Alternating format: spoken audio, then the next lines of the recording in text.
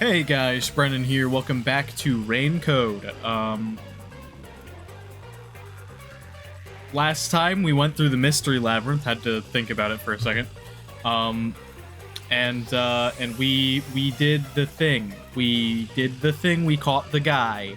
We found out that the guy was a guy, a priest guy, and that there was also another guy who was like a copycat guy. And he was the worshiper guy, and we're just gonna play the game now because like my recap is terrible. And welcome, if you're new, welcome. If you're not, also welcome. Maybe subscribe to the YouTube channel so that you get more of this nonsense. I don't know, probably don't actually, but you know, whatever. We're just gonna jump right in. Jump right in. I need help. I need help, guys.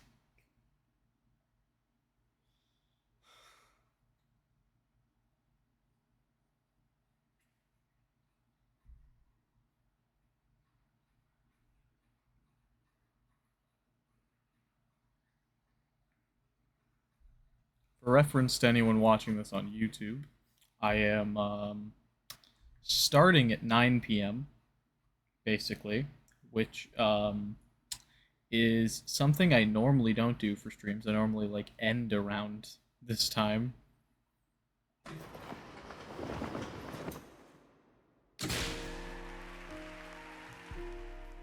So if I die during the stream, you know why. Unpainted faces in uniform by the window. This isn't the real me.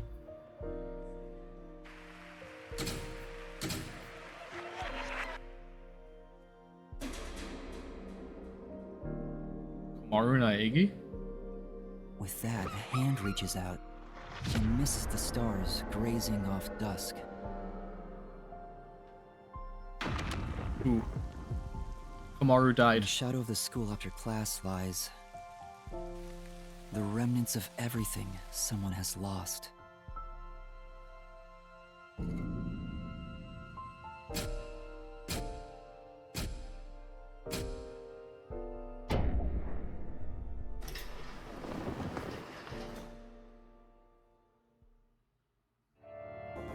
Okay then. Chapter 2, A Silent Curtain Call.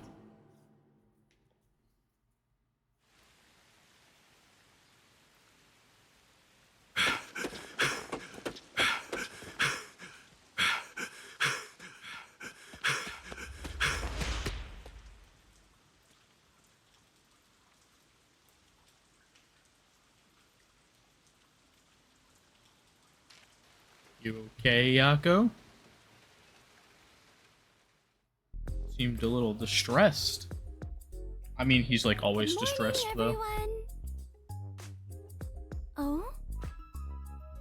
Chief, you look so clean cut today. You look just like Halara. Yes. Yes, yes. Yako does look a lot like Halara today.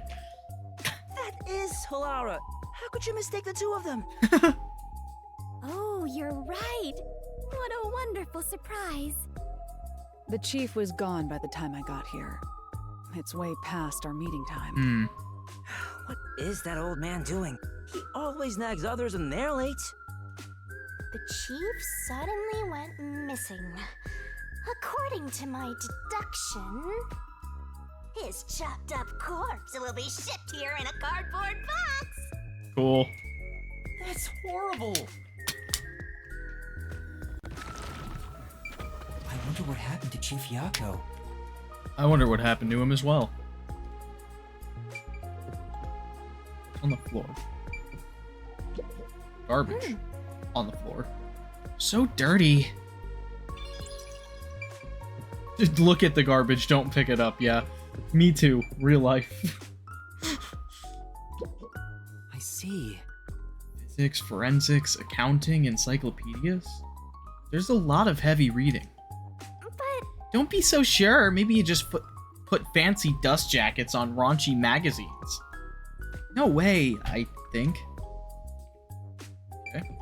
I've already read that text. That specific instance of text. There's something on the other side of the wall that we can see, that we can look at, but I don't think I can go in there.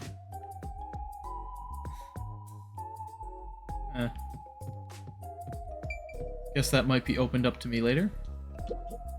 This Looks like a map of Kanai Ward. The memos posted on it seem to be from cases the chief worked on. Huh? Searching for stray cats, lost property, a whole bunch of unimportant stuff. There doesn't seem to be any new memos. Has he not taken on any cases lately? That's another one we read last time. Just doing my due diligence and checking everything. Aww. It's so cluttered in here.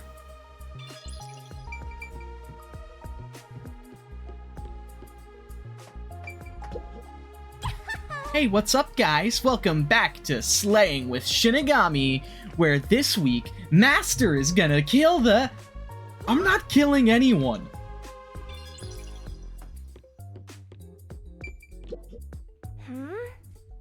Where does the water from the shower come from? The river outside? No. He must be purifying it somehow, right?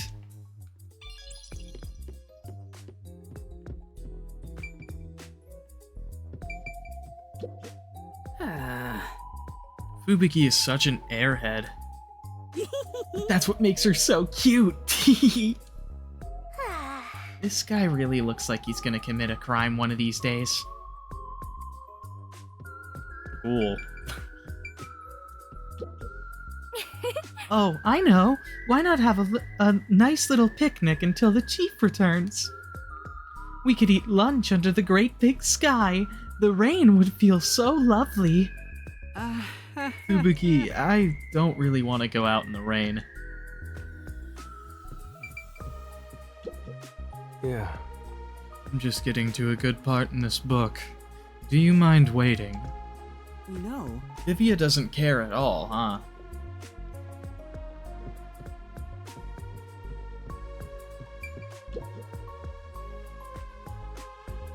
Seeing that the chief's raincoat isn't here, he must have gone out. I mean, yeah. The desk drawer is slightly open, and the loose change inside is gone.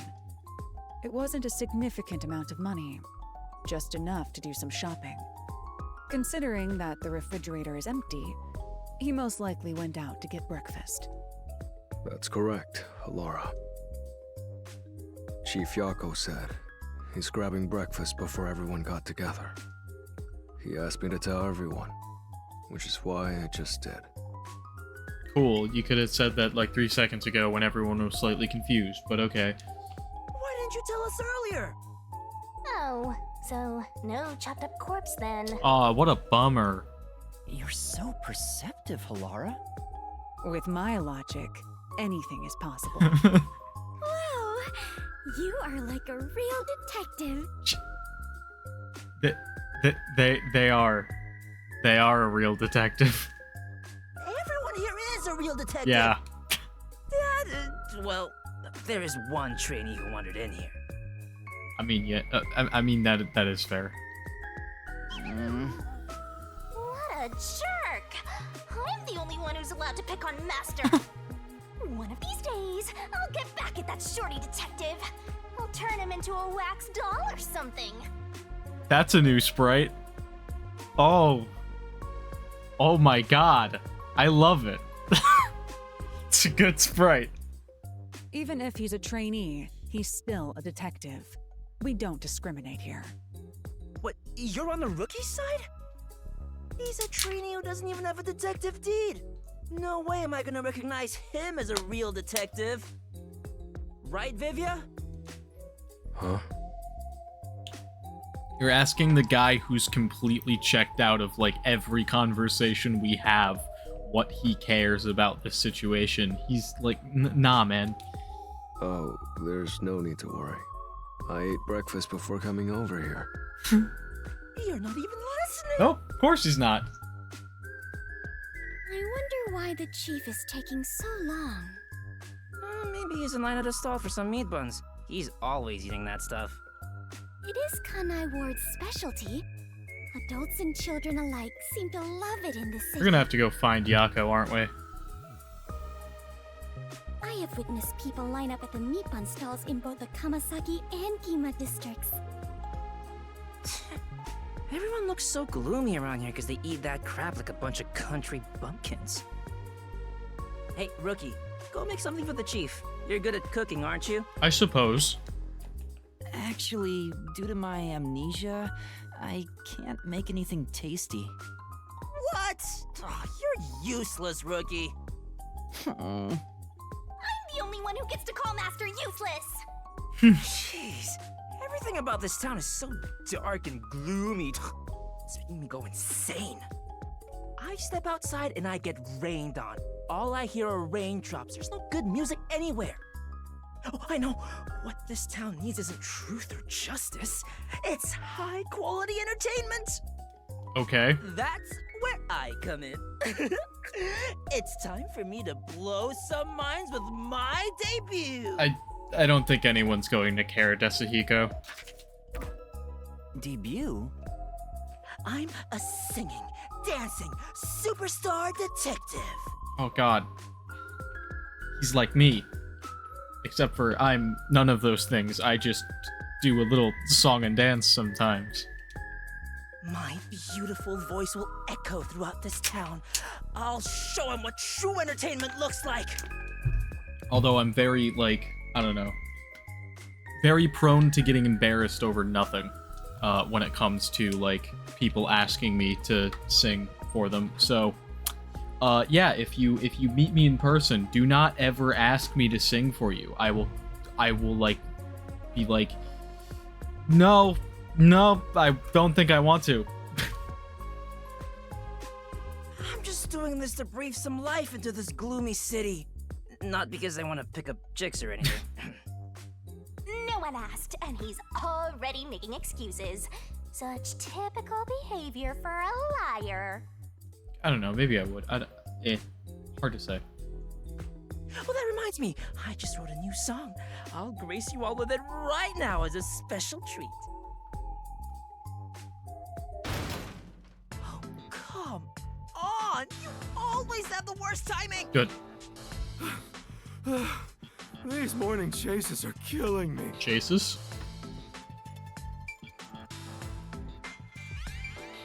Looks like there's something going on here. I mean, yeah.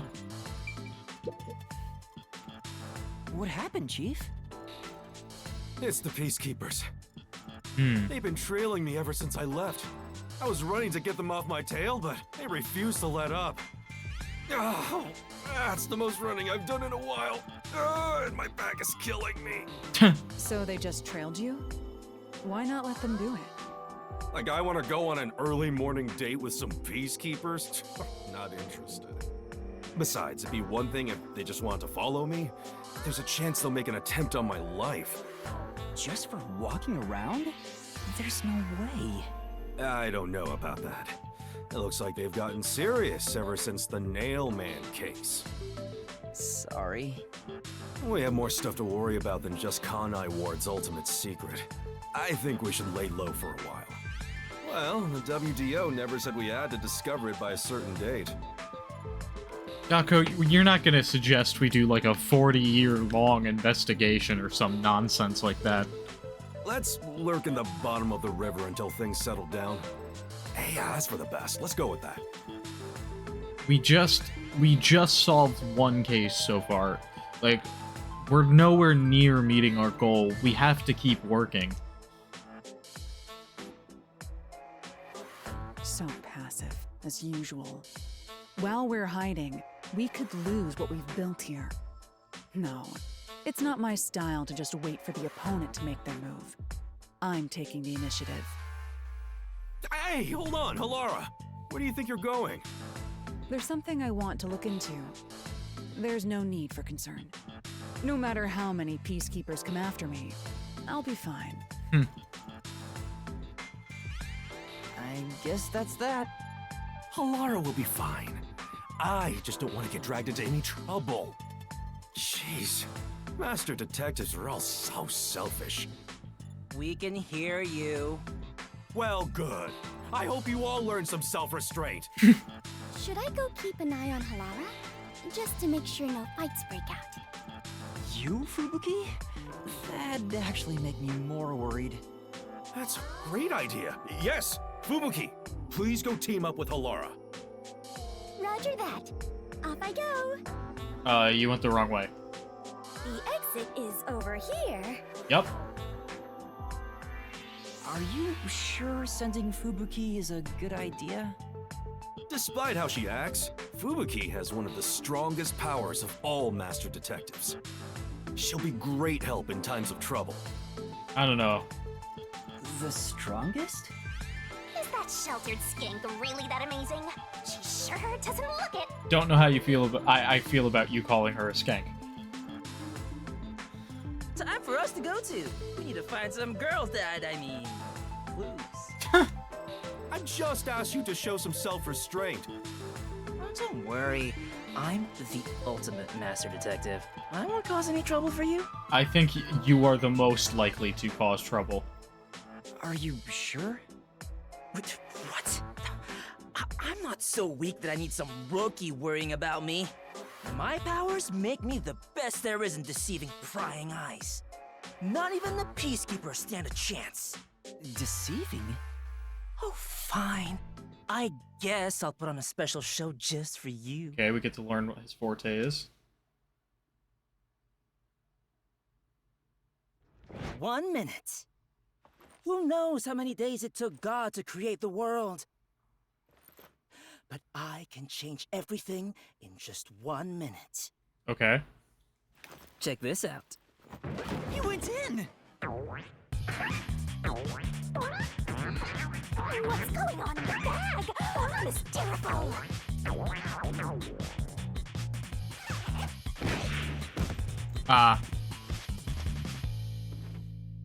Ta-da! His forte is the power of disguise. Huh? Desuhiko? Wow, you totally look like Chief Yako. What do you think? The perfect disguise, huh? Mastery of disguise is my forte. Jeez. And your voice, too. I didn't think your disguise would be so good. Really? I think I'm far more handsome than that. My backpack has tons of different tools inside. Using them allows me to disguise as anyone pretty much perfectly.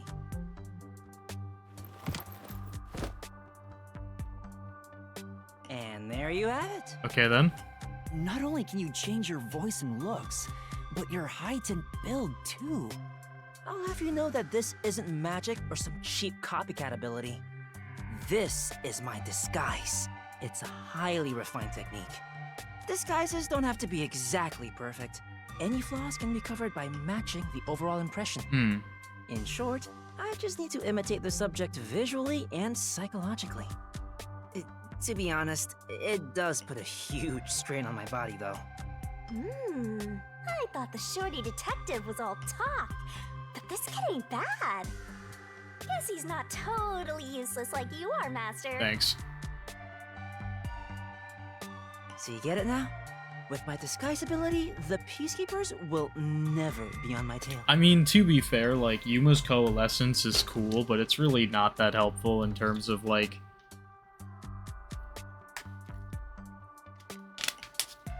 doing its own thing, you know? You know what I'm saying? Because, like, he can share whatever abilities he has with other people, but, like, we don't see any abilities other than his coalescence so far. So, you know, kind of not worth, like if he didn't have the pact with Shinigami, that power would be completely worthless. Anyway, I'm off to pick up some babes.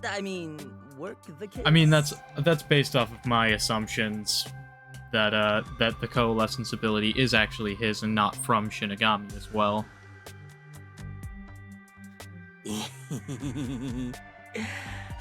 Kinma District, there's no shortage of cuties.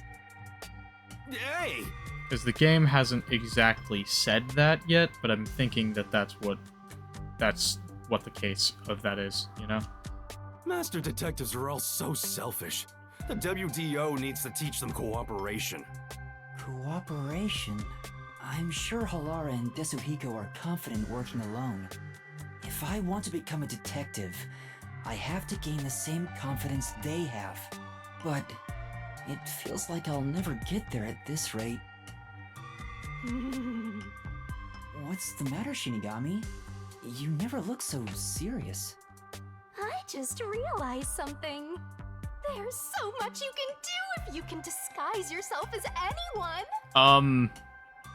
I don't think I like where that's going. Like, you know, everything. Nah. You're thinking about something awful again. Yep. Awful? I just have a bit of a mischievous nature is all. How rude. You don't respect the rights of a dead god. I feel attacked. Maybe I'll just take off and go haunt someone else. Yeah. By the way, Chief Yako, what should I do?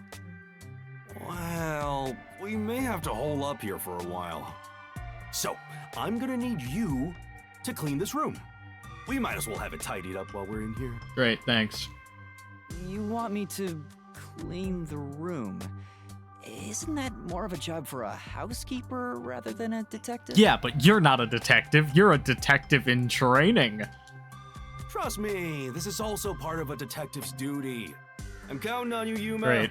Once again, taking advantage of me. Thanks. Fine. Gotta love Yako and how much of a fucking jerk he is.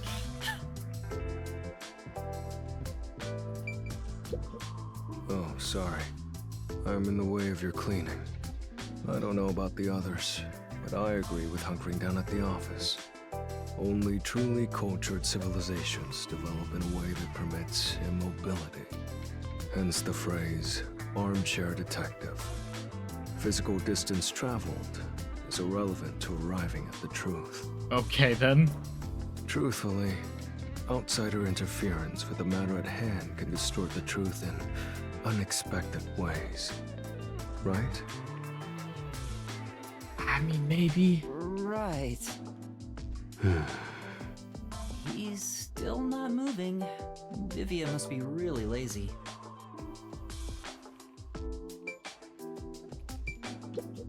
Anyway, I didn't expect the peacekeepers to follow us around just for walking outside. Now it's dangerous to go out. Oh, why did I even come here? All right. There's another one, Master. Speaking of which... This place seems a little small for the chief, but the cozy feel is supposed to be calming. Yeah, that's right. Totally. Some people love small spaces, like the inside of a drainage pipe at an empty lot, or a closet. I'm not sure if those spaces are especially calming. I don't think these cigarette butts were here before. Has Chief Yako been secretly smoking? I should confront him about it the next time I see him. All these missed spots.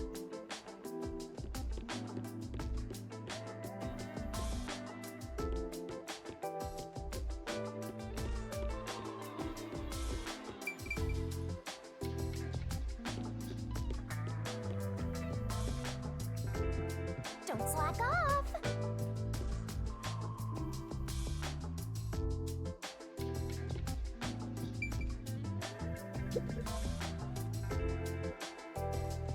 Oh. Because of the model teleporting back and forth, I thought my game was This glitching is for a so second. boring.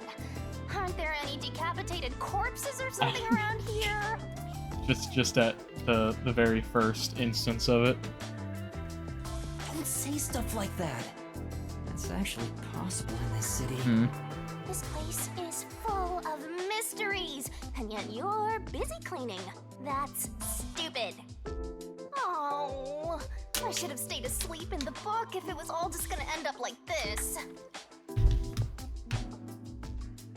In the book? The Book of Death. Oh, you probably don't remember that either.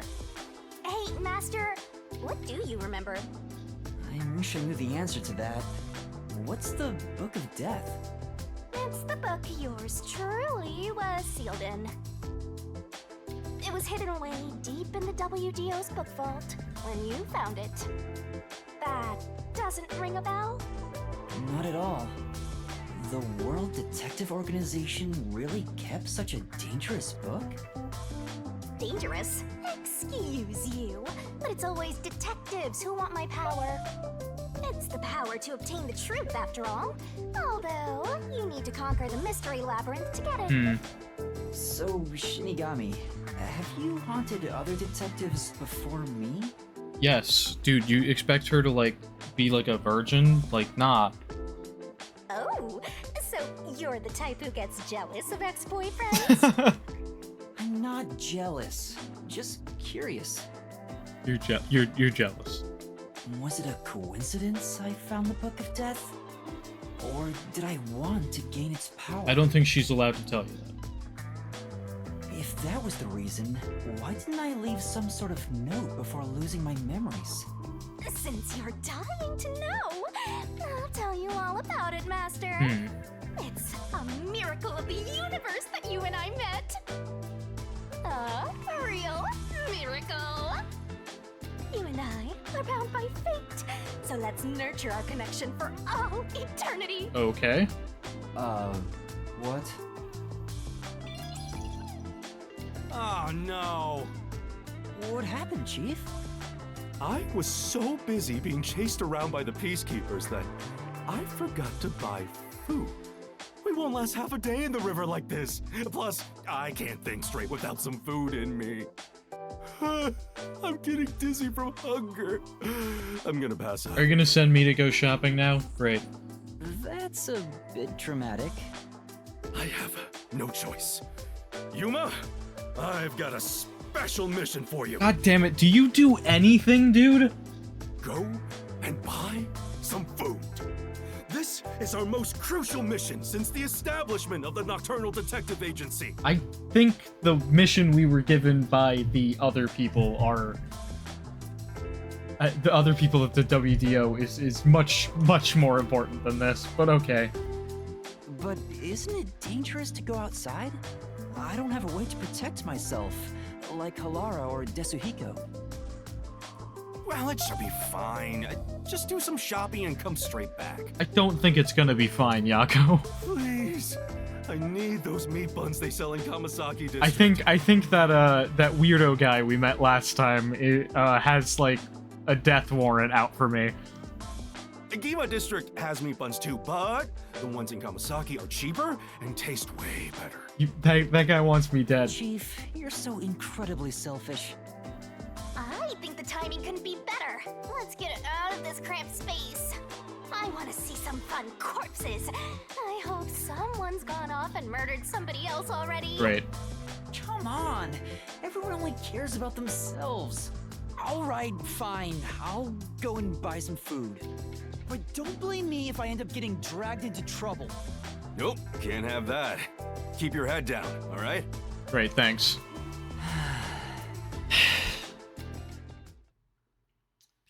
These people suck. They're so... Yeah.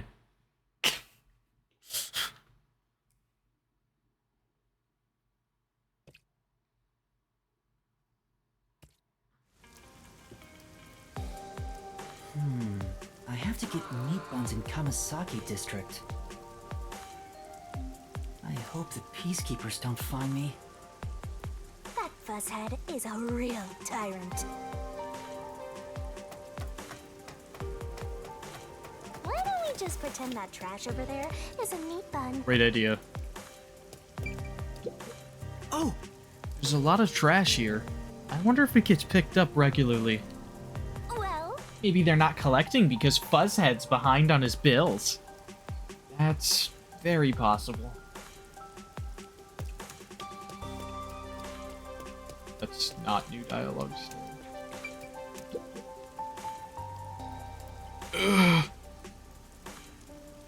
You alright? You alright? Who are you? Need to hurry. I'm Yuma, from the Nocturnal Detective Agency. You need medical attention. No, forget about me. I have something much more important to ask of you, Mr. Detective. In order to expose the corruption in Kanai Ward, I was looking into Amaterasu Corporation. Before I could publish my article, they caught wind of what I was doing. Peacekeepers took my wife and daughter and killed them. Oh no. No! This is all I have left. This is... What is this? It's a memory card with records of illicit activities committed by Amaterasu executives. Please, I need you to take this to a reporter friend of mine. The Peacekeepers still have their eyes on me, so I can't do anything that might draw attention to myself. You'll publish this information and bring Amaterasu's crimes to light. Alright, I'll do it. I see. Okay, I just need to deliver this to him, right? Yeah, he should be by the clock tower. Yeah. Just wait here. I'll deliver this and be right back.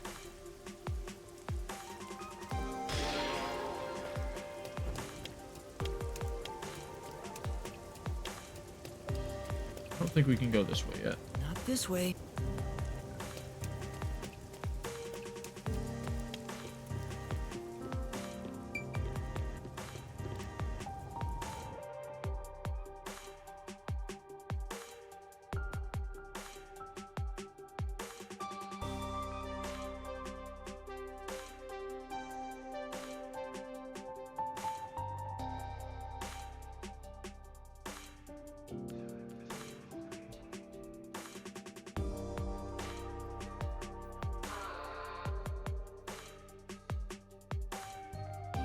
Waiting for everything to load and such.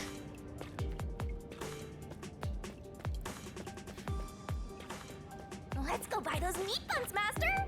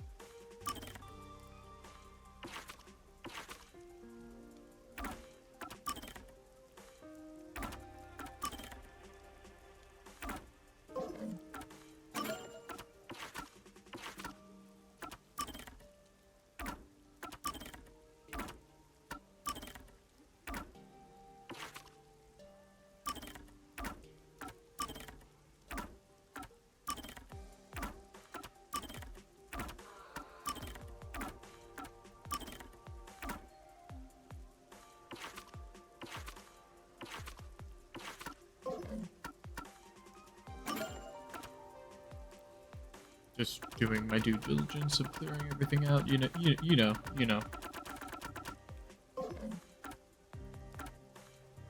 One quest in Kamasaki District. Station.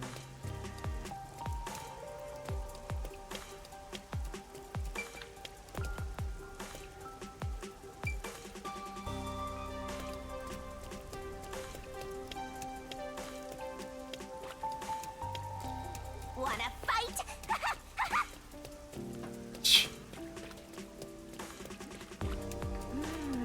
I can smell so many aromas all around us.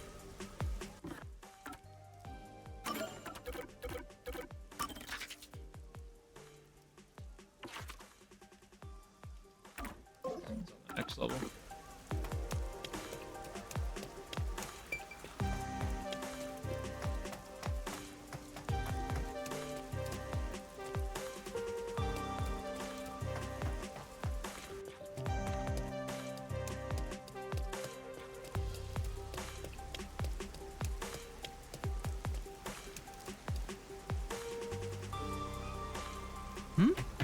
Isn't that the servant from the church? Looks like you're pretty loaded there. Care to share the wealth? I can't. This money is very important. I'm not telling you to give me all of it. Can't you spare a bit for little old me? What? Just shut up and give me the money. No way! Hey, Hey! hold it! The hell are you? Maybe you should mind your own business. What do I do? Best way to handle this situation.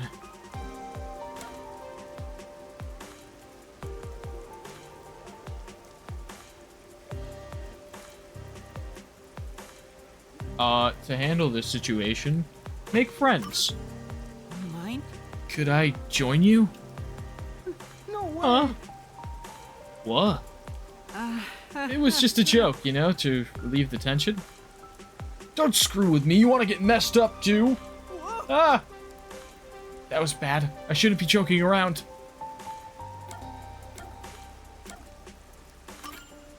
That's it! This is extortion. If the Peacekeepers saw this, they'd arrest you. Heh, you threatening me? Guess that makes you a tough guy. That's not it! It's not a threat. I already reported you. What? Then... Hear those sirens? They'll be here any minute. Damn it. You're gonna regret this. You alright? Thanks. You saved me. No. Don't mention it. But why did he go after you? Well, Must have seen my money. I need this money in order to become the strongest. The strongest? That's right. If I was the strongest, people like him wouldn't walk all over me. What do you mean? What do you mean by the strongest, anyway? I don't know. Well, there's this wizard who helps out weaklings like me. and If the wizard casts a spell on me, I can get the strength to never lose to anyone. I can become the strongest. But I need to pay for it. I see. Hence the money and the guy bothering you earlier. Is there really magic that can make a person strong? It sounds expensive, too. No way. Could it be a scam? hey, I'm gonna meet the wizard right now. You wanna come with me? We can become strong together. Let's go meet the wizard. I knew it. Sounds pretty fishy. I'd better go with him. Yeah. Okay, I'll join you. I'm I'll head there first and wait for you. The wizard is in the mansion. Meet me there later, Mr. Detective. Okay.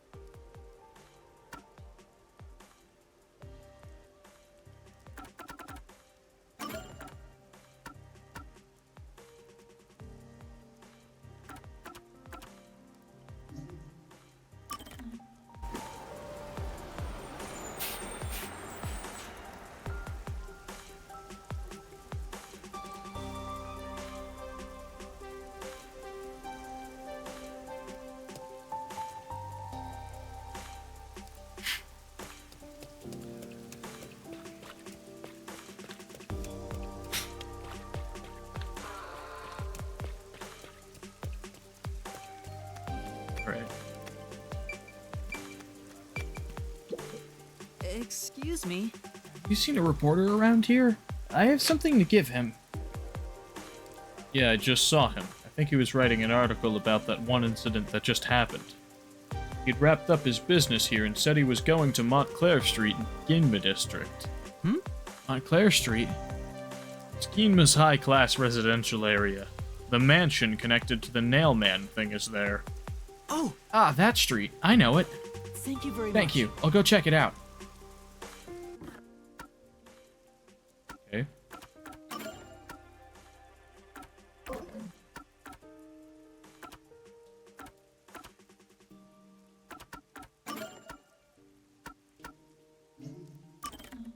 Go to the station.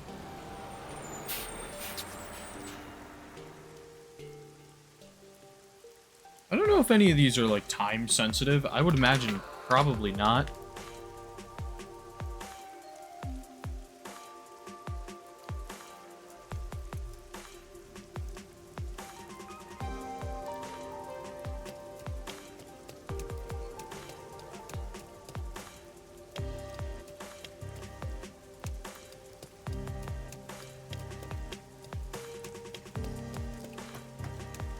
I love that the game forces you to use crosswalks.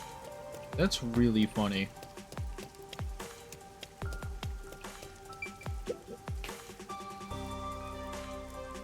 Oh, what should I do? What's the matter? I'm currently facing the biggest crisis of my life. My girlfriend and I are seriously thinking about marriage, and her birthday is right around the corner. Problem is, I still don't know what to get her. Uh-huh. Do you have any idea what kind of gift would make her happy? Huh? How am I supposed to... You know, don't you? Please, help me out here.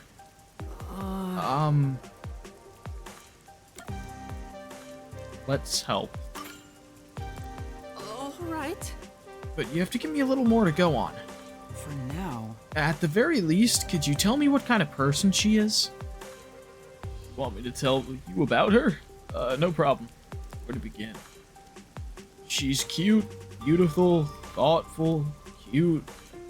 Did I mention she's cute? She's really cute. I get that she's cute. Could you give me any other information? Right. Oh, she did mention she hates getting wet from the rain. It was back when my cutie and I went out shopping together. We were holding hands and about to cross the street when... I think that's enough to go on. I'll look for something she might like. You will? I'll leave it to you then. Alright. That sounds like a waste of my time, being completely honest, but you know, that's fine.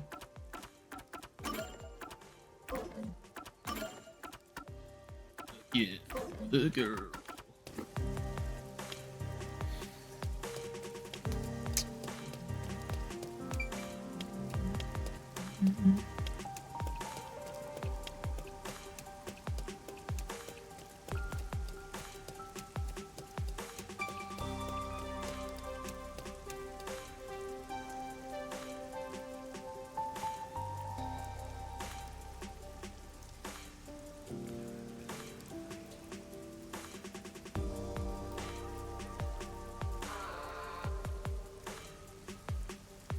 Woo!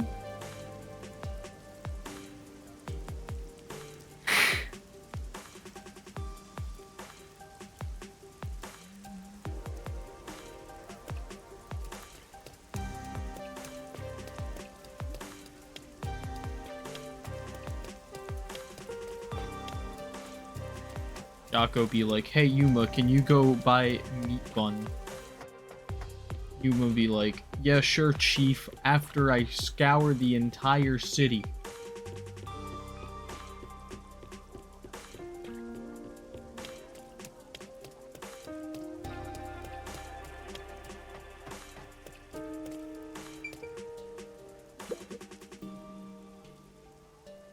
For now. If she doesn't like getting wet, then rain gear might be a good idea. Which one could it be? Should I go with a raincoat or umbrella? I have no idea. Seems like you're having some trouble deciding. Can I help you find something? I'm trying to decide what kind of rain gear would best suit a girl. Ah, present for your girlfriend. No. No, she's not my girlfriend. Oh? And that's what An happened. acquaintance asked me to help find his girlfriend a gift. I see. That's really nice of you. Alright, allow me to be of assistance.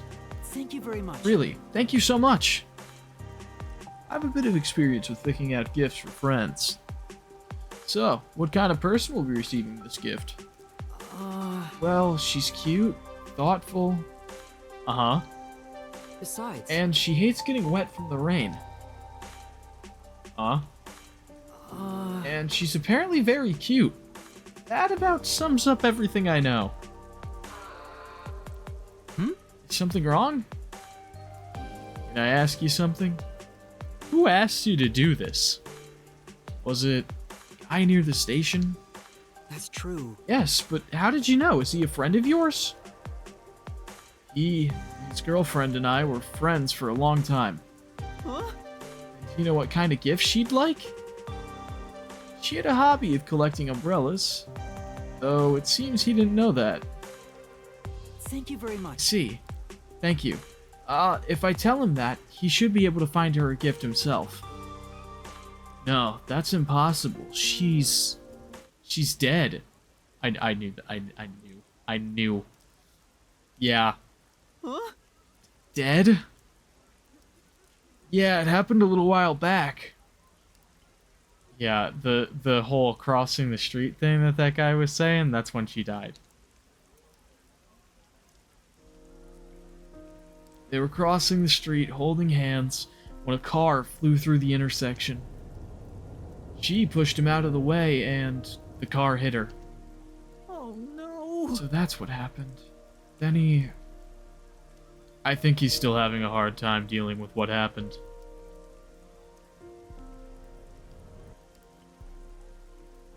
Since the accident, he's been waiting for her at that station. It was the last place they met. I tried talking to him several times, but he never seems to accept it. Sorry for telling you all this. I should go now. No. Right, thank you. For now.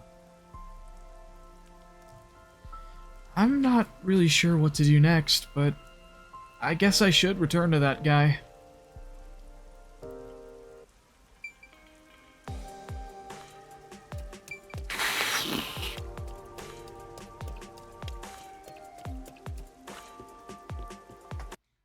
Yo, your girlfriend's dead, yo. So, good news and bad news. Good news, you don't need to find your girlfriend a gift anymore. Bad news, you need to accept the fact that she's dead. Ooh. Eee.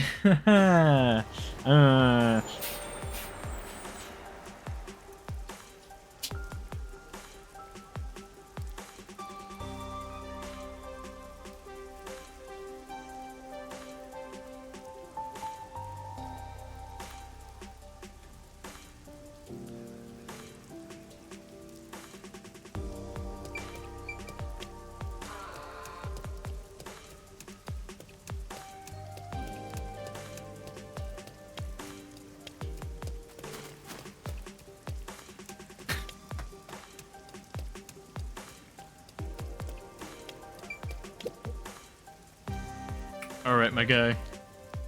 Oh, you're back. So, did you find a present? Well, it seems she had a hobby of collecting umbrellas. Umbrellas! Of course! Umbrellas! It never even occurred to me.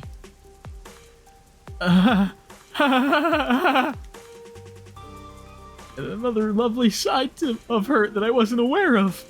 How lovely. What a lovely day this is. Umbrellas! Umbrellas, umbrellas, umbrellas! A cute hobby like that suits her perfectly. Thank you so much. Thanks to you, I believe I'll be able to find the perfect present. Sure. I wonder if I should tell him. Yeah. Hasn't your girlfriend already passed away? Passed away? Who has? And that's what happened. I heard it from your friend. She died after being struck by a car. What a strange thing to say, but that's impossible. But she isn't dead. We'll be spending another lovely day together today, in fact. We'll be together forever.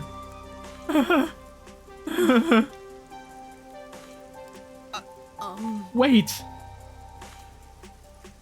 Maybe it would have been better for him if I had just kept quiet. Is that really the right thing to do?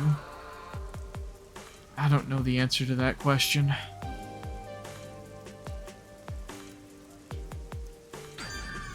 I don't think it's better for him to live in delusion, though, so, like...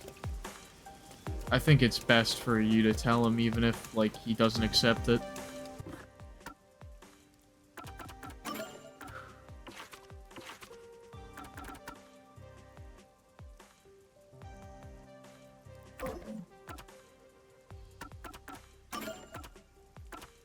Going to church.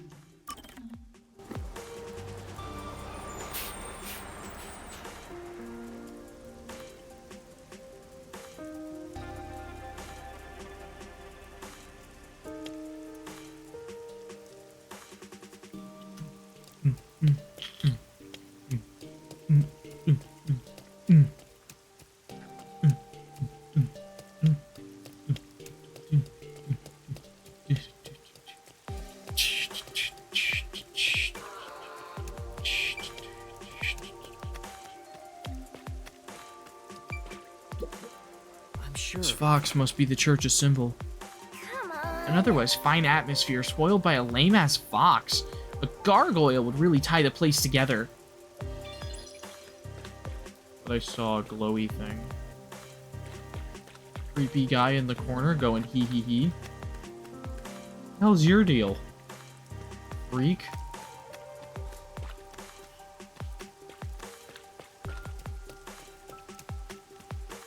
Thought I saw a glowy thing. I just think that the grass in this game is really luminescent. Looking from a distance or whatever.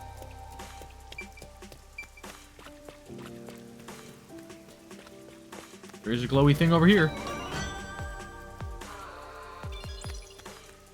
Nice. Epic. Very cool. Very nice. Epic. I'm sure. Come on. Let's go into here.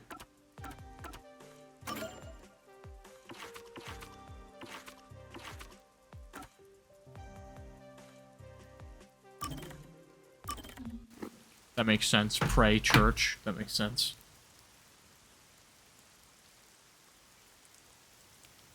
At least now I have an answer to that question that I had throughout the last chapter, where is this all throughout the game? And it seems like it is all throughout the game.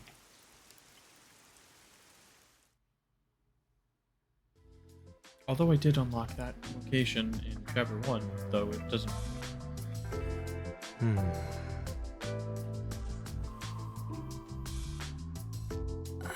I was able to get that in chapter 2 anyway. I'm starting to get used to being alone with Vivia. Knowing who he is, this silence isn't really so awkward anymore. We don't have to force a conversation to break the silence, which makes it easier to be around him than the others. I want to die someday. No. Huh? That's awfully sudden. I mean, Oh, did I think out loud again? everybody wants to die. So, or, well, maybe not wants to die, but is going to die is what I meant to say. You sure did.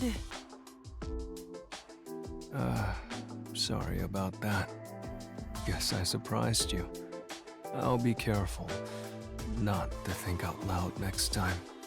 You're free to say what you want, but it sounds really concerning. And I've been wondering, what do you mean by someday? What do you want to know? Well, all people die eventually. I suppose I'm wondering if you want to die sooner. Saying someday makes it sound like you can't die. Yeah. Wait, is that what it is? You can't die? That explained why you'd say something so strange. Huh? He's undead? Not undead, just immortal. That's a wonderful deduction. I guess I'm wrong, though. Well, I don't know about that. What do you mean? Being unable to die sounds like it's straight out of a story. So romantic. Yuma, what would you do if you gained everlasting life?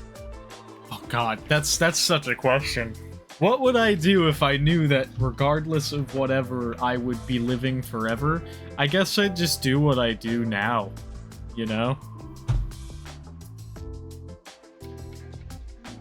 It's like the way I live right now, I don't live like I'm planning on dying. I live like I basically live assuming that I'm going to just be alive for a while anyway, you know?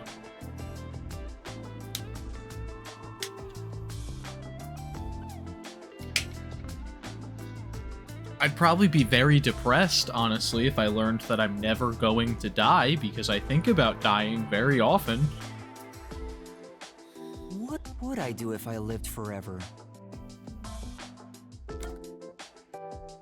See the world 100 years from now, talk to people from all over the world. This is, like, technically true, I guess. But, like, oh, that would feel so weird. I don't know, just being alive for a really, really long time just does not seem fun to me at all. Because, like, I'm already, like, comparing myself to people, like, 4 or 5 years younger than me, being like, oh my god, every young person is so wonderfully good at what they do. Like, young artists are so cool, and I suck at art, and, like, oh, people who are young and play games are so much better at games than I am, and all this other stuff. And it's like, it'd be that, but like 100 times worse, because I'd get to a point where everybody in the world is younger than me, and I feel bad that people who have had less time on the earth are better at shit than I am. You know what I'm saying? Like, oh. And that just sucks, because, like, I'm not gonna be the best at anything. I already know that about myself, that I really don't care most of the time to put time and effort into trying to be the best at anything. Like, I want to be good at things, I want to feel like I am the best that I can be at stuff, but I honestly do not think that I'll ever get to a point where I'll feel like I'm better than, like, pretty much the majority of people at most things. I guess, like, there are some things where I already sort of feel like that a little bit, but I don't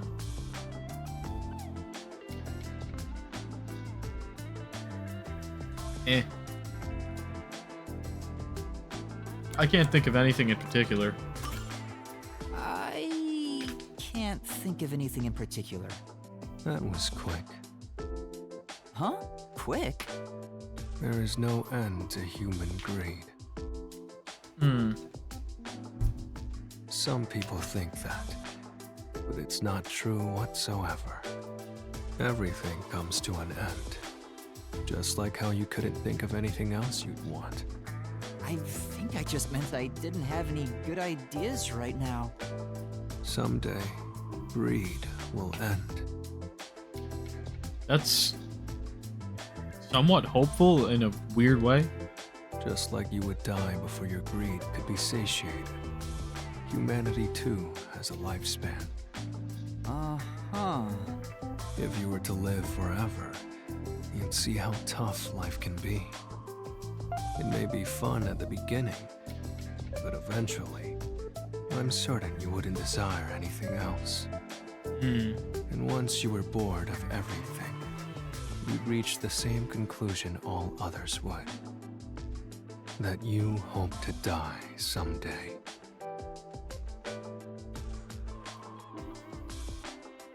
I kind of hate this, because it's like making me feel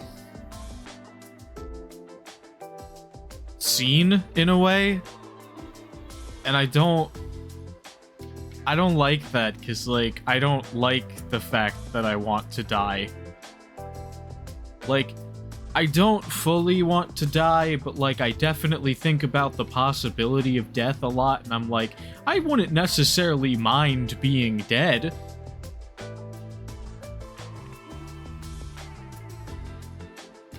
I kind of hate the fact that this character is, like, making me feel like I'm not alone in my hatred of living. It's not even a hatred of living. It's more like, just, it doesn't it doesn't feel like I'm gonna do anything with my life anyway at this point. Like, I've already done most of what I can probably do with my life that would matter. So, like, there's not really a ton of point to me in, like, fucking carrying out the next, like, 20 to 30 to 50 years of, like, doing nothing and being nothing and feeling like I'm nothing, you know? So, like, Wow, I need therapy. Yeah, nah, The moments you lose all desire, your final desire for death would be born. It all makes sense now, doesn't it? Does it? But wait. Vivia, by that logic, doesn't your desire to die mean you're immortal? You're free to think what you want. That's not an answer. It's enough for today.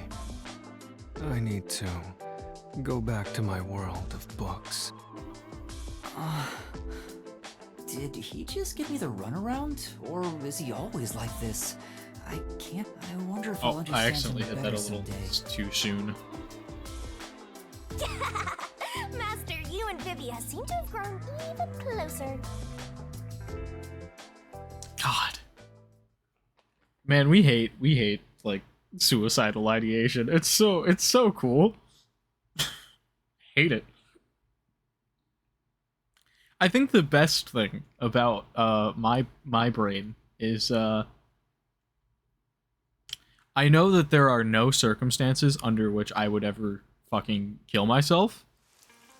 However, that doesn't stop me from craving being dead at times. And that's really fun.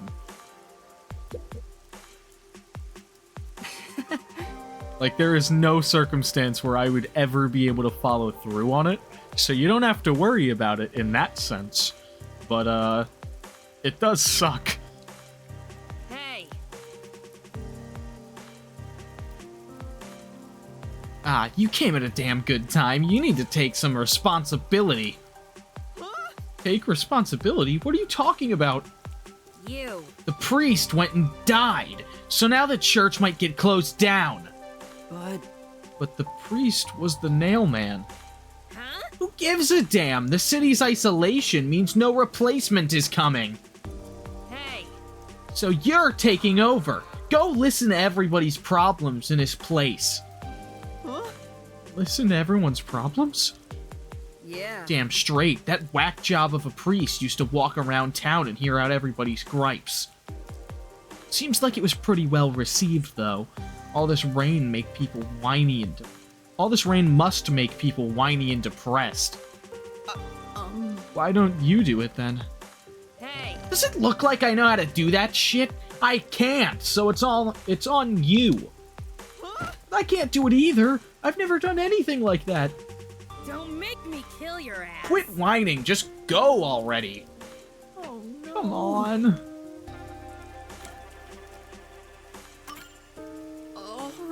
Alright then. I just have to go listen to people's troubles. Hey! Make sure you do it right. Do a crappy job and you'll have to answer to me. So mean.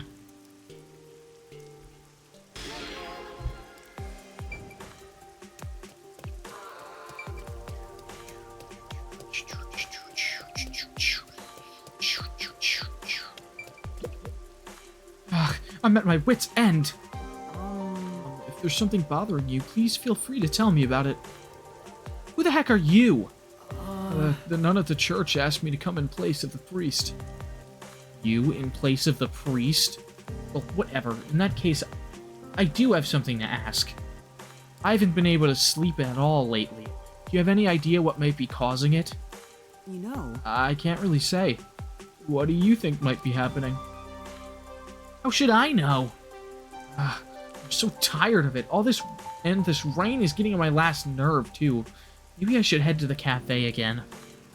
What kind of advice should I give?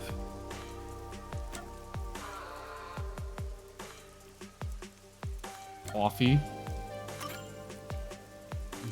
You drink a lot of coffee.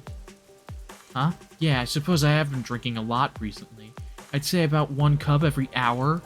I see. Caffeine might be the reason you're having trouble sleeping.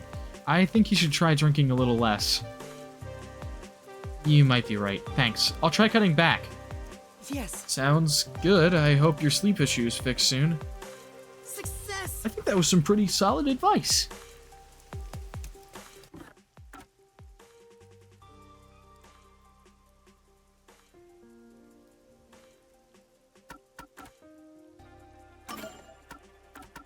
Alright. Let's go to the mansion.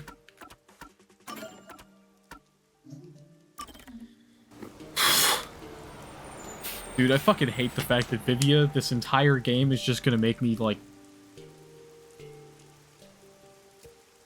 gonna make me think about my own mental health. You know?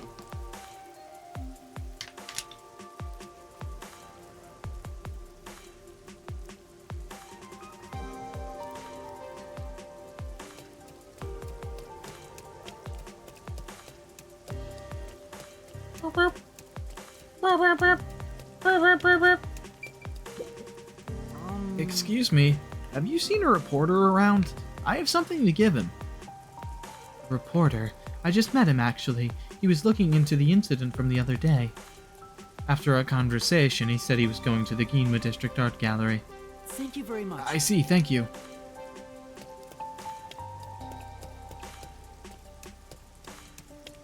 I'm gonna find the reporter dead or something.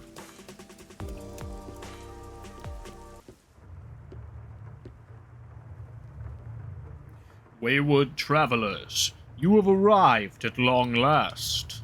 Maybe. That voice. Yes, it's the wizard. Verily, you stand before the wizard. The feeble shall find salvation within my works. So, what brings you before me this day? Please, make me the strongest. I see. You have suffered much, my friend. Seeking metamorphosis, you sought me out. Very well. Allow me to bestow upon you that earnest desire. Hey. Wait a minute. Mr. Detective? And you are? I'm Yuma, a detective. I have something I want to ask you. I see. You've doubts of my magic. Very well. I shall answer your questions to the best of my ability. Does magic really exist? I find it very hard to believe. I assure you it does. I imbue magic into medicine and then you fucking trip balls.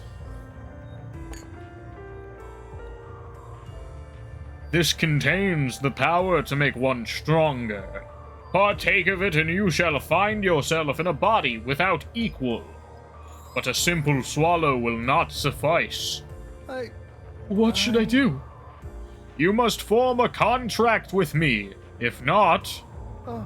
If not? The magic within the medicine shall consume you. So, what say you? Will you contract with me and transform into your strongest self? Or will you continue to wallow in endless oppression? I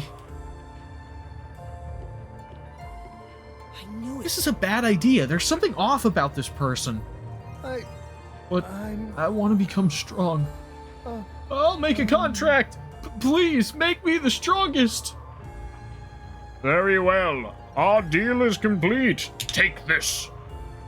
Now I make my leave. I pray the weak find happiness. Wait a You second. shouldn't take it if you don't know what's inside.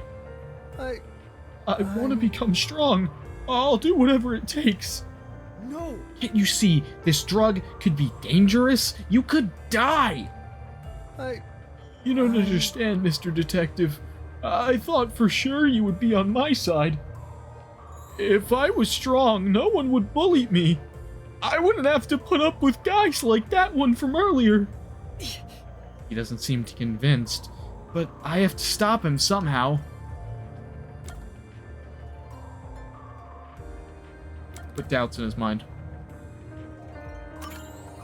This is true. Do you really think taking that will make you stronger? The wizard said so, so it must be true. No. That's not what I mean. I'm talking about your heart. By heart? I'm sure. Even if our bodies get stronger, if our hearts don't change, then we'll always be weak. No way! But Besides, things might have been different if you'd stood up to that guy earlier. that's why. It's a weak heart that relies on magic or other people, so let's strengthen it. You mind? I'll do the same. You're right. I can't rely on magic to make myself stronger. Thank you for your help, Mr. Detective. You opened my eyes. Unfortunately, appears the contract could not be completed. Regrettable. And so I shall take my leave. I doubt we will meet again. Wait. Hold on. What about the wizard? Looks like she's vanished. I have no idea how she got away. Well, I didn't know it was a woman. I guess it's just a woman that sounds like this, yes. Yeah. Let's head back. Okay. After this episode, the church servant began training his mind and body to become stronger. He endured a brutal regimen and became the strongest around. He turned himself into an ally of the weak and stood up for anyone being bullied. Saving the servant completed.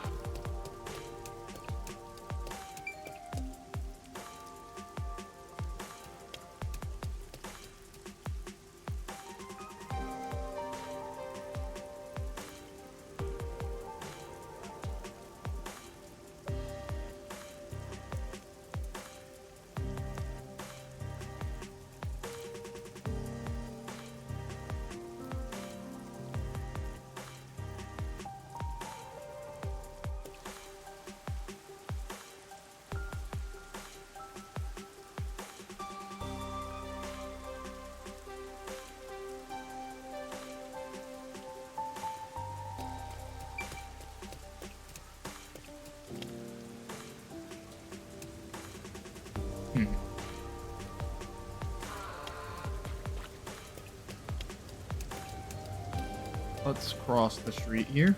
Ahead. Did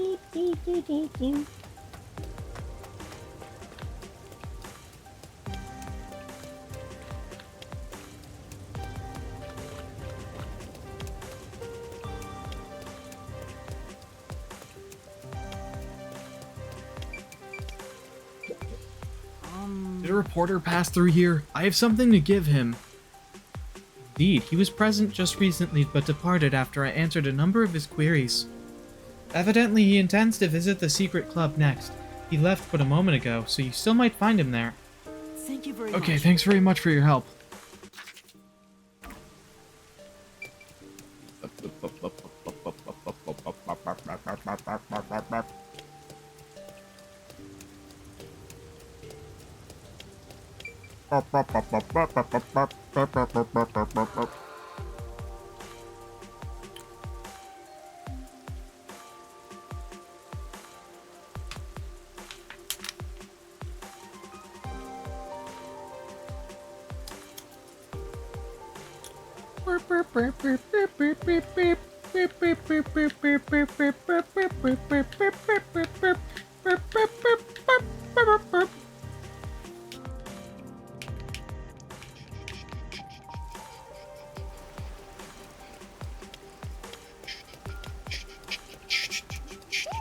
The Kamasaki meat buns were cheaper and better tasting than those in Gima? I mean, I would believe cheaper.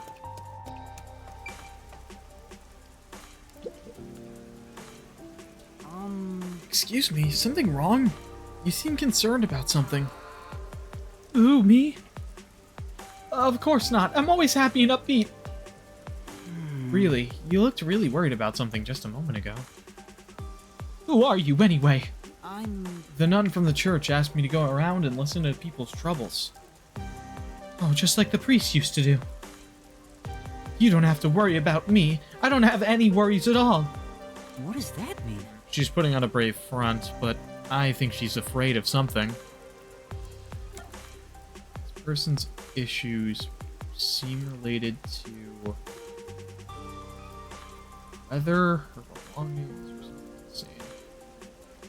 Maybe with something unseen? Maybe. It's likely something I can't see directly. No way. Is someone harming you? What do you mean? You know, You've been protecting yourself, covering up the abuse you've received. Please stop! I'm alright. It'll be over soon if I can just hold out a little longer. Besides, if I told anyone, it'd only make things worse. yeah. We detectives will help you. Detectives? Yes. The Nocturnal Detective Agency by the riverbank will help you there. Well, Please, come to us before it's too late. Okay, thank you. We just saved an abuse victim from an abuser. That's pretty cool. Well, potentially.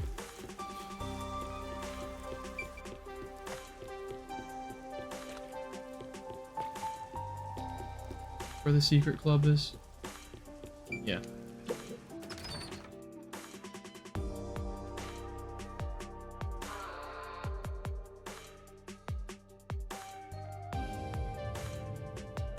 excuse me. I'm looking for a reporter.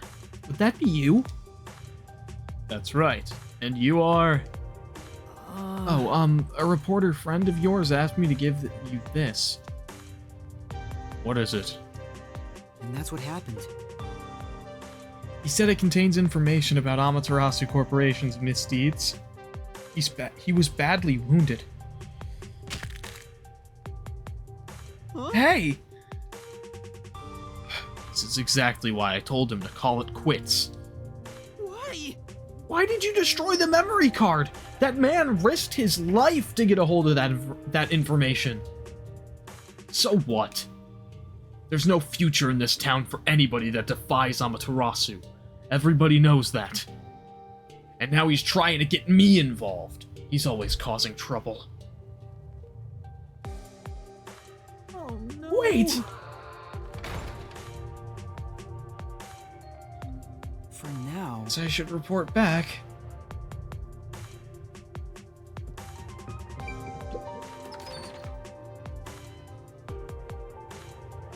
I'm gonna get through, the guy's gonna be dead. I 100% know it.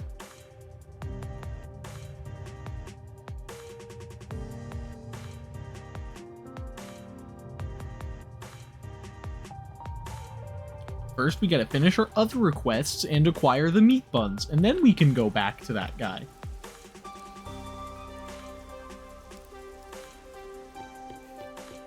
Who's likely going to be dead. I mean, if he is dead, like... Not like getting there sooner would have saved his life, because he would have already been dead, probably. What should I do? Is something bothering you? If you'd like, you can tell me about it. Thanks, but who are you? The nun at the church asked me to go around and listen to people's troubles in place of the priest. Oh, you're doing what the priest did.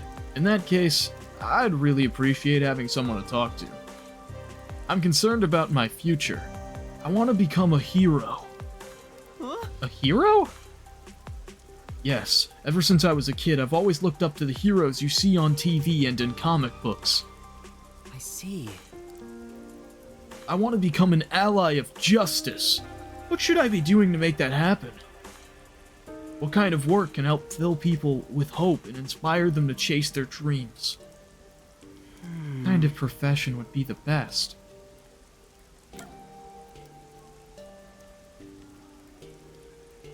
Peacekeeper, creator, or detective?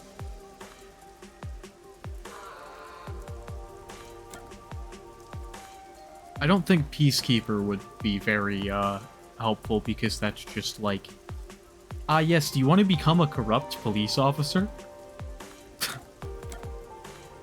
The detectives in this game are more similar to, like, investigators that are, like, PIs, almost, in this world. I'm gonna go with creator, though, because, like, I don't know, making a story about a thing and, like, spreading it seems to have more of an effect on inspiring people than in any other job, in my opinion. What does that mean? Does this person really want to be a hero? Then... What if you tried becoming a creator? Like a comic book artist, novelist, or writer? Ah, none of that seems very heroic. I'm sure... Becoming an ally of justice is what you really want, right? Hmm? Yeah, Give people hope and help them dream. that's why... Isn't that what you really want? At least that's how I see it. Yeah, sure. Well, In that case, you could try creating works like those that inspired you. Then you'd be able to bring people joy and give them hope through your art. How about it? Yeah, that just might be the kind of thing I've been yearning to do. Thank you. You helped me see things clearly. Even if a difficult road lies ahead, I'll make it happen. yes. Good luck. I look forward to seeing your work when it's finished. Right, let me check my map real quick. One at the riverbank, one at the Ginma district. Go to Ginma first.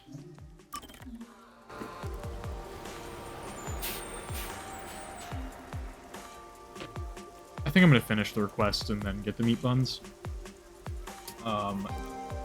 Just in case I get locked into some sort of, like, main story nonsense.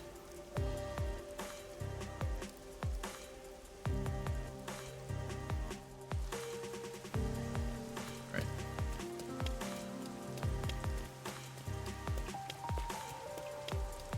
Got this guy around the corner. I can't cut through there. This Terra Bozu looks miserable. Probably not much fun being hanged by the neck, huh? Hey! Cut it out. I don't want to get cursed.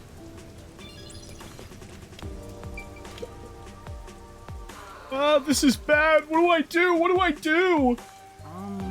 You seem pretty troubled. What's wrong? Who are you?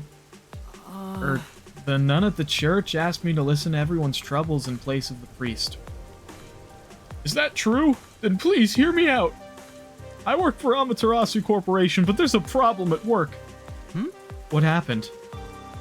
I was supposed to meet with a shop owner today, but I don't know what shop I'm supposed to go to. My coworker gave me a memo, but it only has the number 6137 written on it. I can't get a hold of my coworker right now either. What do? He wouldn't just write random numbers. But there's no shop called 6137. What am I supposed to do? Which shop should I go to? Please tell me. In that case... Based on the information I can decipher from the memo. 6137. This one. Maybe... What if we turn the memo upside down? Now it looks like LEI 9. Lay 9. It's a reference to the first Danganronpa case, where you had to turn the numbers upside down, and then, oh, it's Leon. Oh. Yes, that's it. I remember now. Thank you so much. I just know my meeting will go well now. Hooray! Nice. Looks like I was able to help him out. Yeah. That should be everyone for now. Let's report back to the nun. Okay. Boom.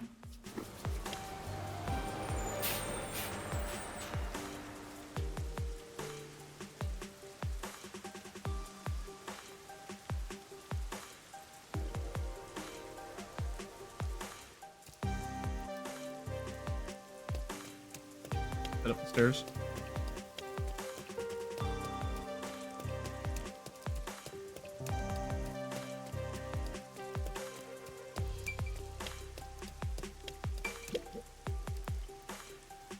Thank you. Looks like you did a pretty good job. People are singing your praises. That's great. Really? I'm glad I could help. Well then, if you'll excuse me, I'll see you back here next time. Huh? Next time? Huh? Obviously, there are still plenty of people with problems out there. But I'm pretty busy. Hey. You're helping. We clear? Yes?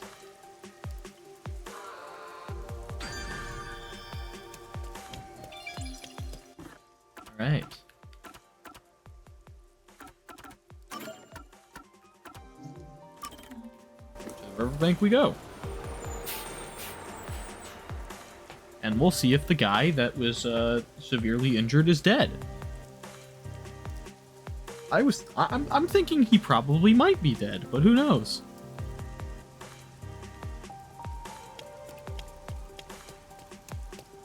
Oh. The bus is through the fence there.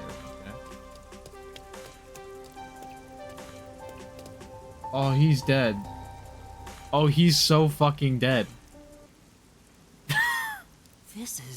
Is this? Looks recent. Did the peacekeepers find him? Huh? It's a letter and money? Thanks for listening to the strange man's request. I didn't think there were any kind souls left. I'm sure you refused to take the data I had you deliver, or you destroyed it. It's the sad reality of Kanai Ward. Amaterasu Corporation is just too big and terrifying a presence for the people living here. So please, don't blame him. He has people he wants to protect too. That said, I haven't given up. I won't stop fighting until the darkness within Amaterasu Corporation is exposed. As long as people like you are around to help, Mr. Detective, it's too soon to give in to despair. Thank you again, and farewell. People of Kanai Ward must really be afraid of Amaterasu Corporation. But it seems there are still some people with the courage to oppose them. I'm not sure what I can do as a detective in training, but I'll do what I can to help.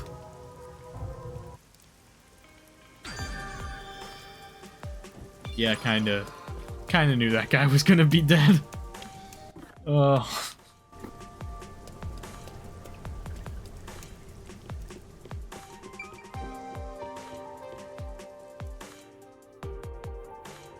Alright, let's go get those meat buns.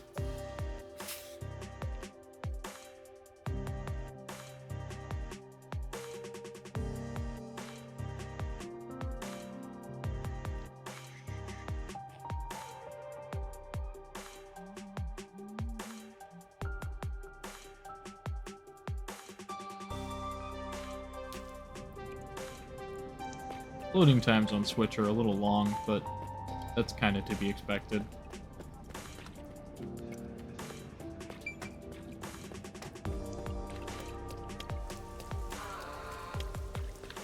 I've said that multiple times throughout this playthrough, but you know.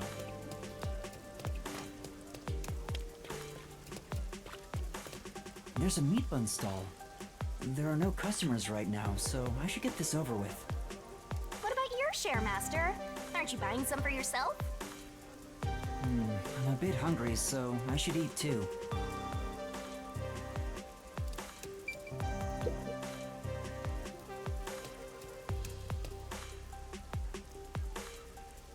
By the way, Master, I'm sure you know this since you're such a capable detective in training, but there's someone watching you from the shadows.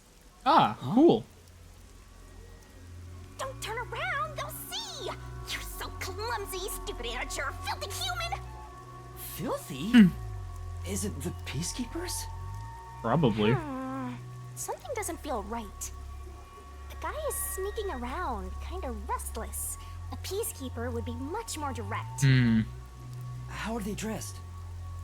Well, they're in a raincoat and their heads covered by the hood. I don't know, that build kind of just looks like Alara to me. I don't think that's an Amaterasu Corporation uniform.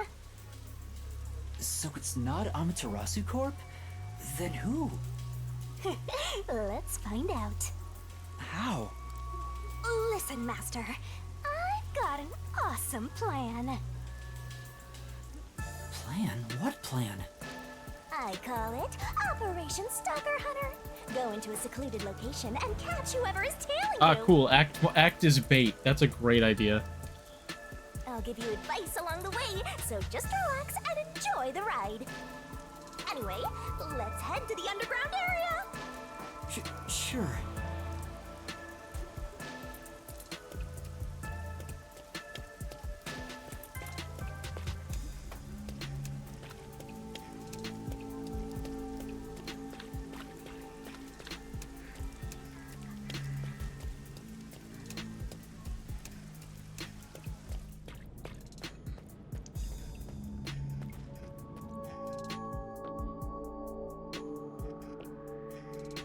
Yup. I spy our stalker. Keep going, Master.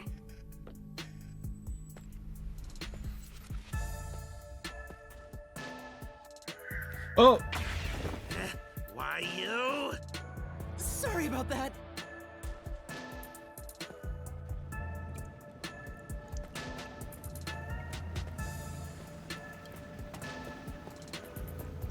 They're not physically following you on the, walk-arounds.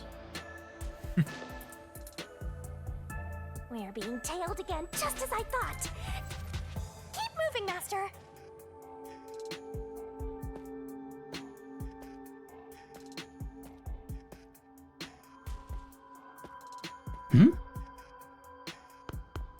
I don't know who it would be.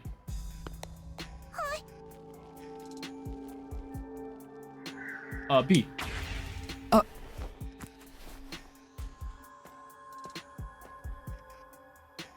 you go, kid. Here, be careful. Yeah, thanks, Mister.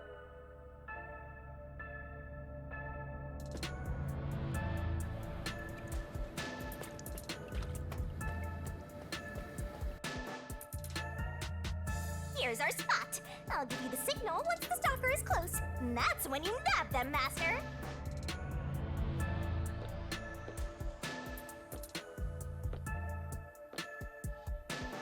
I guess if it's somebody we know, Shinigami would just be like, All right, let's go. oh wait, it's this person.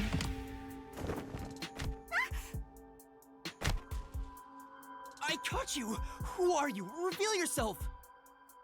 Oh, you caught me. But I'm not surprised. You're a girl.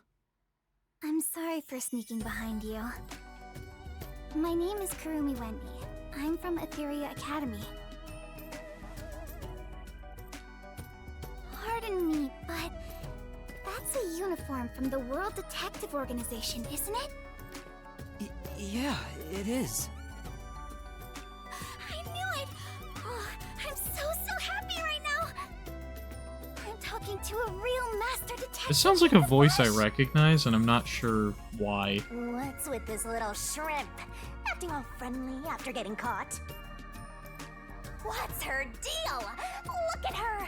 Every part of her is as flat as a board. What? Can I shake your hand? You already are. You're right. Sorry.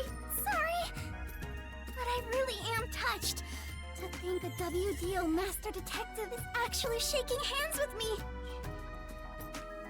I feel like this voice actress voiced a character in a Danganronpa game, and I have no idea what character it was, but it just feels really familiar to me. But I'm...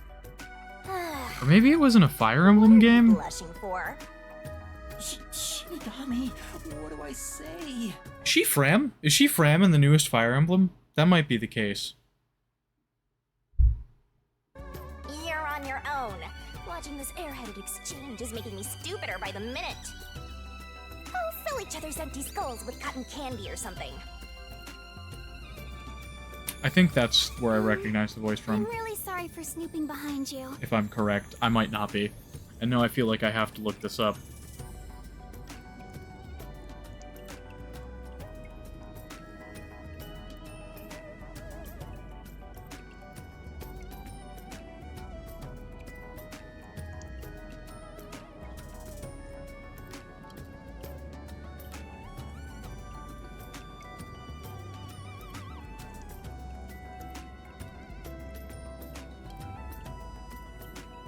Yeah, okay. I looked it up and, I was correct. Okay. We're cool.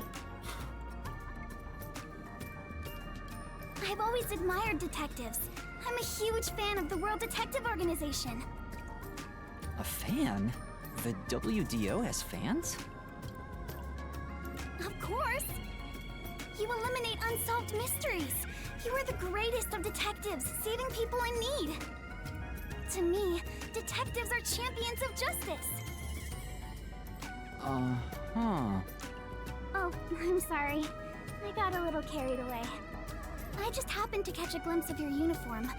I was shocked to see a master detective. But I couldn't bring myself to talk to you. I got all nervous and unsure of myself.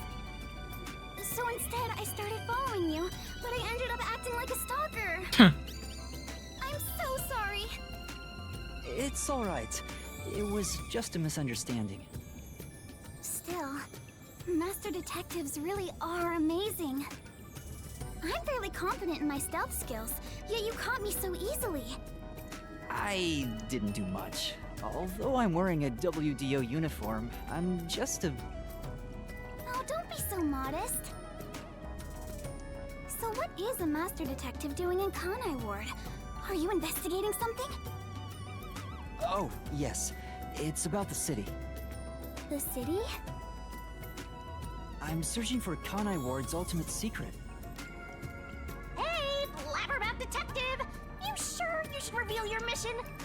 I'm not revealing anything. She lives here, right? Maybe she knows something. I figured I should ask while I'm at it.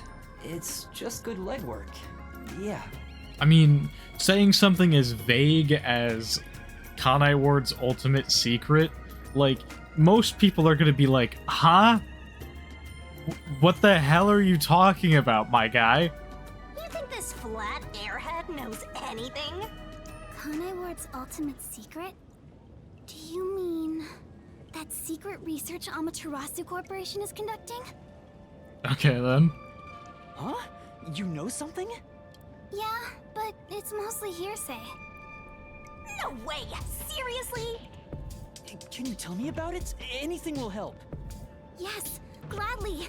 Anything to help out a master detective. Oh, but... What's wrong? This may sound pushy of me, but... in return, I'd like to ask for a favor. Why do I feel like this character's going to die? Like, I don't know, something about her, like, giving us information tells me she's probably going to die, right? Like, I'm not crazy. A favor? What do you mean? I have a formal request I'd like to make to you, Detective. There's something I need to find out no matter what. What is it? I know master detectives cost a lot of money to hire. It may be presumptuous of me to propose a trade instead, but... Aw, dude, can you, like, pay me, like, 5 million Shien so that I can pay off my debt to Halara? That'd be great. Can I offer you this information in place of money? Wow. Sure, I guess. Oh, so she's trying to make a deal with a detective. This cheeky brat totally needs to be boom killed. Shinigami, you just want to kill everybody. I just need you to help me a bit with my investigation. If you decide to take on this job for me, I'll tell you everything I know about Kanai Ward's ultimate secret, including secret research that Amaterasu Corporation is doing in the shadows. What should I do? Chief Yako told me to keep my head down. Don't tell me you're gonna accept a job from Flatty McFlatchest here. I don't know how old this character is, so I don't know how I feel about the freaking... She's constantly pointing out that she has a flat chest. Because if she's, like, supposed to be... Like, she said she's in an academy, so, like, that's, like, high school age. Like, like, why do we care about the chest size of a high school girl? Just saying. Like... She's trying to bargain with you like some big shot, but she's probably got nothing. That may be true, but I know this is brazen of me, but I really want to know the truth. Will you please hear me out? Please! sure. At the very least, I want to hear what you have to say first. Really? Thank you! Hey! What are you thinking? There's no time to waste on this munchkin! We're just going to talk a little. If she really is in trouble, I'd like to help. I don't know if detectives are champions of justice, like she said, but I don't want to ruin her image of us either. You're just a trainee, and you think you represent all detectives? You always rely on others for help when you're in trouble, and you think you represent all detectives? You're a closet perv always staring at women's breasts, and you think you represent all detectives? I have done no such thing. I don't stare that often. God damn it, Yuma. You could have defended yourself there, like, much better. Like I don't do that, period, but you just admit to doing it sometimes. What's wrong? Are you okay? It's because you're staring at her chest. What kind of power is that? Oh, sorry. I'm fine. I just got a little nervous and my heart rate went up. I haven't felt this nervous since I was chased by those peacekeepers. You were chased by the peacekeepers? Why? It's embarrassing. Not something serious enough to tell you about. So, about my request. It's about a certain incident that happened at my school. What happened? If you don't mind, think you could come to the school with me? It'll be easier to explain if you see it for yourself. Okay. It's just 10 minutes away on the bus. Is that alright with you? I suppose. Well, if it's only 10 minutes, sure. Let's go. God damn it, my meat buns are gonna be cold so by the time much. that I get to eat It's them. this way. Sheesh. All it takes is a high school girl batting her eyes at you, and you get all carried away. Yeah, Yuma, that's sus. That's not my intention. Besides, remember what you're always telling me? That it's pathetic to flee from a case? I don't want to seem pathetic. To who? That flat-chested uggo? Huh. What? I don't think she's ugly at all. I mean, she's not ugly, but... Whatever. You're on your own. Shinigami, why are you jealous of every single woman ever? What are you so mad about? I'll have you know that I refuse to use my powers to fulfill your vulgar desires. We're just solving a case. I don't know what she wants you to do, but you're on your own dealing with Great, it. cool, thanks. Fine, no need to tell me twice. I'll take care of it myself. I'm sure you'll be begging for my help in no time.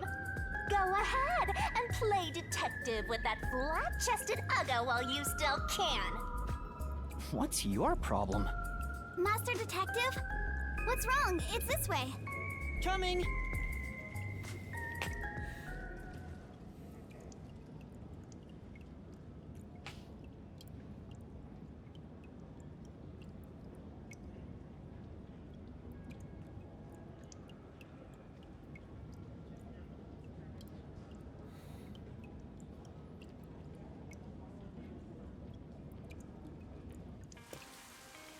Alright.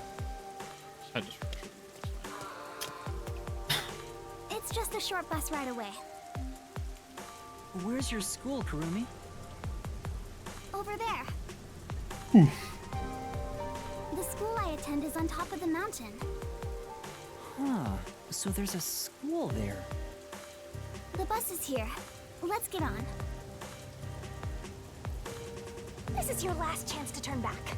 That flat-chested Uggo is just using you, Master. Shinigami, chill.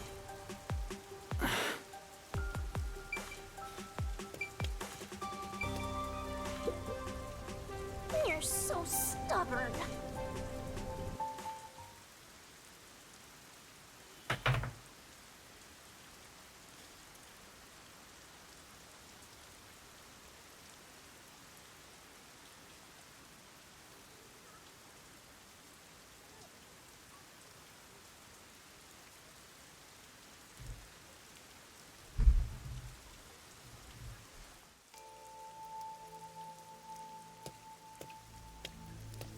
This is Etheria Academy. It's the only all-girls school in Kanai Ward.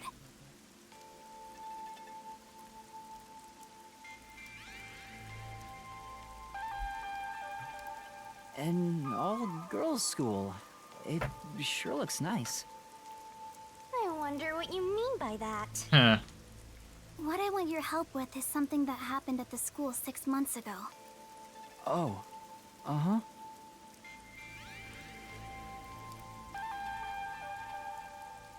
What kind of incident would take place at a school this pristine? There's no time to hesitate. I know what I have to do. Based on the like climate of this game and the fact that we saw the intro sequence to Chapter 2 being like a dead high school girl, probably a murder of some kind. Aiko, my best friend, was such a cute and kind person. Everyone loved her. I just find that funny because this has nothing to do with anything. Just the fact that the character was named Aiko I kind of find funny because my sister has a Danganronpa OC who's like the protagonist of her Danganronpa fanfic named Aiko. So I find that kind of funny. But one day, she was found collapsed behind the school. But like that's like the kind of thing where it's like, yeah, you have a slightly common name that's that you meet another person with that name, you know? It's not that out of place. Her head was bleeding, and she was already dead by the time they found her. Soon after, her shoes were found on the school's rooftop. The peacekeepers and teachers all decided she'd committed suicide by jumping. But she never would have done that. We'd made plans to watch a movie together on our next day off. If it wasn't suicide, then that means someone made it look that way. I'm just gonna say that movie plans, somebody was feeling like really down in the dumps and keeping it under wraps and like was thinking of suicide. I don't think movie plans would stop them from killing themselves. Just a thought. Do you have any idea who would do that? Yes. I think the theater club may have something to do with it. Yo, theater kids killing somebody? Absolutely not. I'm not gonna stand for this theater kid slander. I used to be a theater kid. The theater club? Aiko was a member. The theater club is very active at our school. We have regular performances with live audiences. Aiko was super popular and had lots of fans. She was overflowing with talent. And yet... Did something happen with the theater club? Competition's fierce in the club. Aiko said everyone's always on edge. It's one of those theater clubs where they all hate each other. Cool. Rather than the everybody's all friends and like it's just a really nice place to be like my theater club was. They all competed to be the leading role.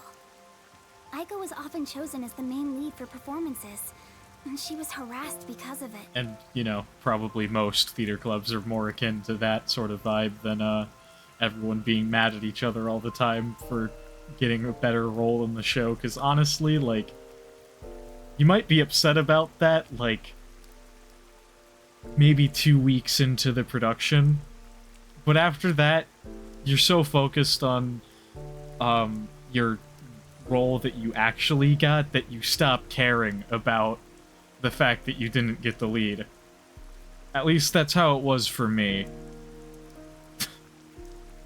Was what she went through hard on her? Please don't misunderstand. Aiko wouldn't commit suicide just because of that. She always told me with bright eyes about being an actress someday.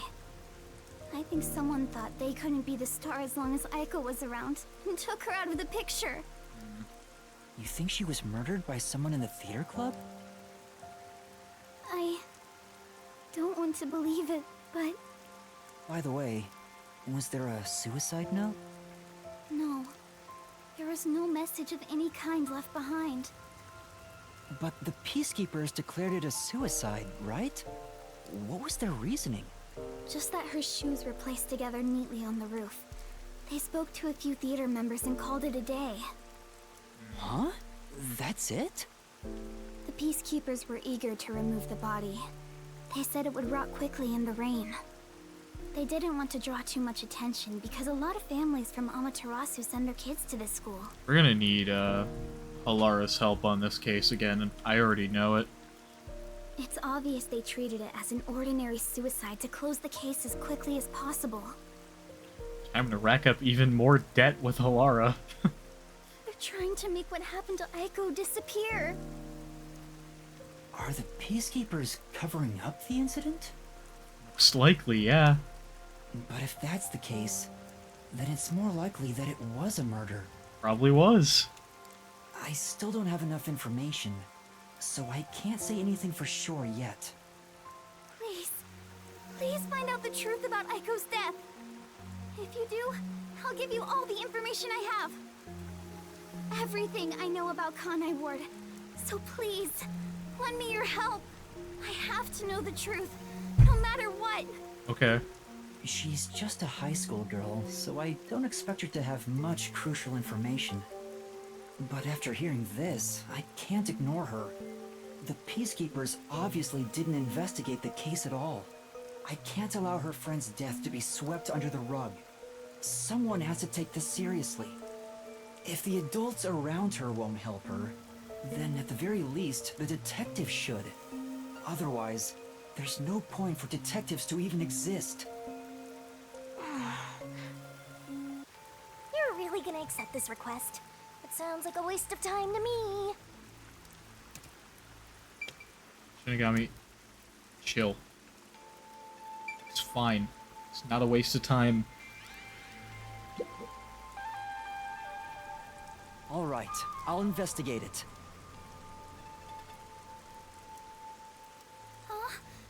Really? Thank you. Thank you so much. No problem. Oh, lunchtime is almost over. I better get to class. Can we meet again here after school? To do the investigation together? Sure, sounds good. Okay, I'll head back to class for now. Oh, I almost forgot about something super important.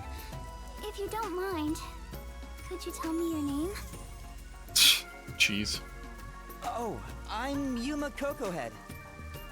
That's kind of ridiculous sounding. Yeah, I know. Yuma. Yuma, I'm so happy to have finally met a master detective. I'm a detective in training. Wait! I need to tell you I'm not a master detective. I'm off to class. Doesn't want to hear it. Aw, she totally thinks you're a master detective. Isn't that fraud? I mean...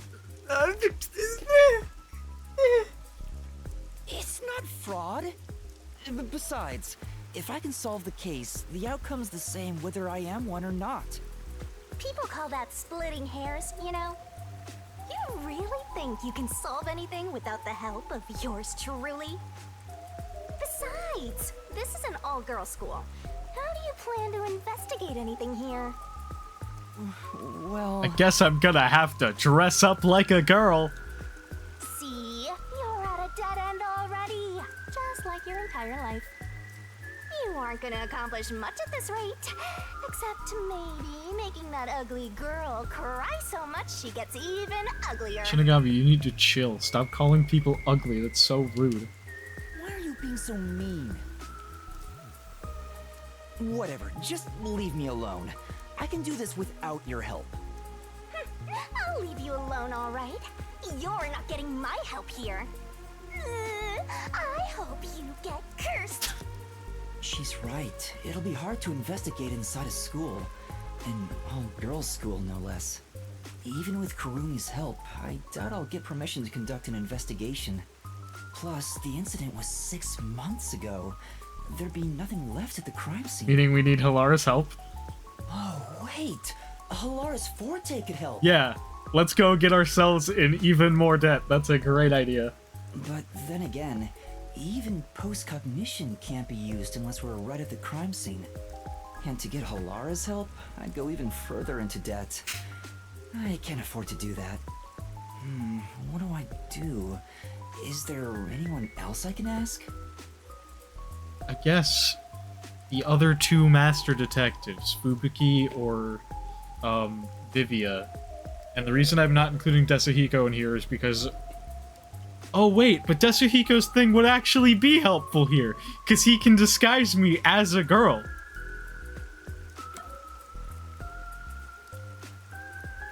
I was thinking that, like, Fubuki or Vivia might be helpful because we don't know what their fortes are. But, like, Desuhiko's was shown to us earlier, and it actually is genuinely helpful here. But I was thinking that it probably wouldn't be, because, like... I was like, because, like, we don't need a disguise to look at a crime scene that we can't access.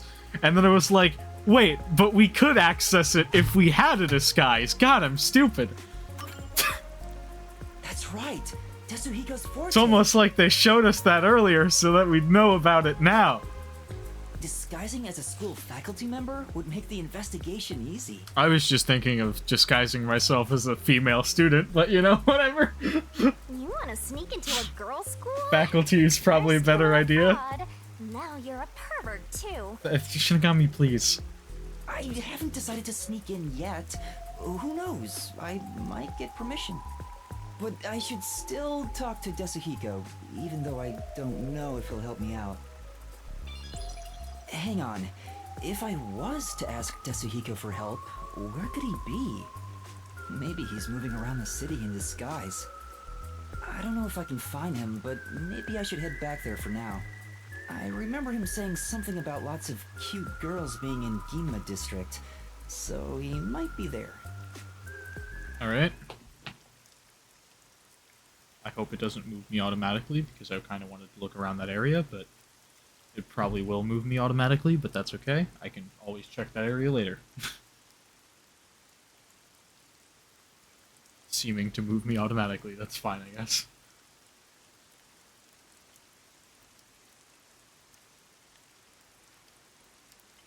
I just wanted to look around, I for came all the way back to things. Ginma district. Where did Desuhiko go?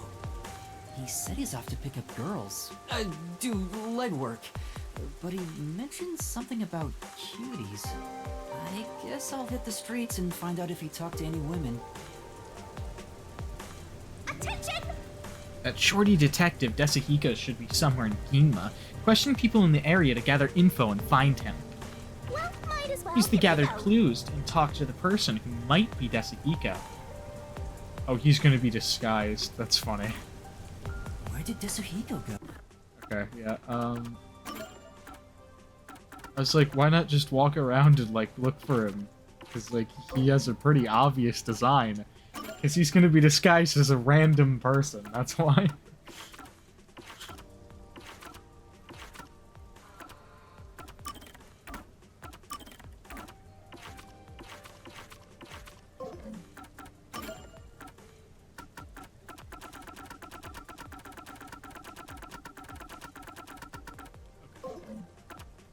Oh, we do have...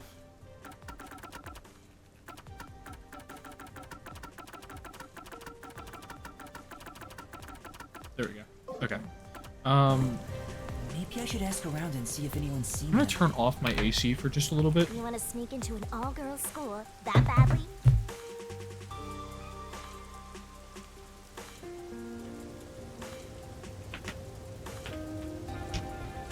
Just feels slightly chilly, so I figured I'd shut that off.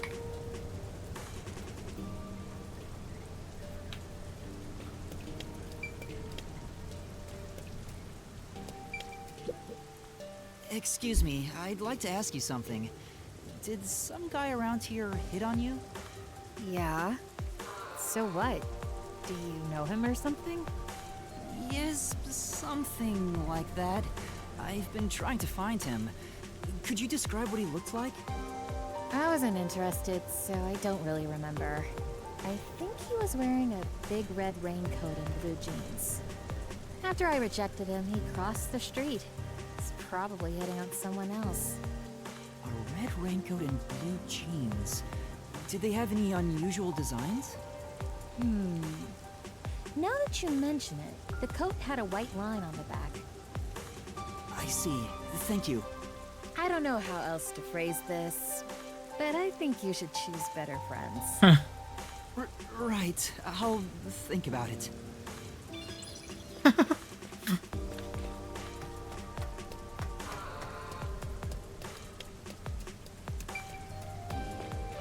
might not mind helping you here and there if you came running to me once in a while.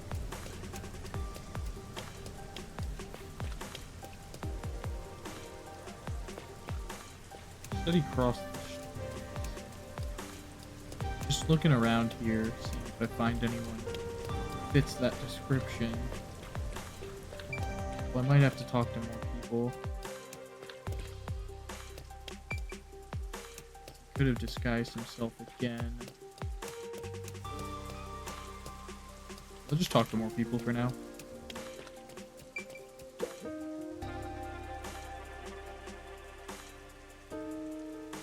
Whoa! Okay then.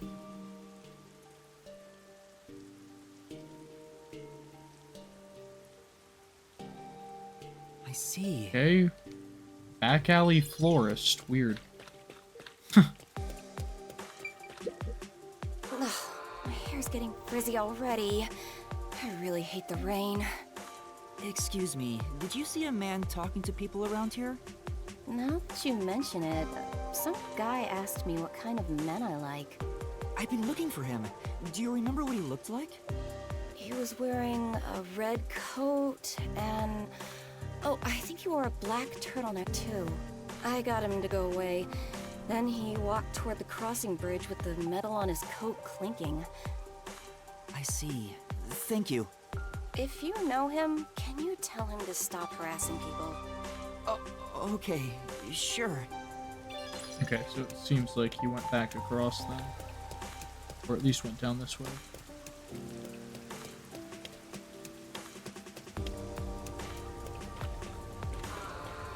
I'll ask this lady here too. Excuse me, but did a man talk to you around here by any chance?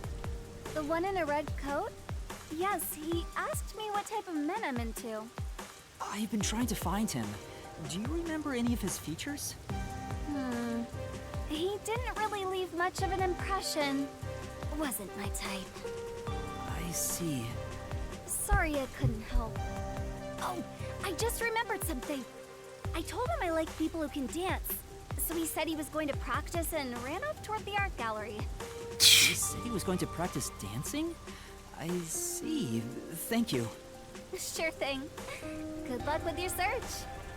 What a weirdo. What a weirdo Desuhiko is, man.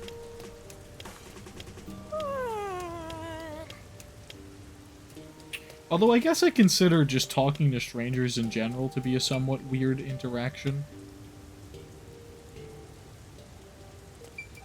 Why is there more than one person dancing in front of the art gallery?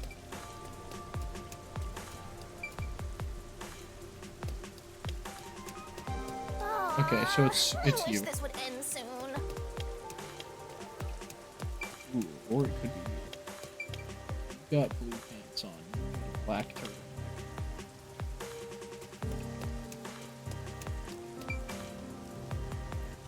He got blue pants on with a black shirt. So I guess it's this guy over here. This dance step is easy. Hmm? What do you want? Is that Desuhiko? I think so. Desuhiko? Huh? Desuhiko, you say? Did I get the wrong person? Damn. The rookie, of all people, saw through my disguise. Thank goodness. It was Desuhiko after all.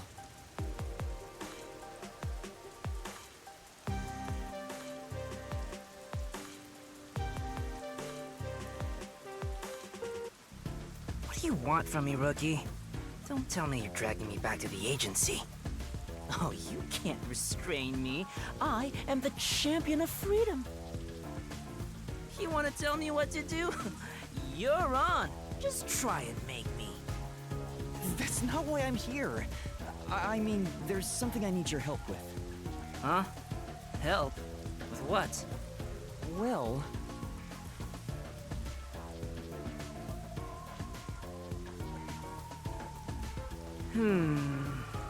So, what do you think?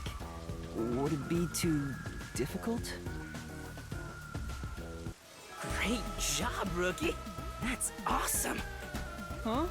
No, no, no. You are not excited about going to hit on high school girls. Absolutely not. An all-girl school, huh? Just hearing that divine phrase can purify my soul, transforming me into a saint. I hope for your sake that you're still high school aged. All right, I'll gladly help you out. I'm the superstar detective and at your service. Huh?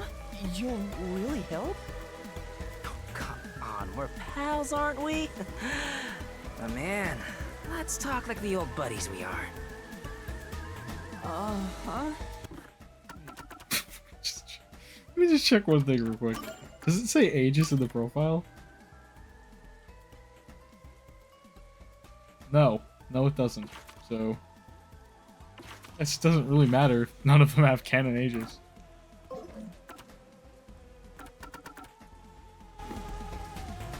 Anyway, there's still time before class is out. All right, let's go eat. My treat? No way. I mean, are you sure? Don't be shy. Just follow me, rookie.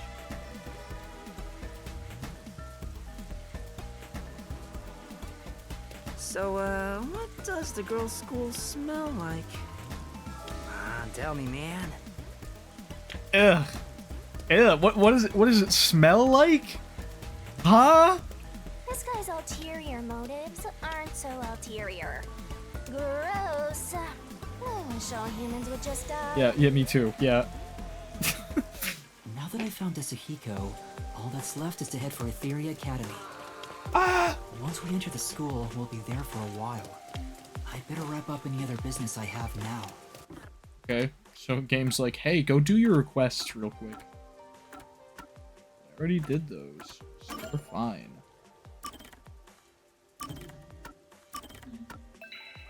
Save it.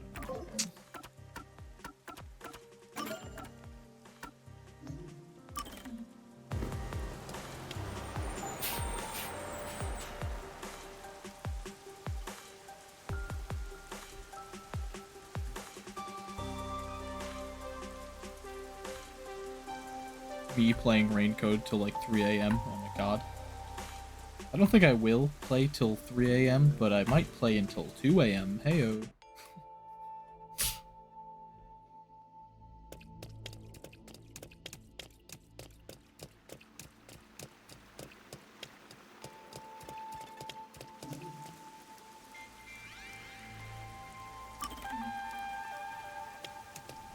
Let me just check. Yeah, okay. I was gonna say, I thought there was a fountain around here, and I remembered Desuhiko's first one being something around a fountain. So.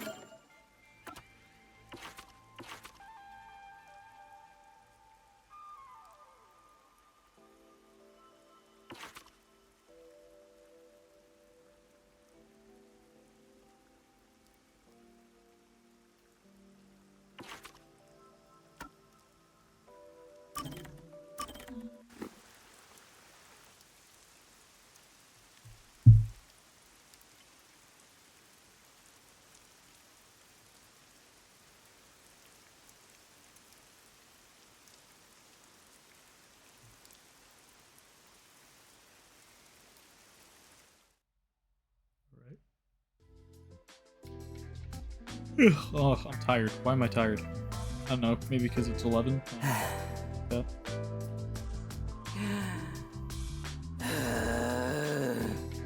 Such an over-exaggerated sigh.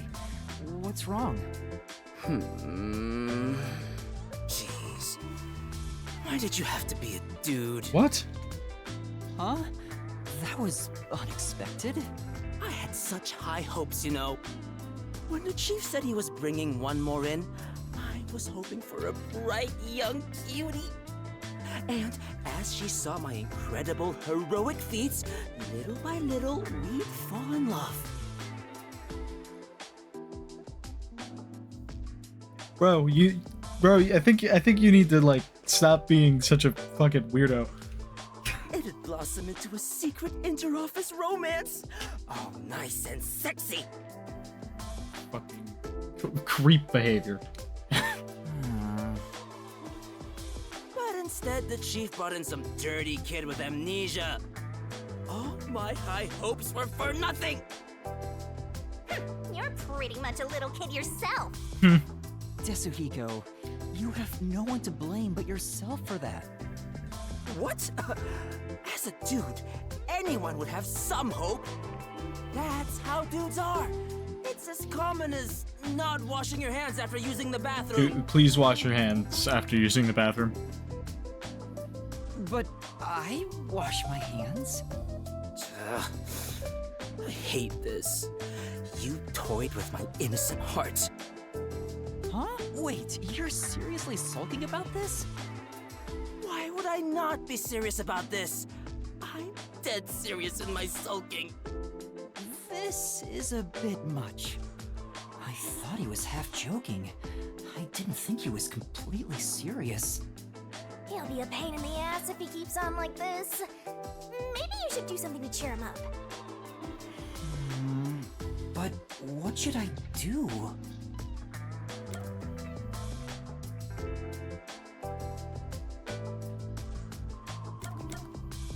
What is this answer? And why do I feel obligated to pick it? How about me? How about me? What are you even talking about? Of course not. I guess not. Well, in that case... You know, I don't think it's a good idea to get into a relationship with someone from work to begin with. Yeah. What? Come on, get off your high horse already. Well, dating in the workplace is one thing, but I also think you're not fit to be in any relationship. Yo, he fucking cooked him. Yo, he cooked him. Yo. What? No one knows how girls think better than me. Do you know how much I think about girls every single day? No one knows how girls think better than I do. Do you know how much I think about girls? I think about girls all the time, bro. God damn it. Yeah. That's not what I meant. Desuhiko, I don't know if a ladies' man like yourself could remain in a relationship with just one girl. So I figured you should refrain from that stuff, you know? Huh? Considering how attractive you are, I'm sure you're better off having lots of fans. I think it fits you way better anyway. I think that's horrible advice, that you're giving him just to avoid hurting his feelings, but okay. Did it work? Did it work? Yeah, I see. Now that you mention it, maybe you're right. I'm not that kind of guy, but I totally get that you'd see me that way. You know what? You're a good kid.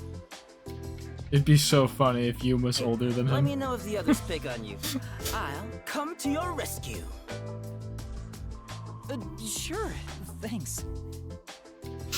Oh, I guess we sorted that out. But I wonder if I can really get along with him. Master, you and Desuhiko seem to have grown closer. I don't know if I want that.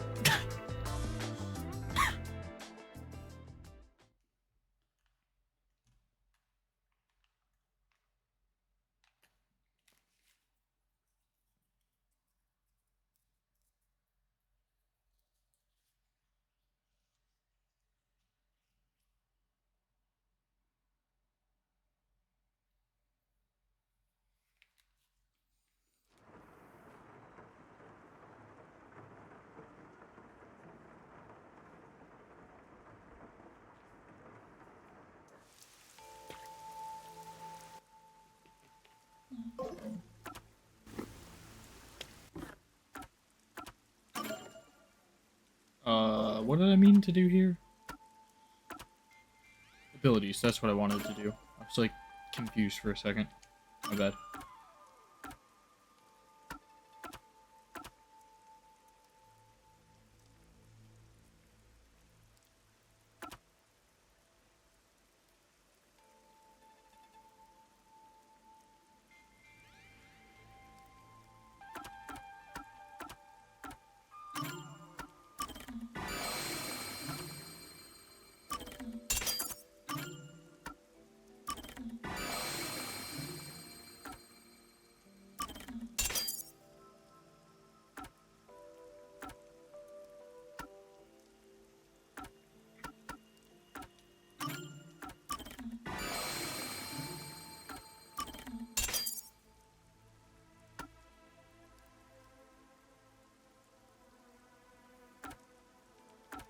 Okay.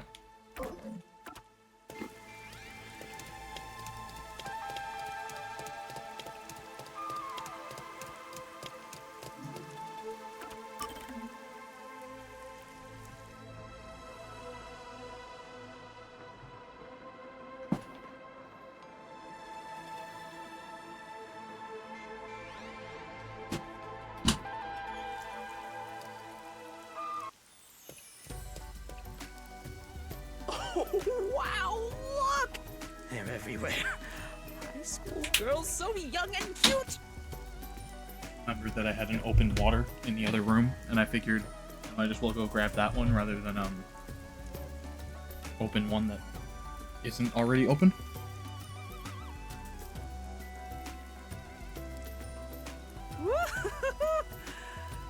This is heaven. I think I missed out on a little bit of Desuhiko creep behavior, but honestly, that's probably for the best. Should I really have brought him here? Absolutely not. Oh, Yuma! Huh? Who's this weirdo? Yuma, you really came! I was nervous throughout my classes, thinking you might have stood me up. Honestly, in terms of being like the model master detective, Yuma and Halara are like the best options, and everybody else is kind of weird. I wouldn't ditch you like that. I'll see the job you requested of me to the very end. I knew I could count on a master detective. About that. Listen, the truth is... Wait, Yuma. Something's wrong. There's a suspicious person over there. Oh no, he's a master detective. Oh, that's my senior. Or a friend, I guess. Huh? Is he also a master detective? Yeah, he's looking for clues right now, and that's why he's acting all weird. He's not what I expected. Why is he staring at the other students? He's preparing to use his forte, I think? Huh? Oh, what's up? Are you talking about me? You must be Kurumi. I heard all about you from Yuma. Ah! I'm the superstar detective Desuhiko Thunderbolt. Whoa! Nice to meet you. Oh, I love him and I hate him. Sure. Now about the details of the job. If possible, I'd like to see where it happened in person. Do you think we can get inside? So you're starting the investigation. It may be hard for an outsider to get into school. Even family members can't enter without a teacher's permission. Wow, looks like you're in trouble already. But I've come fully prepared to save my lost little kittens. Just watch. You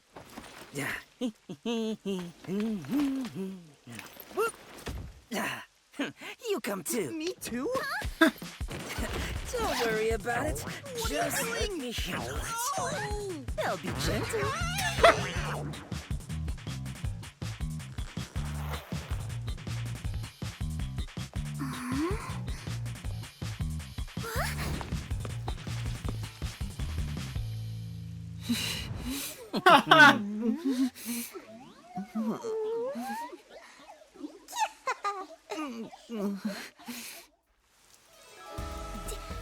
Teacher?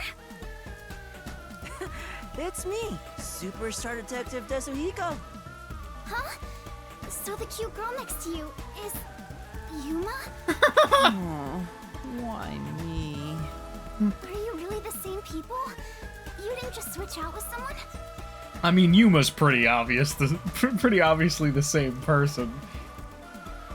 Kurumi, if someone talks to you on your way home, don't follow them, okay? Just kidding. This is my forte, disguise. I seared the image of this lady teacher into my mind as I passed her by earlier. Yeah, you definitely were just looking at her to use that as a disguise and not for any sort of creepy reason. That's amazing! So this is the forte of a master detective. I know, right? Isn't my voice just irresistible? I'll let you be my fan. If you join the after party, I'll even whisper in your ear if you want. immediately goes over to Yuma instead. Yuma, you're so cute! Now we'll just look like friends when we're together. Yeah. Hey! Wait for me! I don't want some flat-chested uggo as a friend! She didn't offer to be your friend, Shinigami. We should be good now. Let's go inside. Yeah, like an undercover investigation. Shinigami's so, like, protective and jealous. Jeez. Be sure to go straight home. Okay! No one thinks it's suspicious that the teacher's carrying around a huge bag? Aiko jumped off the roof of this school building. Why don't we go up there to look? How about we visit the theater club first? We're about to do a rehearsal on the school stage right now. This school even has its own theater, huh? That's right. If we go there, you can see what it's like at the club Aiko attended. Let's take a look while we still can. You take care of that. I'll go check another spot. Another spot? You're not coming with us? I stand out when I carry the backpack. I need to hide it someplace safe first. Okay, yeah, okay, good. At least they're addressing that and, like, not just carrying around the way too obvious bag. Don't worry about me and, do what you gotta do. I've set up your shot, so you better not miss. What are you talking about? See you later, my man. If you're definitely talking about something other than solving the case, and I don't want to address what that might be. I think he's misunderstanding something. Is it really okay for him to go off on his own? Probably not, honestly. Let's go, Yuma. Wait, do you have a girl name now? Yuma's fine.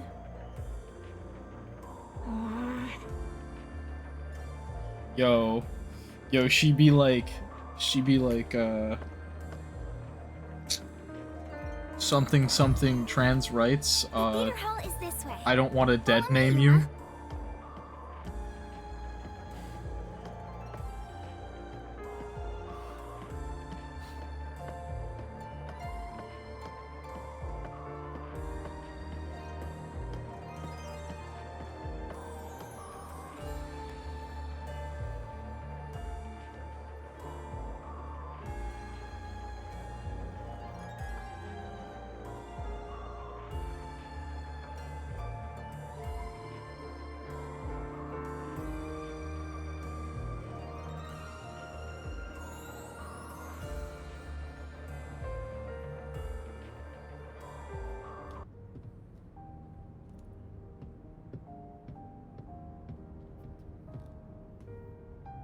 Wow, it's very proper.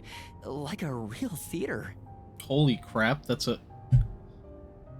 Bro, if your high school had a space that looked like this, how goddamn rich are you? Right? The whole school gives a lot of attention to the theater club. There are 4 performances throughout the year, and people outside of the school sometimes come to watch. My school only ever did 2 plays a year. We did a Shakespeare play in the fall, and then we did musicals in the spring. Kanai Ward doesn't have many options for entertainment, so our school's theater is very popular. That's why the battle to be the main lead is so intense. The star of the theater club becomes the star of Kanai Ward. So it's seen as much more than a club activity. Yes, this isn't just a single page of our youth. Everyone's competing as if their lives depend on it. A lot of them come from affluent or powerful families and take pride in being members of the elite. Sounds like everyone's always on edge. Rich people problems. They're very graceful and don't show their true feelings while on stage, though. Shall we go in?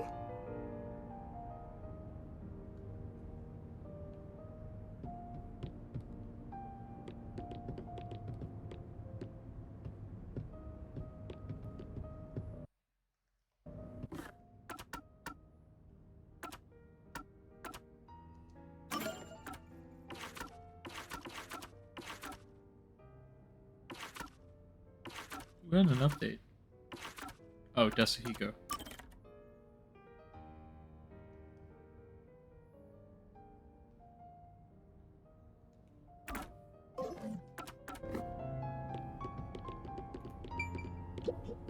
Yeah. There are lots of notices about concerts and recitals. Several of them are related to theatrical performances. Well, It is the theater hall, so there's obviously gonna be a bunch of play-related stuff.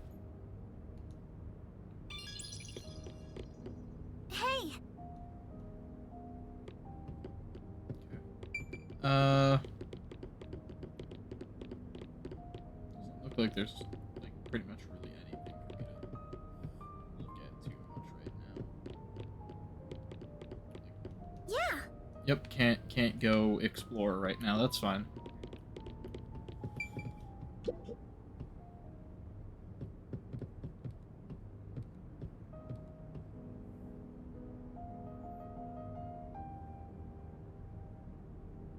Maybe I'll get a chance to explore a little later. Everyone's so busy, they didn't even notice us coming in without permission.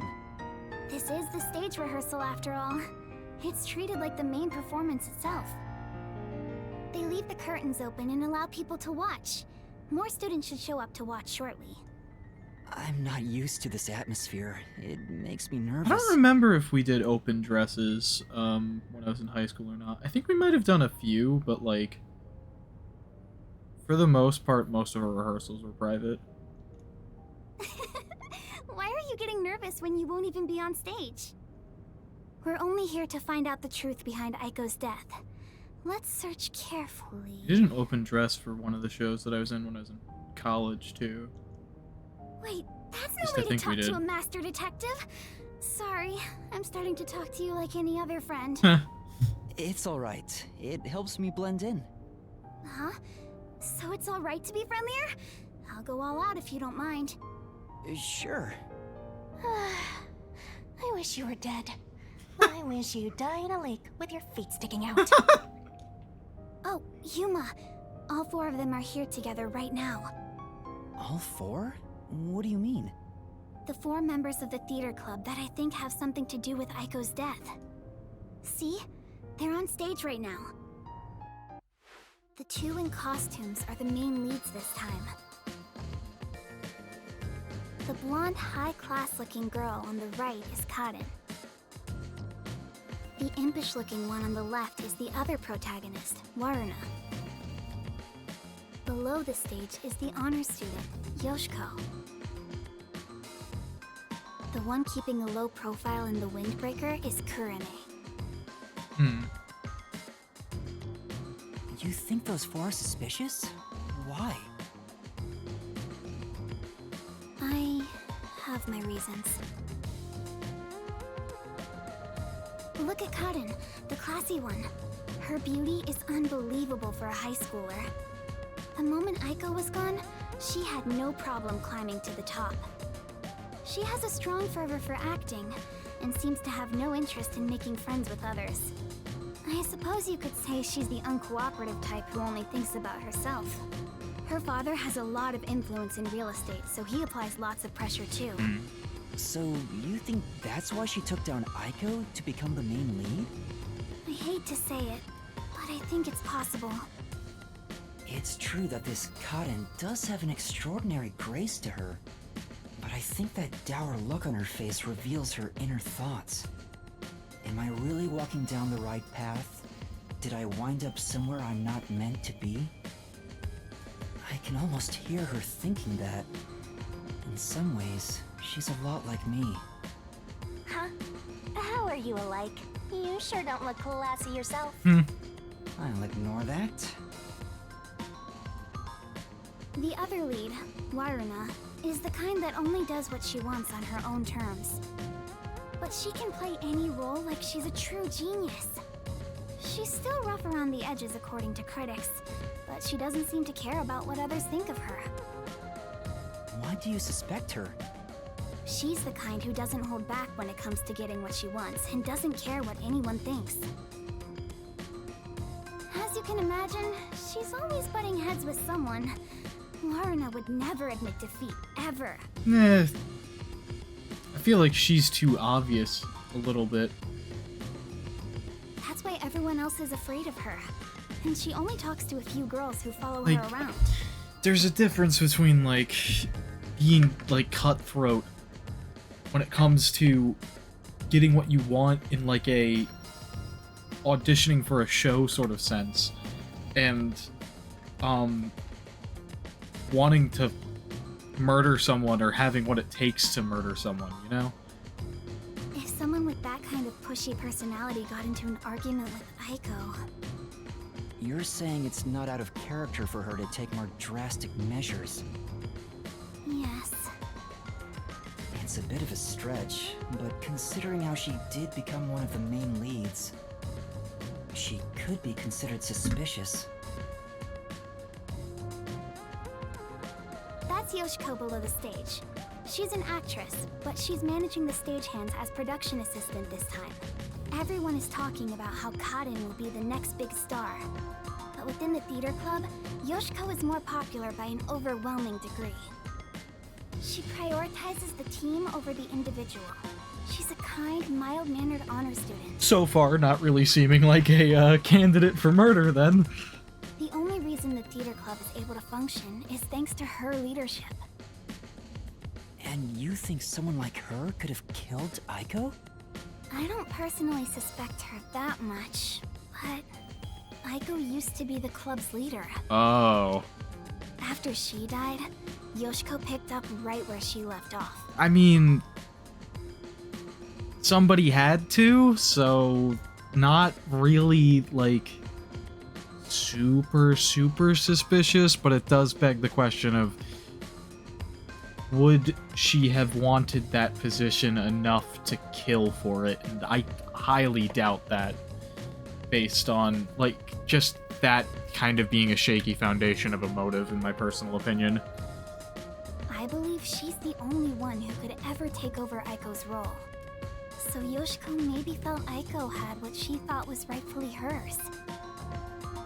But would she resort to murder to change that? I don't want to believe she would, but I can't say it's impossible.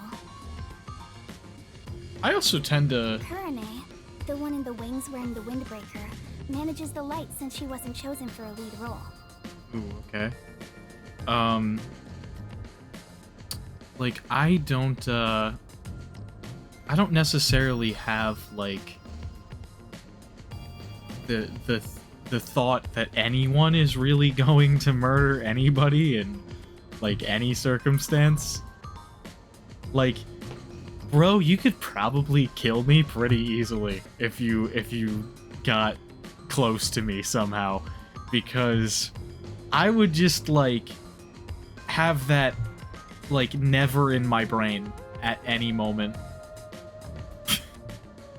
It's like I usually just believe that for the majority of people that they think the way that I do, where murder's like the most despicable thing you could do ever. and it would never really be on the table as an option that you would think of taking. But who knows? But when it comes to pure acting ability, she's one of the best. I guess you could say her acting method is distinct. Like, she's the only one who can do what she does. She's kind of gloomy. Or it's more like no one really knows what she's thinking. She's often alone in class too. Do you think she's also a suspect? She always aims for the lead role. Besides, who knows what she's thinking? I feel like most actors who want to, like, improve themselves always try to get the lead role. So you're saying maybe she actually despised Aiko and tried to take out her competition? Maybe. It's why I consider her another suspect. I see. Alright then. The main leads are Kaden and Waruna. There's also Yoshiko, the group You leader, understand and the Kurane, reasons the for distinctive one. Suspecting everybody, though. And in your eyes, Kurumi, you find them all suspicious? I'm sure they'd be mad if they heard me, but yes, I do. Though the four of them are rivals, they weren't particularly hostile to each other before. However, after Aiko passed away, they started fighting for the main role. They all rarely speak to each other now. That's intense. It's true that it does seem suspicious. So, did you gather all that information yourself, Kurumi? To tell you the truth, I joined the theater club after Aiko's death in hopes of finding out what really happened. You're really determined, huh? I am. I won't give up until I discover the truth behind Aiko's death. She must have been devastated by the loss of her friend. But she still found a way to push herself forward. All this to find the truth. I see. Sometimes the truth can be a goal that helps you press onward. Then I need to do what I can to help her. I have to find the truth behind this. On the other hand, I some clicked too truths soon. make My you bad. want to die when you discover them. Be quiet. Besides, even if that were the case, if I let the truth be buried like this, more bad things could happen. That's why I'm going to help her find the truth. It's my duty as a detective. Will you stop confusing detectives with heroes? Regardless, I have nothing to do with this, so whatever. For someone who has nothing to do with it, you sure have some strong opinions. Hey, Kurumi! You came at the right time! We're short-handed right now. We could use some help in the wings. You mind lending a hand? Huh? But I'm... Oh, don't mind me. I'll watch the stage from here. Then I'll go help. Let's meet back here once I'm done. Who's the cutie? A classmate? Yeah, something like that. Where have you been hiding such a cute girl? Why don't you invite her to the theater club? This is Lysithia's voice actor. I can immediately tell. Right. Lysithia's a Fire Emblem Three Houses character, but you're not aware of that game.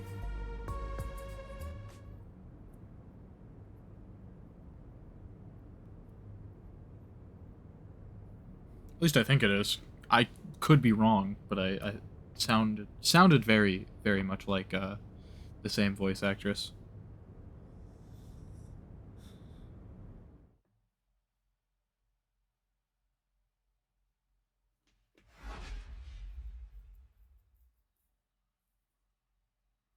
Looks like it's about to begin.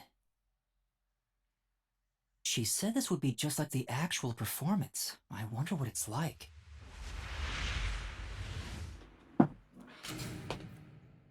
Hello, everyone! Oh no, Desuhiko, please. Thank you for coming by after school when everything's so busy.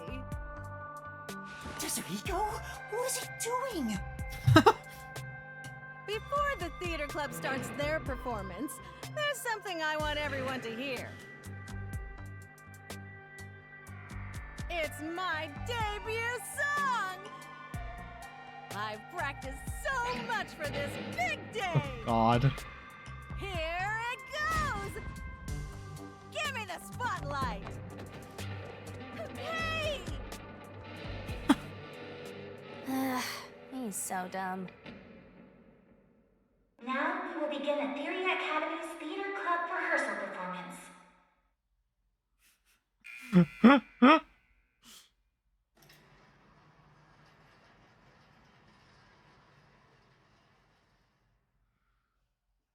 Why would you do that, Desuhiko? What if they see through your disguise? Oh, come on, man. What's wrong with a little fun? A star always wants to stand on stage. You're kidding me. Even if your disguise is perfect, that was reckless of you. Oh, it's fine to be reckless and my disguise is perfect. Damn, ruined my chance for an amazing debut. Yeah, but everyone would have thought that it was the teacher at their school who wrote that song. So, like, it's kind of not a perfect opportunity, like, at all. Anyway, the performance is about to start.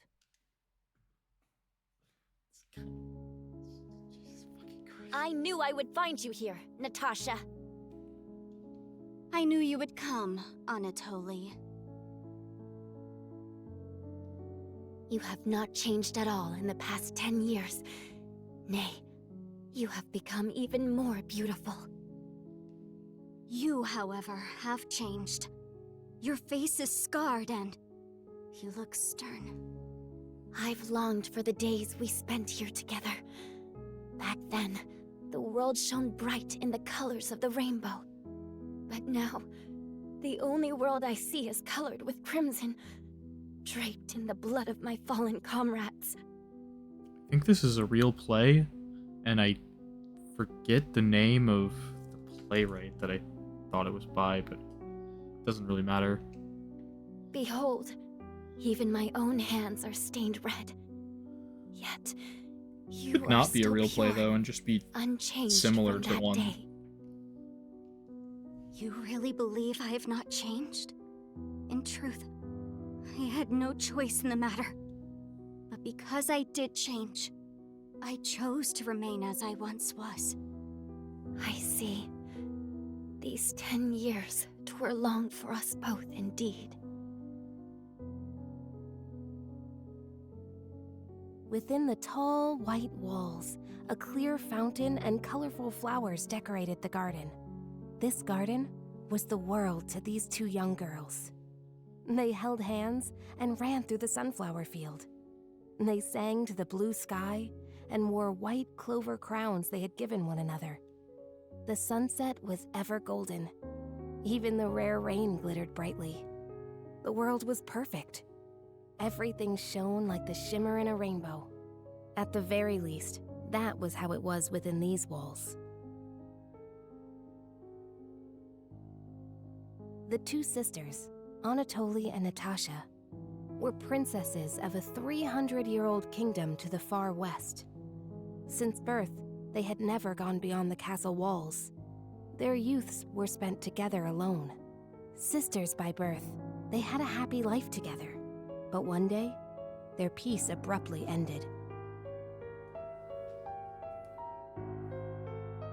A rebellion struck.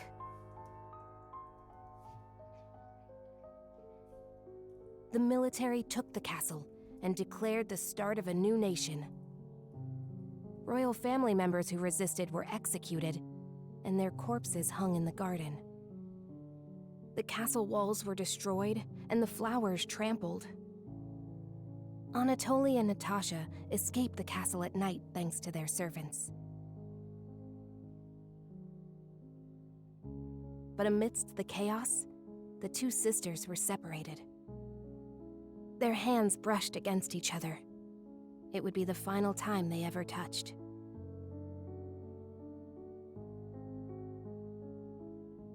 Natasha was hidden in a neighboring small nation.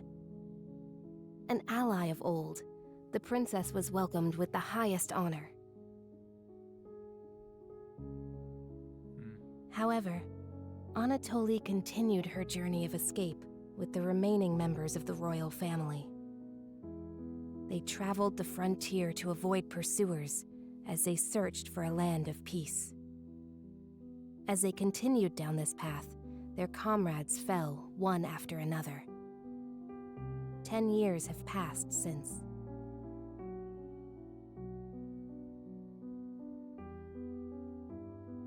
Their performance is so intense in person, I can't take my eyes off the stage.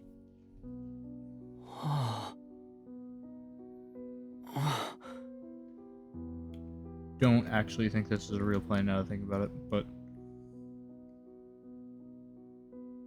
just similar names to names that were used in something else, I think.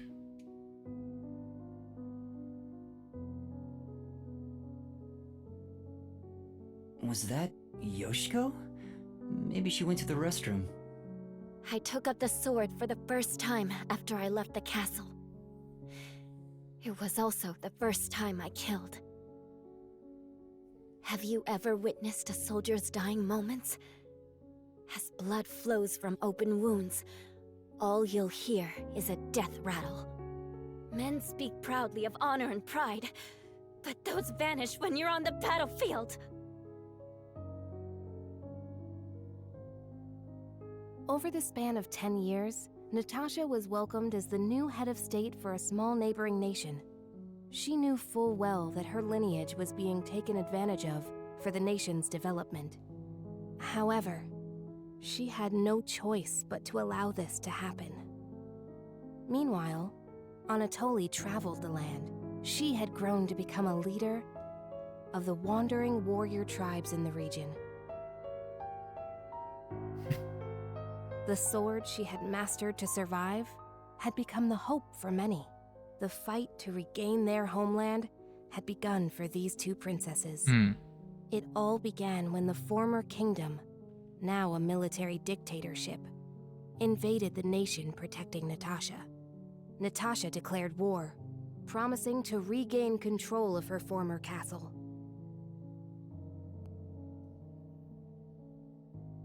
Seeing an opportunity, Anatoly rallied the people of the land to mount an invasion. Anyone watching this either live or in the YouTube comment section, just let me know if this is actually like a real story that that this was based off of, or if you know it all, because I think it's kind of interesting.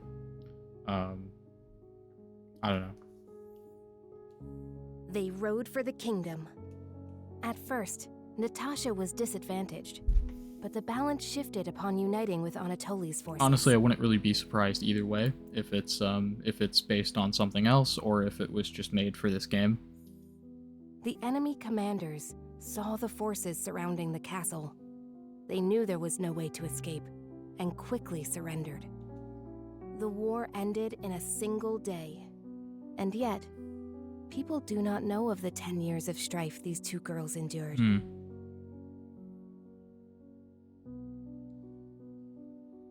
The royal family was rebuilt, but the peace they had once known was not immediately restored.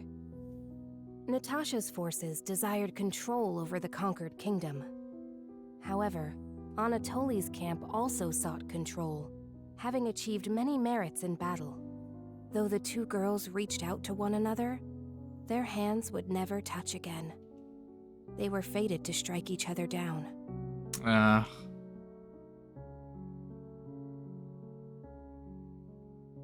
Desuhiko fell asleep and so did Shinigami.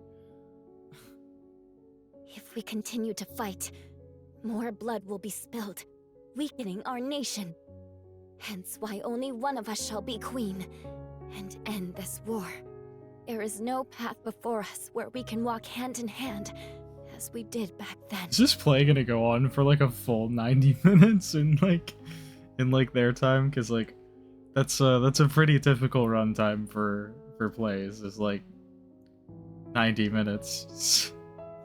Like some are shorter, some are longer, but like that's yeah. I know. I am prepared for what we must do. It's why I've waited here for you. Draw your sword. We shall now decide who is fit to become queen. Drop the facade, Natasha. For these past 10 years, you sat on the throne as a princess. I know you know not how to wield a sword. A lot of musicals are like 2+ hours, basically. I refuse to stain my hands with your blood. I could never will myself to kill you. But at this rate, the nation will perish. Draw your sword, Anatoly! Natasha.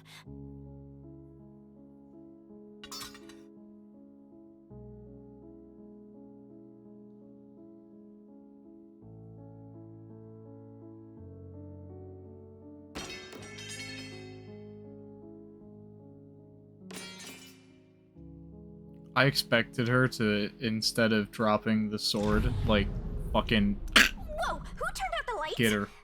Well, I was asleep the whole time, so it was already dark anyway.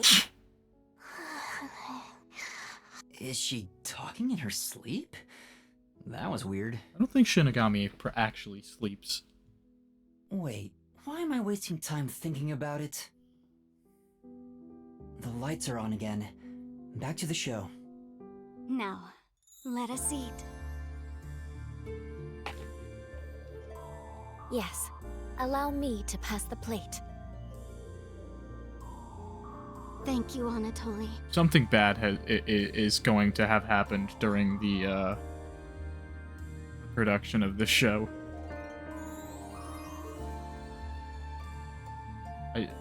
The two spent time together again. I just have for that the feeling. first time in years. However, they could not run through the garden like they used to. Together, they carried the lives of tens of thousands on their shoulders. What was expected of the girls was no longer a crown of flowers, but a real crown instead. Yo, I swear to God, if that Kurumi girl that I said is probably going to die is dead, I'm gonna be like, God damn it.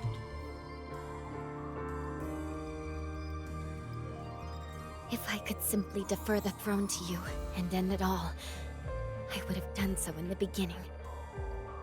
A queen's crown would fit you better, Natasha. However, the war would not simply end there. How did it end up this way? What are we supposed to do? Natasha wept in anguish as Anatoly gently embraced her. How wonderful it would be if we could flee somewhere together. But both knew full well that could not be. After a long silence and much internal strife, Natasha rose. Yeah. She knew this could not go on forever. For the nation, and for themselves. She invoked her nation's ancient tradition. A new queen would be chosen through a duel of cups and poison. Oh, great.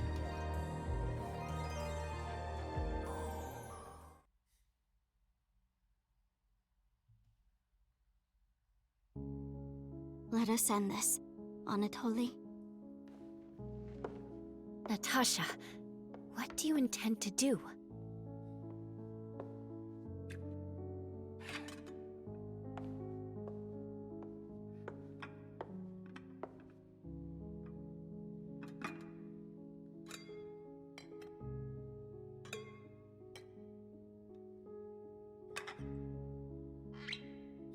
I leave it for the heavens to decide who will survive.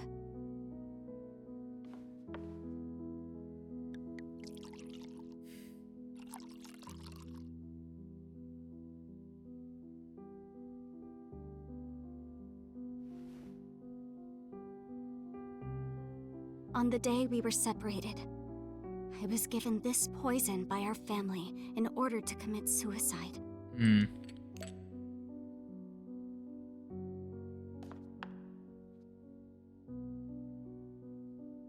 There was nothing in there.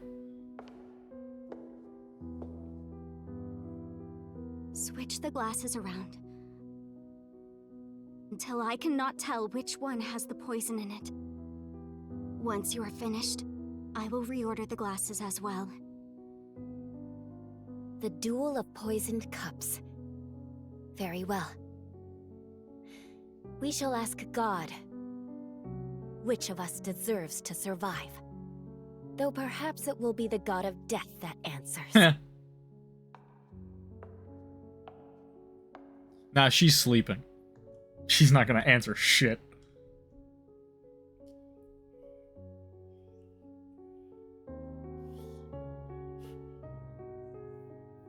Finished. It is my turn then.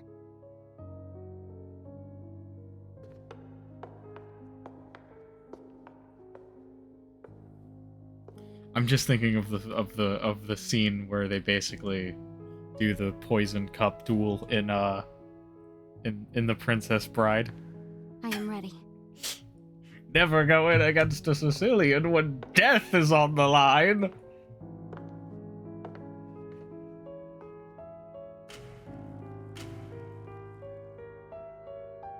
I grant you the right to select a glass. I shall take the remaining one. Very well.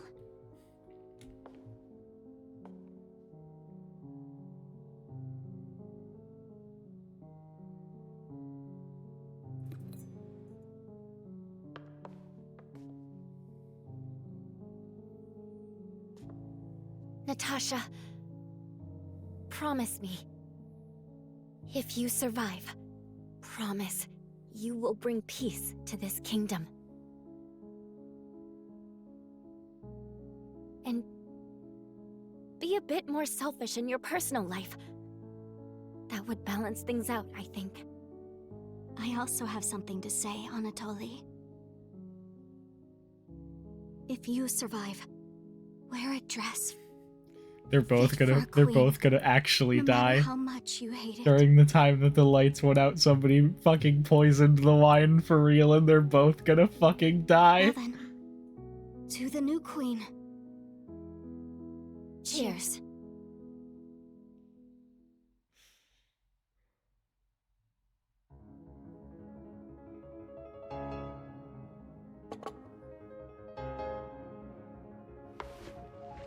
Yep.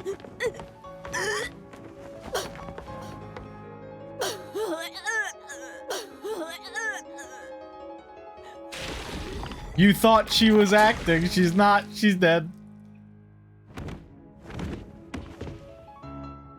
Huh? Cotton! Huh? What? Is she? But... Wasn't that they both died, but one of them did die. She's dead! She's really dead! Somebody call the ambulance! What's wrong? Desuhiko wakes up. What's going on? Somebody just died. God damn it. God damn it. Stop showing me the words Among Us, please.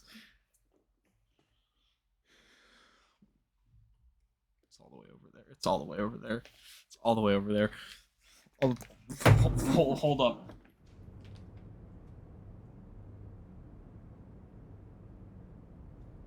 Among Us!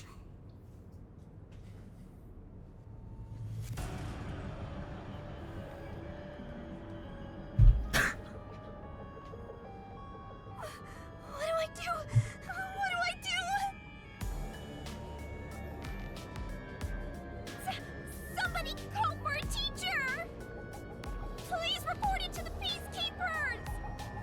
Our theater club rehearsal performance is hereby canceled. I repeat. Huh? What's going on? Oh, a crime! What happened? Is this part of the show? No. No, I don't think so. I think this is real. That's a real corpse on the stage? Desuhiko, this is where master detectives come in. We have to do something. Oh, no. I can't deal with corpses. Oh, come the fuck on, dude. Huh? Dead people's faces terrify me. I can't handle looking at them. And the blood. What's with the blood? It's all way too horrifying.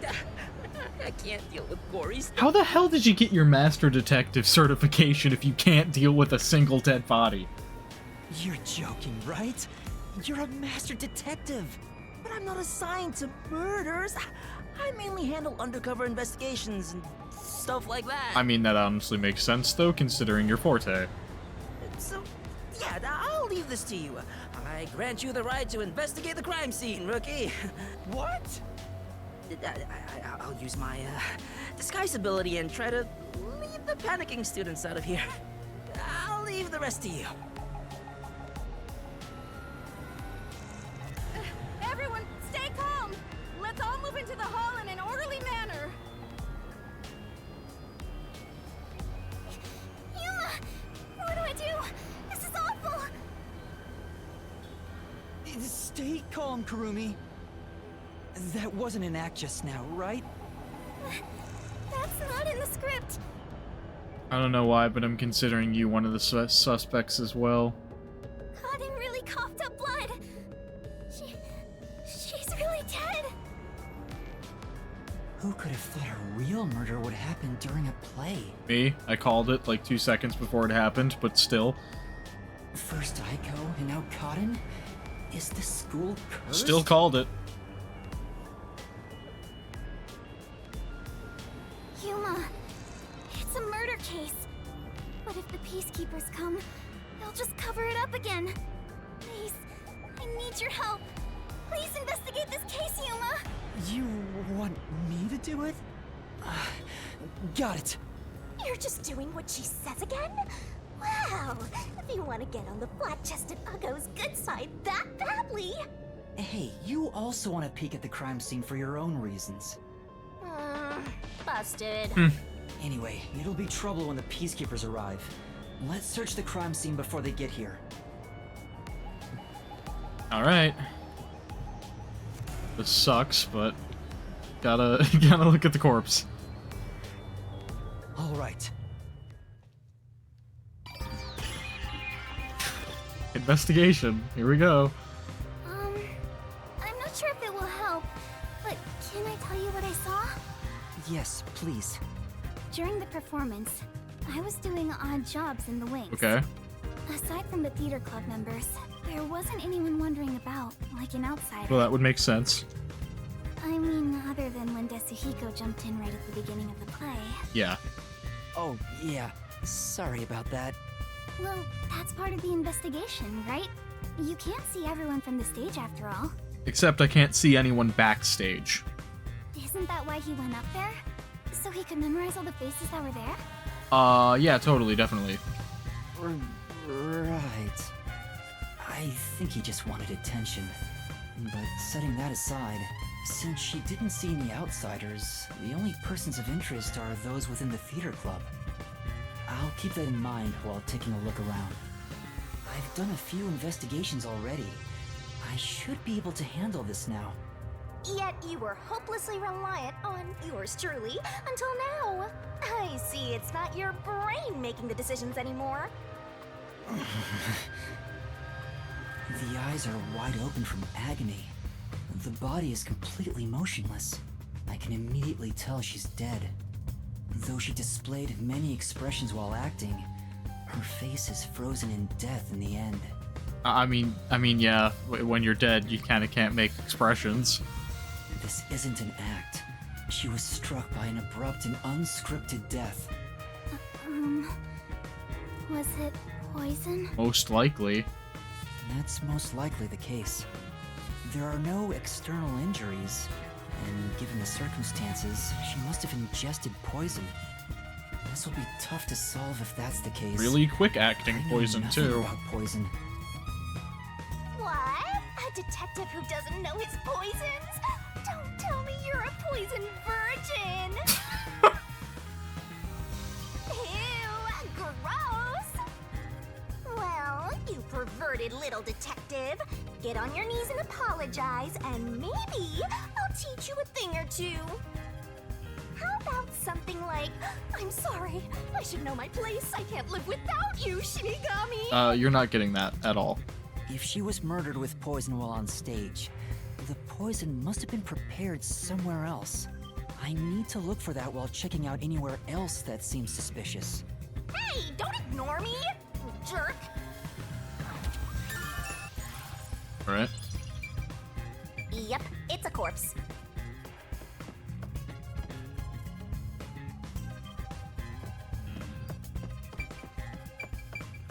The table first.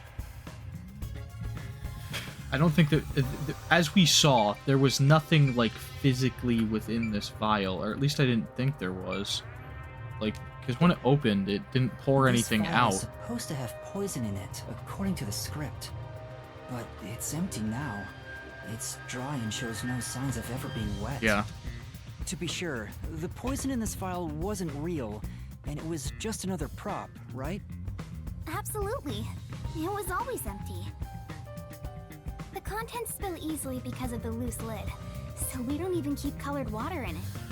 Cotton just pretended to pour poison from the vial into the glass on stage. Yeah. Then it's hard to imagine there being any poison inside it. Nothing physically poured out of it. So... both glasses have fingerprints on, like, bloody fingerprints on them. There are Whatever. two glasses on the table. The props used for the duel of poisoned cups. I think this glass was supposed to be stored upside down on the shelf in the back. Cotton was the victim, but she's also the one who set it on the table. Maybe poison was already applied to the glass beforehand. Hey, do you know who prepared these glasses? Oh, it's the girls on prop duty. The freshmen are handling them this time. Do you know where this glass was before it was placed on stage? Props are kept in the theater club storage. This glass should have been in there too. Okay. The theater club storage? In that case, any club member would have access. Was real poison applied to the glass? Potentially. I just thought it could be possible. But there's the risk of being caught by applying the poison after it was moved to the set. Let's check one thing. Oh, I can't right now anyway. Never mind. I was gonna check the hints for Gumshoe Gab, just so I would know if there are any, like, that I could get while looking around this place, but I don't know if there is going to be anything like that anyway. I'll just keep my eyes peeled. If I see something, I see something.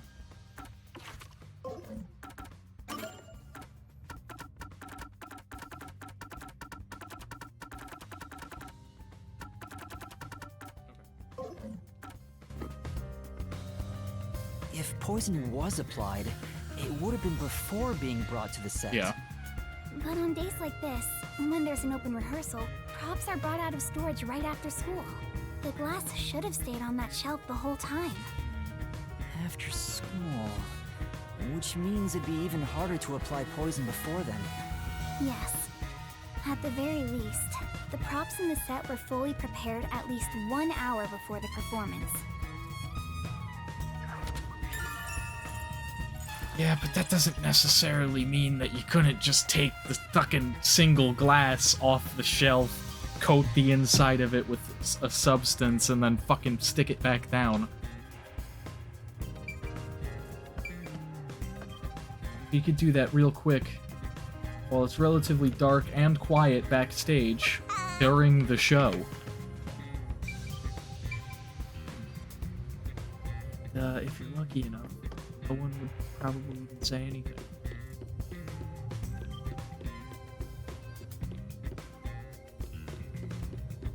This is a nice backstage area. There's a script on the floor. That's a script of the play. Someone must have dropped it in all the chaos.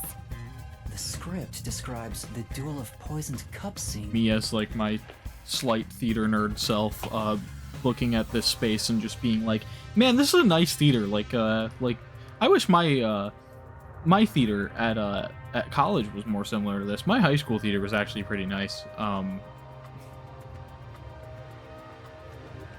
this nice, but pretty nice. Stage was actually a similar size to this. The character Natasha, played by Cotton, is supposed to take the wine and glasses from the shelf. This backstage area is nicer than my backstage area was, though, because like there was just a back curtain and you walk behind that and there's a door. After that, the glasses are shuffled on stage. According to the script...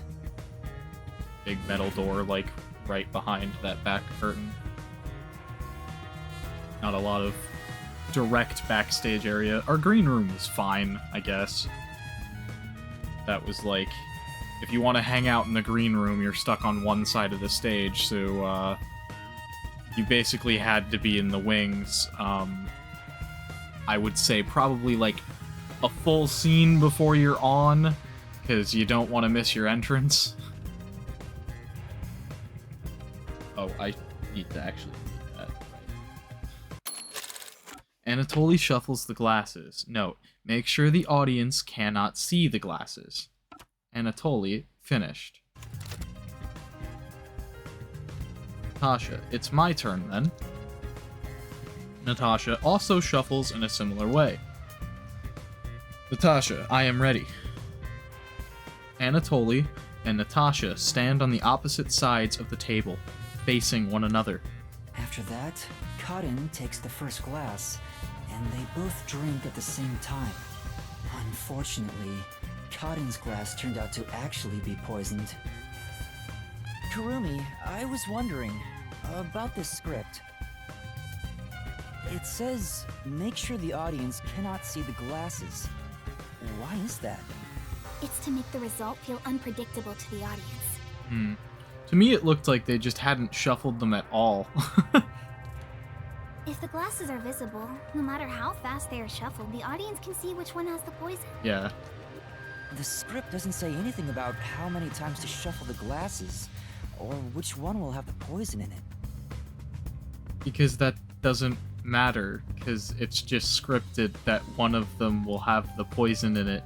The actor already knows. Oh, but the script doesn't say any. So I guess, do you just improv it and pick one person to die? Exactly. There's no poison to begin with, so it doesn't matter which one's Oh, okay. You just pick any glass and act out your death after drinking. In the script, Cotton was to die. Oh, well then, yeah. It was, like I said, the first bit, like, where the actor already knows that they're the one who's going to die, and the script doesn't need to say specifically what glass has poison in it, like right glass, left glass, because it's the glass that this person picks up is the one that has the poison in it. But I didn't think she'd actually die. I see. Since the instructions aren't precise, both actresses don't know the results from shuffling either.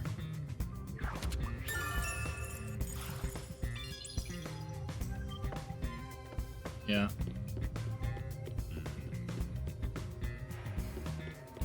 I don't think... My place is among the gentry, so these don't suit my palate. You don't like the fucking box of donuts, Shinigami? Fucking rude, dude. Like, somebody bought those donuts. There's no point in going that way. Okay. Why not? Go this way anyway.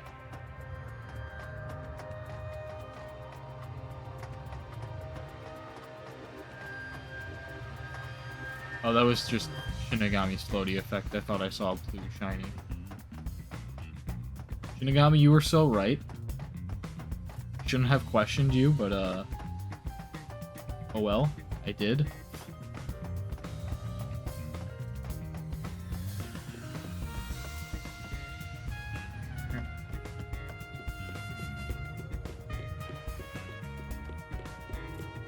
Honestly, the door in my theater situation was like this door, but really big, like bigger, like across most of the length of the stage.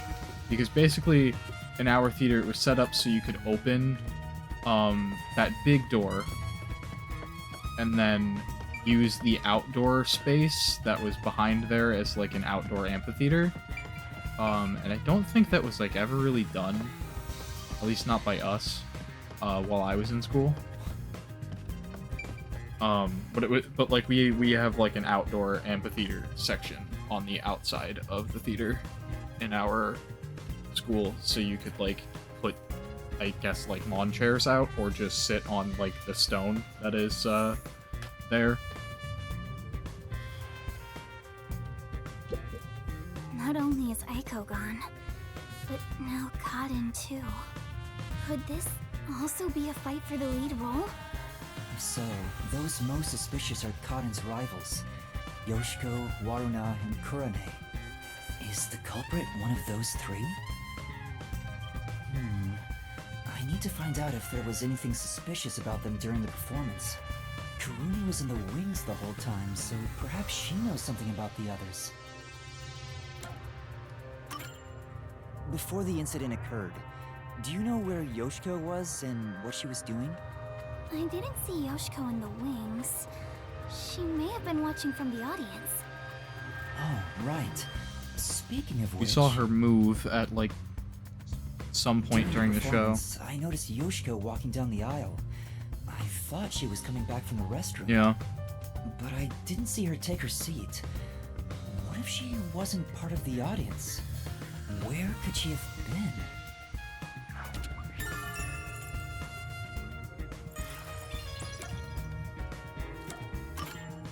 Kurumi, did you notice anything suspicious about Waruna while you were watching from the wings?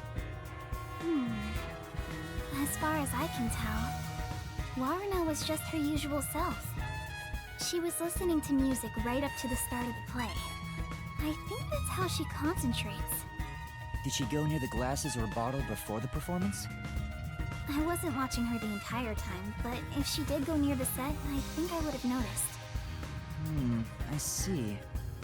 Waruna was the closest to the victim. That's ample opportunity to commit the crime. She seemed like pretty genuinely surprised when person across the stage from her actually died, though. But still, how did she add the poison? It couldn't have been during the performance, right? Wait, now that I think about it, right after the lights went dark in that one scene, she went near the shelf to pick up a plate. Her back was toward the audience, so I couldn't see her hands. But she only had 2 or 3 seconds max. Could she have poured hidden poison in the glass in that time? Potentially. Did she have any other opportunities after? The next time she touched the glasses was during the shuffling scene. But it was Kaden who moved the glasses and bottle. She also prepared the poison vial. And plus, after shuffling, Kaden was the one who chose the first glass. Given the situation, it'd be difficult for Waruna to poison Kaden specifically. Yeah. I don't know about that, because like...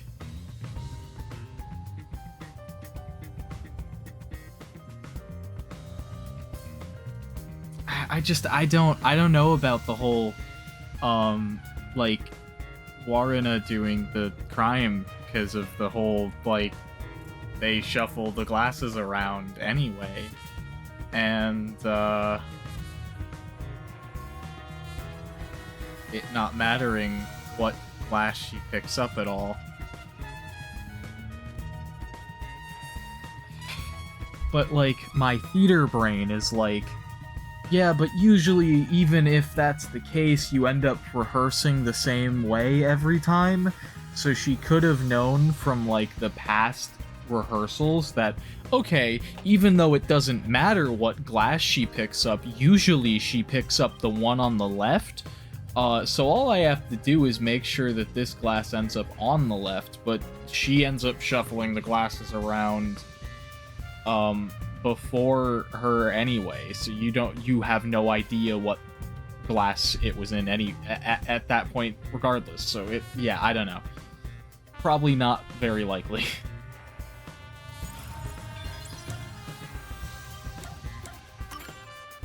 What about Kurane? Did she seem strange before the incident occurred? haven't seen Kurumi. She was working up above the whole time. Above? Oh, she was managing the lights then. There's a catwalk above to adjust the lights, and that's where Kurumi was supposed to be. So I didn't see her in the wings. There's another girl handling the lights, so it would be helpful to speak to her. Okay. Got it.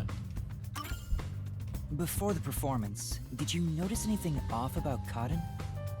Well, I think she was more on edge than usual. She yelled at underclassmen who were late in preparing for the show.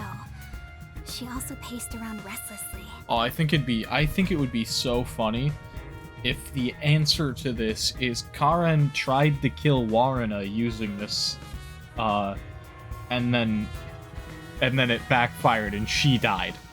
I think that would be really funny. That's not just today. She's been that way since Eiko's death. Maybe the whole battle for the lead role had stressed her out. But since she was murdered after Eiko, she should be considered another victim, right? Not necessarily. If she knew someone was out to get her, then it's not strange for her to be mentally unstable. But if she killed someone, it's also not that, like, outlandish that she would be in a bad place mentally.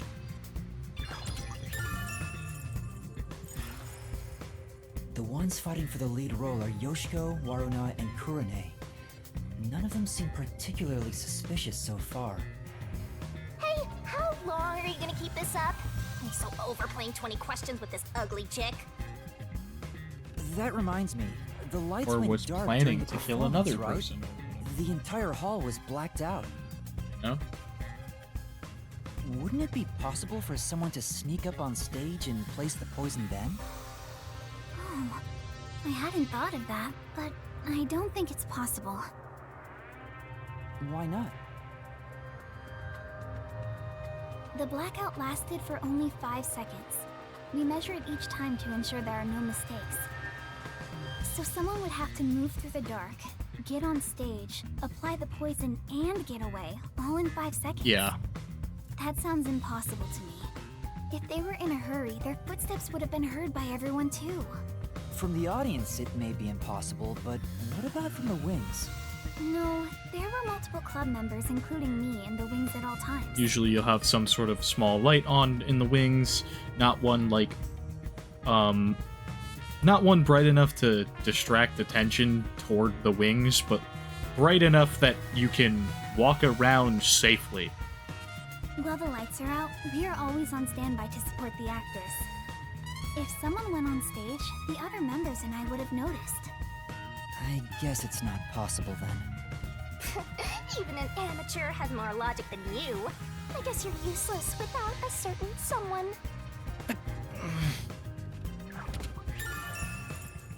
The stage went dark for 5 seconds during the performance. Okay. Can I head out this way? No. Okay. I already looked at the corpse. I think. Come on! Did I not look at everything here? Oh, I didn't look at the bottle itself. Okay. There's a wine bottle on the table. Karin poured the liquid from this bottle and started to suffer after drinking it. Then that means there's a chance the poison was mixed into this bottle. This isn't wine in here, right? It's most likely just red-colored water. Of course not. It's just grape juice. I Or, poured out yeah. the bottle and replaced what was inside. Huh? You, Kurumi? After class, I was asked to help out before I went to get you. I'm still a theater club member after all. Ooh, so the thing I said about Kurumi potentially being a suspect is true. Were both the wine and grape juice sealed before you swapped them out? Getting revenge for killing my friend. I don't know who did it, so it doesn't matter who dies here. That seems way more likely than either one of them trying to kill each other. Yes. I received the unopened wine bottle from a club member. I uncorked the bottle and poured the wine down the sink. It's a waste, but we can't drink it anyway. After that, I went to the cafeteria and bought a can of grape juice. Of course, this was also unopened. I poured the juice into the bottle, then put the cork back. I passed the bottle to a club member and my job was done. That bottle was then placed with the glasses on the shelf before the performance. I see. With so many people around, poison couldn't be added to the bottle after it was placed on stage. If poison was mixed in, it'd be before it was brought on stage.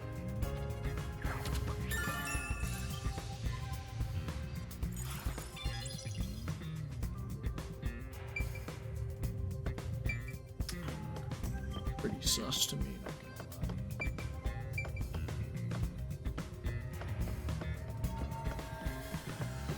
She mentioned that the catwalk for adjusting the lights is up above. Are those the stairs to reach them? Would you like to go check up there? Yeah, I would. Okay, now we can actually The investigate spotlights for here. the stage are set over there. It's a lot narrower than I thought. It's pretty high up. Yeah. It'd be hard on anyone with the fear of heights. I remember, there's not a catwalk at my school, because our lights were just hung on a bar that lowers and raises. If you need to make any adjustments to the lights themselves, you lower the bar, and then you just like make all the adjustments to the lights themselves, and that's how my high school theater was. But the theater I was in at college actually had like a small catwalk type thing, or I guess just actually a small catwalk. It was like out over the audience though, not directly above the stage. I remember trying to go up there once when I was told that I was allowed to, and immediately bitching out because I was like, actually, this is terrifying. So yeah, I totally agree with being on a catwalk is extremely difficult for people with a fear of heights, because I have firsthand experience with not wanting to go up there because of my fear of heights. So you can move the lights as needed for the play. The table is directly below, which means... No, you're not fucking saying that somebody during the blackout dropped poison in the glass from all the way up here. You can't see the glasses getting shuffled from the audience seats, but they could have been visible from up here. I could find out for sure if I could talk to someone that was up here. Oh, okay, that makes way more sense. Maybe that's all the investigating I can do. We're done investigating here. Okay, fine.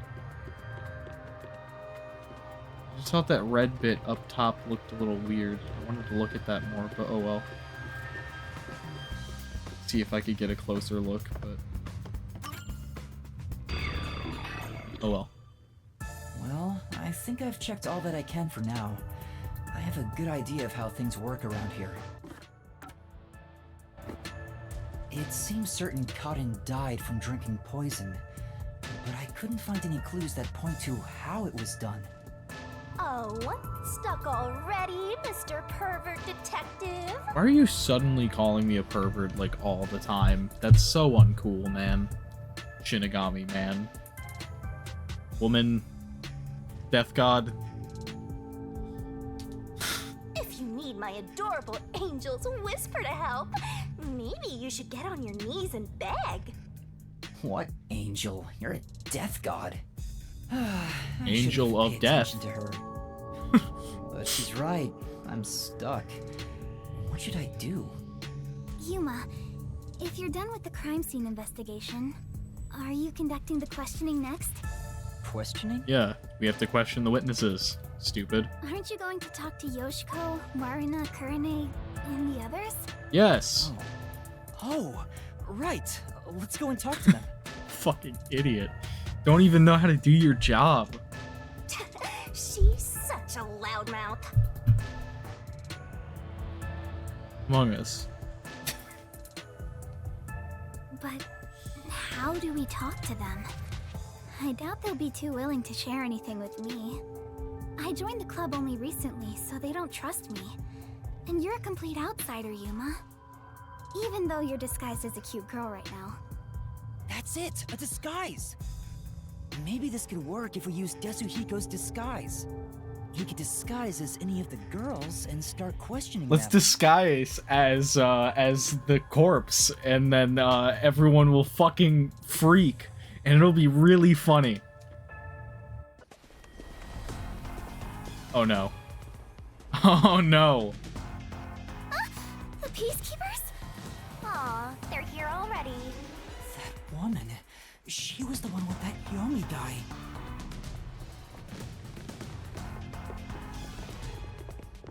I am the Amaterasu Peacekeepers Vice Director, the trusted right hand, showered with love by Director Yomi himself. My identity is that I am in a relationship with somebody else. Goodness me, you've surely done something reckless this time around. Whoops. Looks like she found out you snuck into a girls' school. I think this deserves the death penalty, don't you? There's a reason why I'm dressed this way. What are you doing? Hurry up and make the arrest. Wait, I can explain! What? No, she doesn't know it's us. She's just, like, thinking that this girl killed somebody. Which I was also thinking, based on just, like, immediate logic. But it's if it totally is that somebody dropped goddamn poison from the rafters, like, from all the way up in the catwalk into these glasses during the blackout, and it, like, actually worked, I'm gonna lose my mind, because, like, the chance of that happening, like, properly, oh! You have no right to remain silent. You have no right to talk to a lawyer, either. You only possess two rights. Confess the truth, and beg Amaterasu Corporation for mercy. Take her away. Hey! What's going on? Please, wait! Are you sure you want to try and stop Amaterasu Peacekeeper Vice Director Martina? Yeah, tell me, why are you taking Kurumi? To arrest her, naturally. On the suspicion of murdering Kaden. Huh? What? Why would I do that? Because she killed your friend or something. We've reached this conclusion following an interrogation with a person of interest. According to them, you were responsible for handling the contents of the wine bottle prior to the start of the play. Yeah, just one detail, one small detail, and then there you go, she's immediately guilty. The thing that made me suspect her slightly is the whole reason they're arresting her, which is, like, on some degree, like, a little bit fair, but, like, I don't know, I'd try to get a further, like, picture of the events of what actually happened before making any arrests. It's clear you took the opportunity to pour poison inside it. It was only grape juice. I didn't add any poison. Besides, where would she even get poison from? Ms. Martina, this was discovered in the chemistry lab. Oh, it appears my deduction was correct. The poison was right under our noses. It seems to have been a particularly potent one. Who keeps fucking deadly poisons in a school chemistry lab? The label warns that even a small amount ingested can result in death. Great. The bottle is unsealed, and some of the liquid is missing. There's no... That's extremely irresponsible to have around a school. You secretly stole this from the chemistry lab and used it for murder, didn't you? I don't know anything about it. My school was like, yeah, we've got, like, salts and some, like, some somewhat weak hydrochloric acid, and you're not allowed to touch them at all ever, unless you're in like fully protective gear and you have goggles on. And if you're working with goddamn table salt, you still have to put the goggles on because it's proper lab safety, and you're not allowed to touch anything in the lab without following proper lab safety. Like, legitimately, there was one project where we were just using table salt, and we were told put on goggles and gloves just for safety procedure reasons, and I was like, what? It's NaCl. Like, sure, it's lab quality NaCl, but it's literal table salt. That bottle is way too big to be stolen without anyone noticing. What a worthless comment. One could simply unseal it in the chemistry lab and put the substance in a smaller container to take wherever desired. Yeah, Yuma, you're fucking dumb. Which could then be directly poured into the wine bottle. If you're gonna pick a fight, you better have sound logic backing you up. This is the last time I'll do this for you. There's a warning on the bottle. This chemical will react to oxygen in open air, rendering it harmless 30 minutes after the bottle is unsealed. Huh? After 30 minutes, it becomes harmless? If you think that's important, go for broke and try pointing it out. So, Yoshiko, where the fuck did you go during the performance? Cause, that's a little sus, considering the time frame is 30 minutes.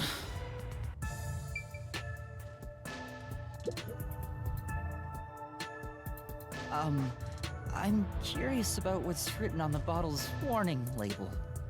Warning label.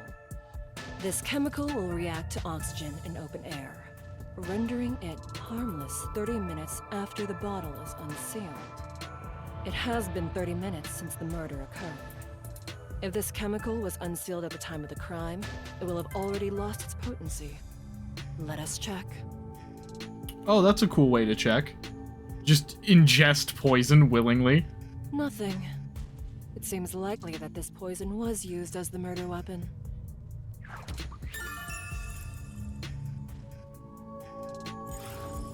Which means the crime was possible only for someone at the school with access to the chemistry lab.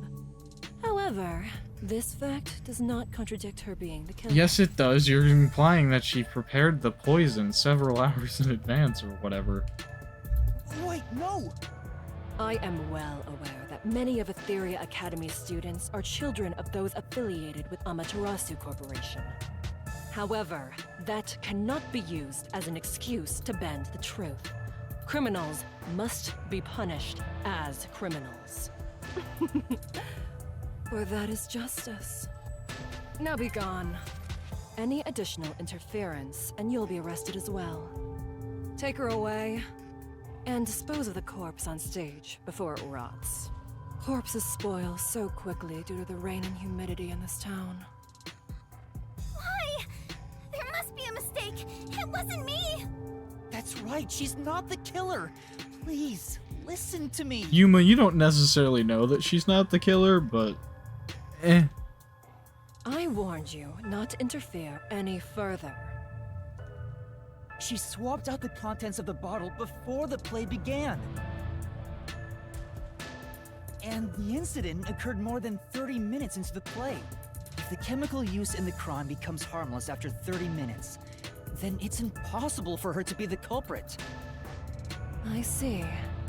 How logical and beautiful. There is beauty in being logical with all things, much like the golden ratio. Just like this fucking ratio, and then she kicks you in the chest and fucking you just die. Like gazing upon a flawless art piece, and the more delicate it appears, the more excited I become envisioning the moment I pulverize it! Oh, cool. Huh? Logic is meaningless in the face of ultimate power! Yeah. It is nothing but a glass ornament beneath an iron hammer! Oh, I'm so excited. I love abusing my power. It gets me off so hard. What's with her? I guess all the Peacekeeper higher-ups are perverts without exception. Yeah. Now, my soft and fragile-looking student, your play acting as a detective is over. I am a detective in training. Play acting? Yeah, she doesn't know who you are, dude. If you intend to continue, Think she interfering remembers with your my face justice, at all? then you will be pulverized. She's got much more important things than to remember the face of somebody she doesn't even view as, like, a slight threat. Yuma? I've heard that name somewhere. Ugh. No, never mind. I don't know a little girl like you. Play acting as a detective? She's right. What am I doing? Yuma... I've mistaken detectives for superheroes. Justice is a matter of opinion. With enough conviction, anything can be considered justice. Ugh. It's only an assumption, completely worthless and completely powerless. Hey, I told you all students must wait on the lower level. Stop wandering around and go join the others.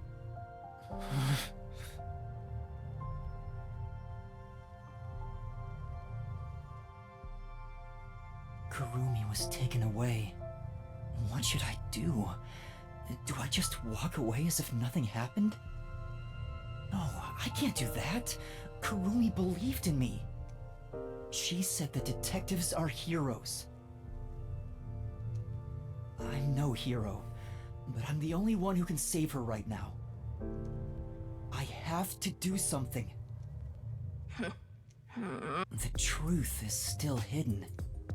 To discover the truth behind this case, and to find out who the real killer is, I need Desuhiko's help. I need his disguise ability to get information from the club members. Right.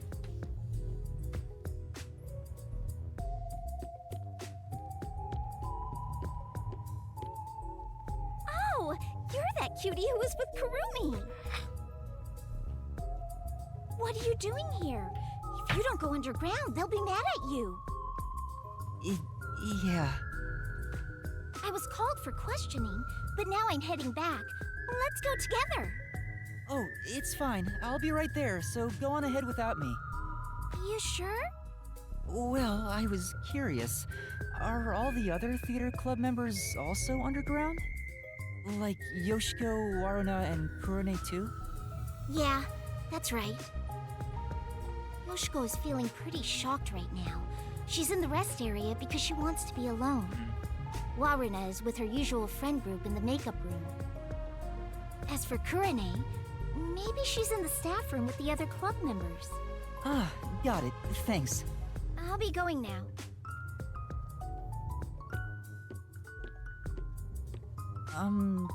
Teacher? I'm sorry. My student is distressed, so please excuse us for a moment. You okay, Yuma? I'm fine, but Kurumi got caught by the Peacekeepers. Are you serious? What are you gonna do? Desuhiko, can you lend me a hand investigating this case? Don't tell me you want to keep investigating behind the Peacekeepers' backs. I know it's reckless. The chief even told me not to, but this is something I have to do. You gotta save the woman you love, right? I totally get it. Not like that, but okay. No, it's not like I love... My man. Usually I'd help you out of sheer respect alone. But those bastards questioned me already, so I can't move from this spot.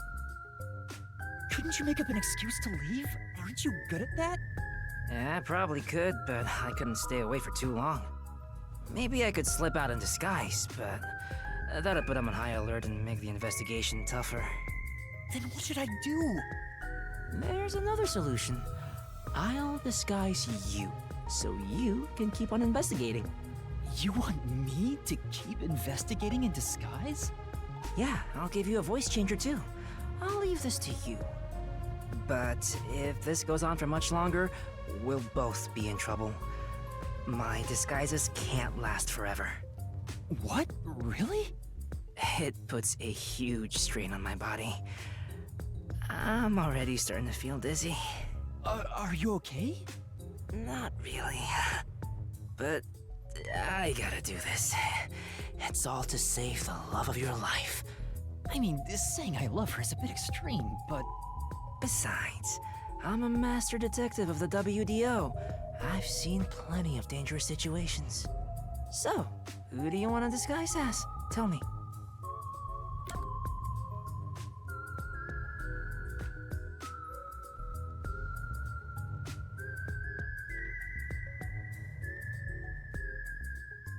Let's start as Waruna. I want to disguise as Waruna. Waruna, the other lead actress on stage. You know, I kinda dig chicks who seem hard to get. Alrighty, time to turn you into just the kind of girl I like. Okay, weirdo. So creepy. Perverts of a feather flock together. Nope.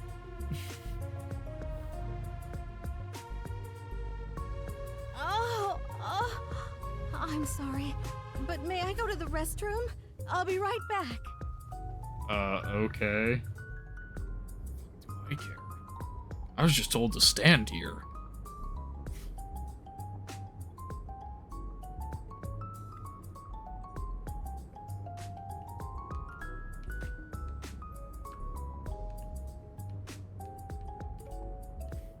Alright, that was perfect. I slipped a voice changer under your clothes, so be sure to use it. Oh, also, just a heads up, touching your own boobs won't feel good or anything. Huh? I'm not gonna touch them! We'll see about that. Perverted detective. I'm heading back now. Get going. Waruna is supposed to be feared by the other members. I hope I can still get some information from them. But I better make sure I don't run into the real Waruna. Yoshiko was in the rest area, Waruna the makeup room, and Kurumi the staff room, right?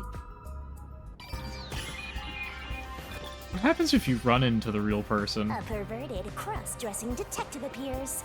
Great, thanks.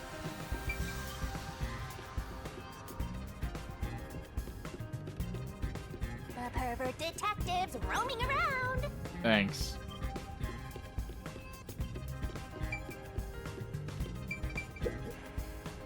Oh, Waruna, did they let you go? So... No, not yet. Oh. Well, I hope they clear you soon. It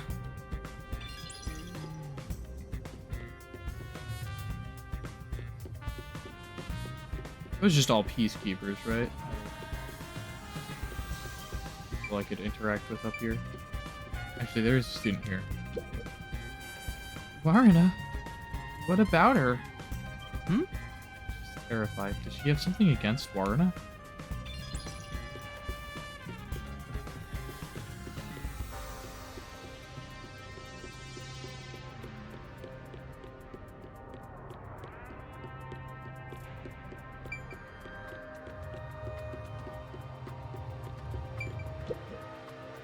How much longer is this going to take? I'm so hungry, I'm about to faint. If I knew this was going to happen, I would have had a meat bun before coming. You and me both. I can't believe something like this could happen in the middle of a performance. I hope it's solved quickly. But I don't even want to consider that Kurumi might be responsible. Yeah. Kurumi isn't the culprit. I just have to find evidence to prove it.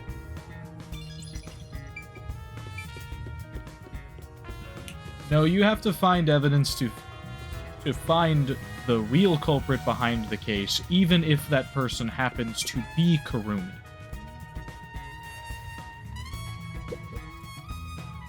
Hey. I said hey. She hears me, but she's ignoring me. I knew they weren't on good terms, but I didn't expect the seemingly friendly Yoshiko to act this way toward her. Still, I need to get her to talk, or I won't find any clues. Hey, Yoshiko. Why are you ignoring me?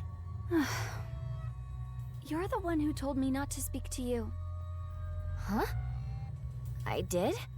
It's unlike you to act like this. Are you nervous? Anyways, stop talking to me. Go away. It's no use. Oh well. Hey, Waruna. You handled that poisoning scene with Cotton really well. Huh? I don't want to see you around here again. Was that a compliment about Waruna's acting? No, there was some nuance. Like she indirectly accused Waruna of murdering Cotton. So Yoshiko believes Waruna killed Cotton during the duel of poisoned cups.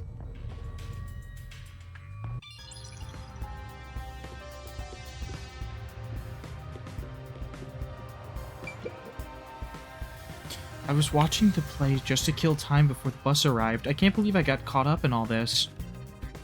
Tough luck, huh? Guess you must be thinking the same thing.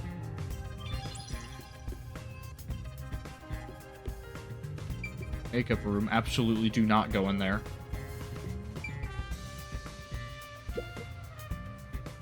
After this, I don't know if I'll be able to go on stage again. I'm so scared.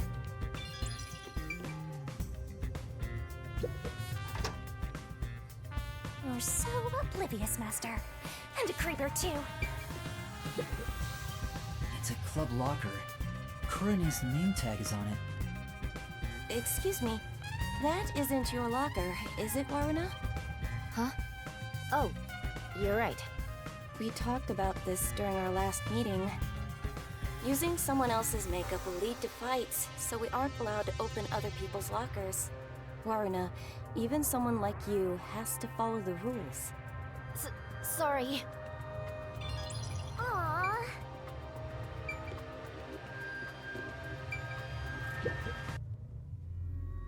What do you want? Can't you tell I'm trying to blend into the wall as best I can right now? Don't talk to me. It's about what happened. I didn't expect you to bring it up. Fine. There is something bothering me about it anyway. What's that? I watched the glasses get shuffled while I was above set. Wasn't it slower than usual? Ooh. Was it? Why did you go so slowly? I was just doing what I usually do. Uh-huh. Doing it like that makes it super obvious what you were trying to do, you know. Huh? Whatever. Does she suspect something? She also thinks she killed her. Kurani thinks Waruna took advantage of the duel of poisoned cups to kill Cotton?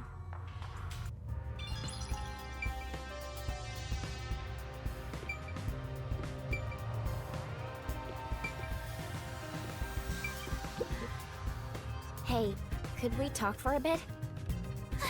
Waruna! What's wrong? Well... She's really nervous around Waruna. Maybe I can push her a little to talk. You should tell me if you notice something. Otherwise, I might get upset. Sorry. There was one thing I noticed. And why does every game have like every recognizable voice actor that I know these days? It's like crazy. That's not necessarily a bad thing. It's just funny how many games I play and then I'm like, wait, this voice actor was in a different game I played. What was it? It's about Yoshiko. I wonder if she wasn't feeling well. Huh? Why do you say that? I watched from the audience and noticed Yoshiko arrived to the theater hall late. Yeah, I saw that too. Yoshiko always watches from beginning to end, even for the rehearsal performances. I wonder what could have changed that. What did she do after arriving late? Well, she sat near the right edge of the front row before the blackout. She was still there after the lights came on. She didn't leave her seat once. She looked rather restless throughout the play. Right edge in the front row, and she looked restless. Yoshiko always watches plays beginning to end, but for this performance, she arrived late to the theater hall.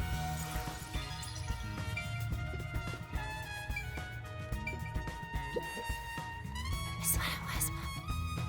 Wait, it's Waruna. Sorry, I'll clean it up immediately. I haven't said anything yet. Waruna must be terrifying. At this rate, I doubt I can talk to them. It's a club locker. Cotton's name tag is on it. I probably shouldn't open the lockers of people I'm not disguised as. Good luck getting that one open then.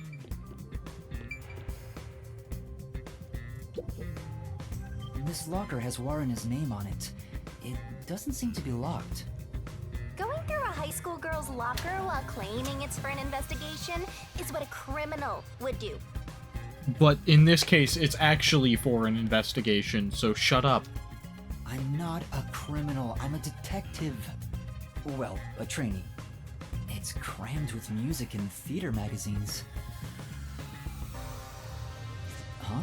Is this a diary? But it's locked. I can't open it. I don't see a key. Then again, I don't really want to peek into a diary. Let's put it back for now. I don't think there are any other clues. Okay. Aww.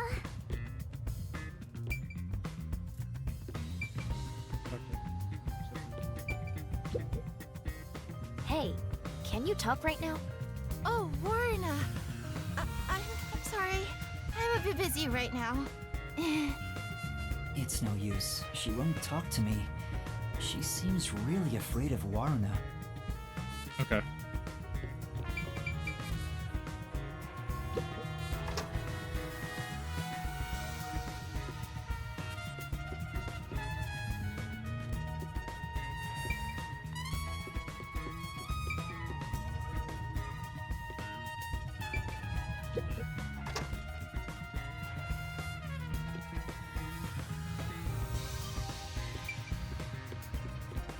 Even if I figure anything out, I'm not telling you. Thanks, Shinigami.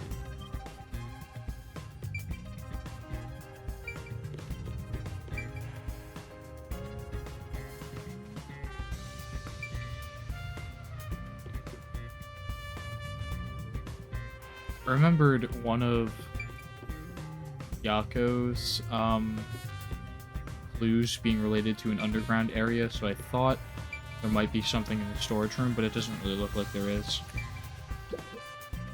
Oh, Waruna, I'm cleaning that right now. You'll get dirty. I'd appreciate it if you could leave that alone. Oh, got it.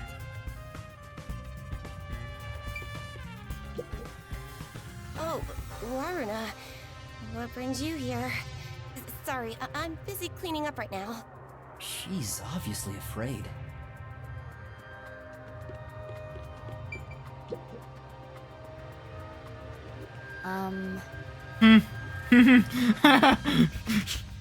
That's good. I like that. She's ignoring me. Looks like they're not on good terms.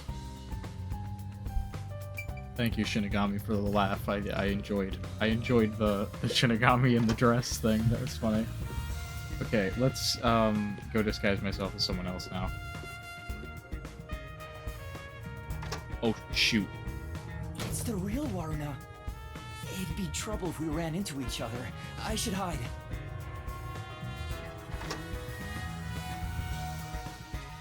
Is she heading to the restroom? This is just me talking aloud. But this may be an opportunity to slip into that makeup room. You might be right, but it'd be terrible if I'm caught. I'm just talking to myself again. But if you don't grow a pair, you'll never become a full-fledged detective. Shut up! I'm just considering my options. Alright. Guess we're going in.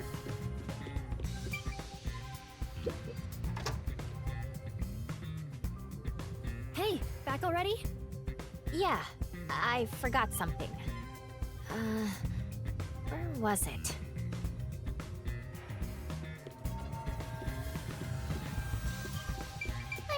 my tale. Cleanliness is next to godliness. Done.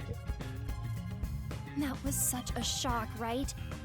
Who would have thought Cotton would die on stage? Even though I hated her, seeing her die right in front of me makes me regret bad-mouthing her. Yoshiko has to be the one who did it. Don't you think? Yoshiko? What makes you think that? I thought you'd agree, Warna. Yoshiko is the only one who could do this. She's fanatical about Aiko, though she thinks nobody noticed. Aiko? That was Kurumi's close friend who committed suicide 6 months ago. Committed suicide. Which reminds me, we snuck into the school to seek out the truth behind Aiko's death to begin with. Maybe this incident has something to do with her death as well. Yoshiko never shows her feelings, so who knows what she's thinking. But I'm sure Yoshiko hated Cotton. Cotton got to be the main lead ever since Aiko died, after all. Yoshiko resented her, which led to today. Well, how's that for some expert reasoning? So, is it true that Yoshiko adored Aiko? Are you kidding me? Everyone could tell. It was that obvious. Arna, you're really dense when it comes to these things. But that's what makes you likable. Also, didn't you need to go to the restroom? Oh, yeah. Just let me talk to this other girl real quick. I'm scared. I can't believe I watched someone die. I wonder, where did Karen's soul go? The true culprit's soul is deep inside the mystery labyrinth. Only Kurane could do something this scary. Kurane? What makes you think it's her? Because I saw it. Kurane stole Karen's script when it was left in the wings. Huh? She ran off somewhere with the script. Isn't that suspicious? Kurane took Karen's script? What does it mean? Is there a secret involving her script? Arna, please stay by my side today. I'm so scared I could die. Oh, I'll think about it. I better get out of here. The real Warna might come back any second. Thanks for talking to me. Anyway, I need to go to the restroom.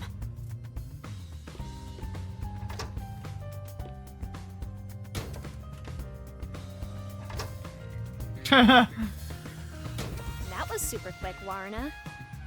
Huh? Oh, we almost ran into each other. That should be enough. That's all the investigating I can do.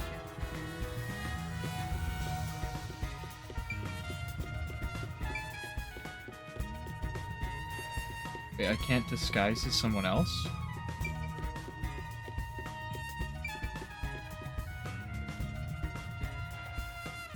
I think that's all the info I could get as Warna.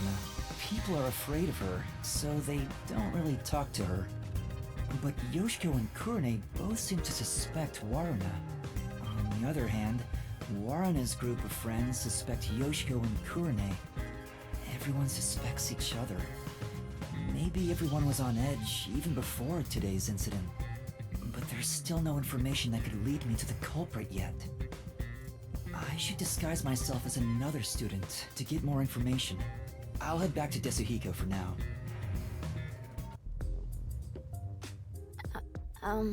Teacher? Oh, what's wrong? You look pale. I'm sorry, but my student appears to be feeling rather anxious. How's the investigation going? Who do you want to disguise as next?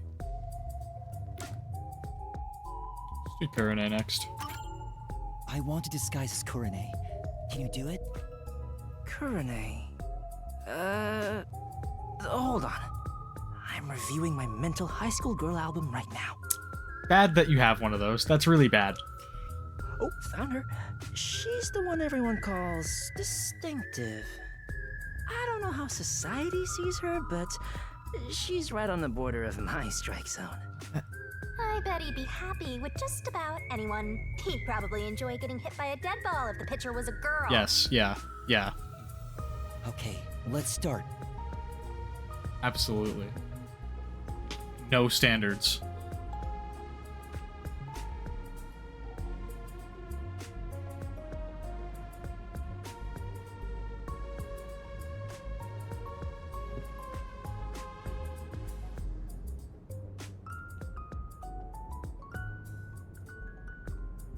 Alright, that's perfect. In fact, I'd totally bang you right now.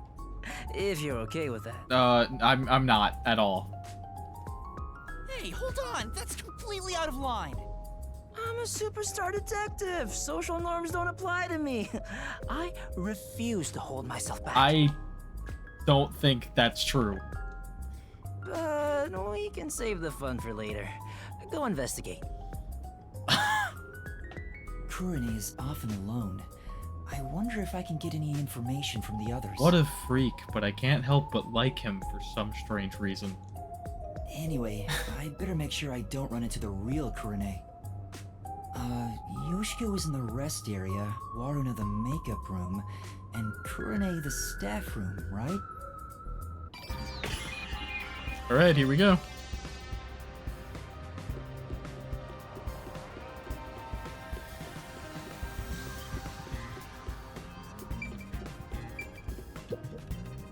I think Warren is a bit suspicious. She has what it takes to kill someone. It has to be her. You know... Did she have something against Warren?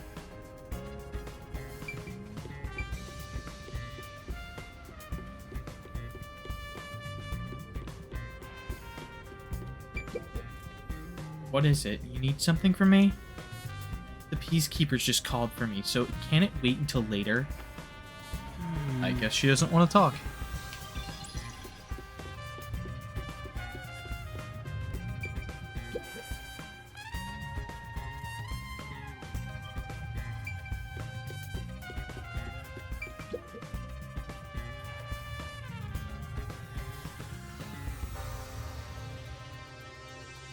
Yeah. Okay.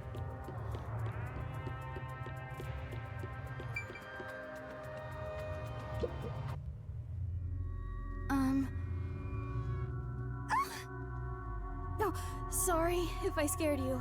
I want to talk about what happened. Yoshiko? She won't even look at me. Maybe she's still in shock from the incident? Or does she treat Kurumi like this all the time? Hey, Yoshiko. Can we talk? Absolutely not. I will not speak to you. I told you it'd be this way. Huh? As I've said before, I refuse to even look at you. Please, go away. She really hates Kurumi. Is there a reason why? I better leave for now. Yoshiko does not want to talk to anybody.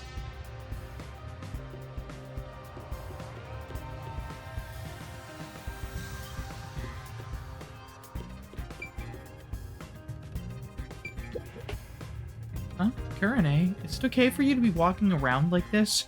You're involved with the case, aren't you? No. Well... Why are you trembling? You need to get that under control. I'll see you later, okay? See ya.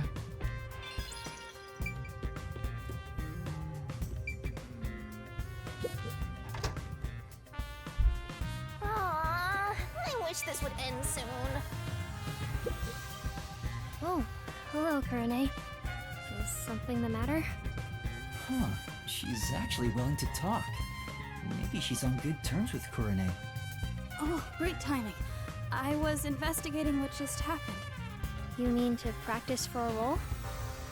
You did say you wish to play a detective someday. That's amazing, Kurane. You truly are a thespian. Right. So, there's something that's bothering me. What is it? I just handle the costumes, but is there something you want to know about them? Maybe you think the actors on stage could have hidden poison in their costumes. No, sorry. That'd be impossible. Why do you say that? Because I reviewed both costumes in the wings right before the performance started. If they were carrying anything, I would have noticed then. But what about after you checked? Like if they'd gone to the restroom or somewhere else? Then I would check again. Besides, both of them were in the wings the whole time.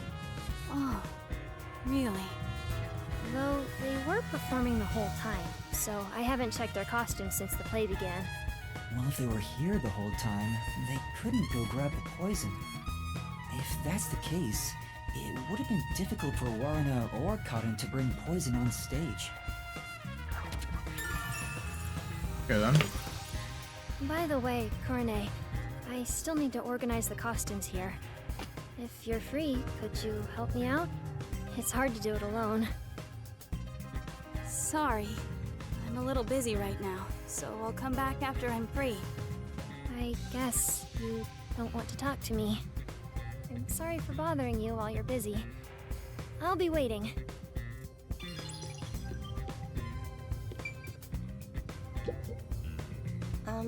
Still in the middle of cleaning up. Can you not touch anything? Oh, sorry.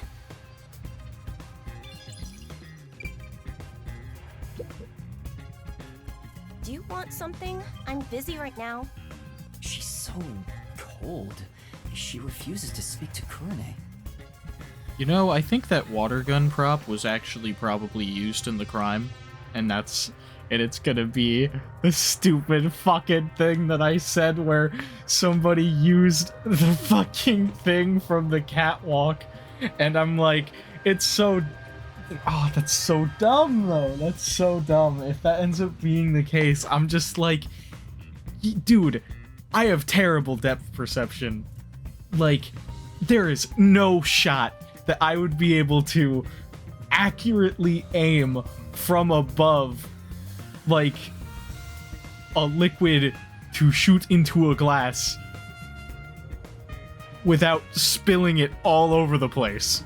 Especially while it's fucking completely blackout, you know?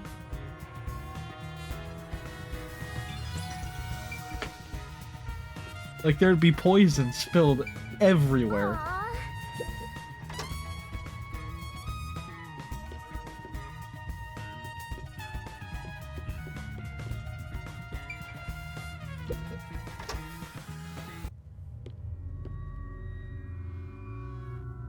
What are you doing here?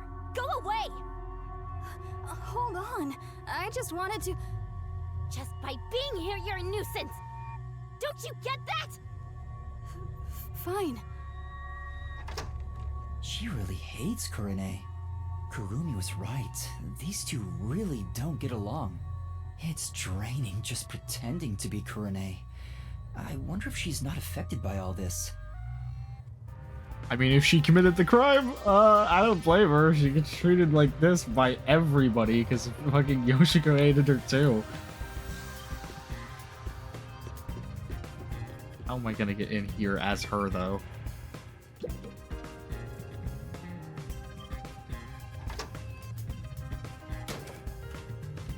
That was close. I almost ran into Kurune. But I need to check inside. I'll just wait for her to leave.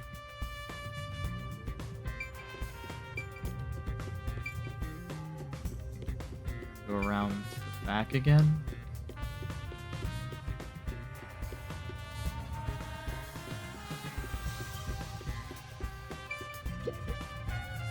Oh, Kurune, it's you. Oops, I didn't mean to scare you. I told you to keep your head down and stay away, didn't I? With everything going on, I'm getting worried too. Yes. Sorry. The theater hall is currently closed off by Vice Director Martina of the Peacekeepers. All students who are at the scene are to remain in the lower level. You are to stay there as well.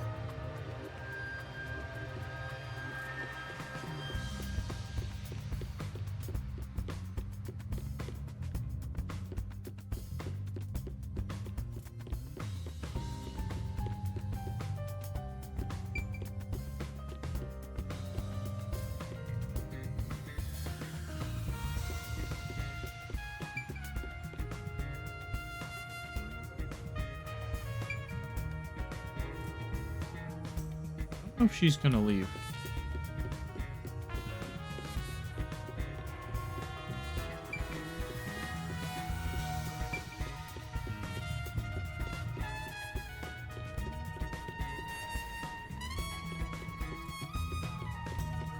Like, I don't know how to prompt that to happen. Surely it's gotta happen somehow, though. Did I miss something in here?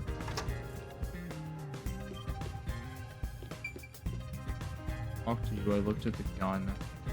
Did I talk to you? Okay.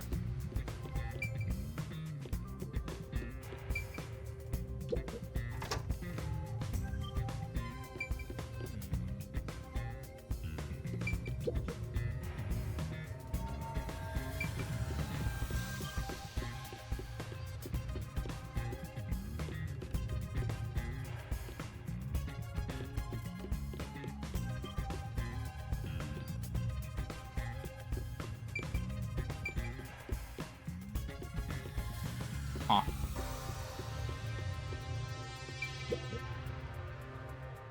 You okay? The peacekeepers are so scary. I don't know what to do. I'm so worried. That's true. It's expected, given the peacekeepers' involvement.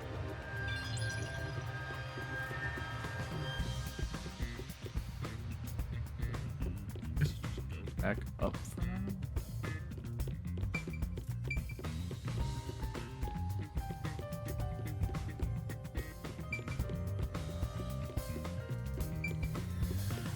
Feels weird going back up when I'm not done investigating as this person, but...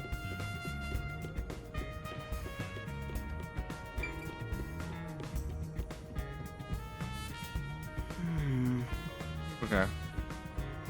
So I clearly gotta get something to happen to get her to leave.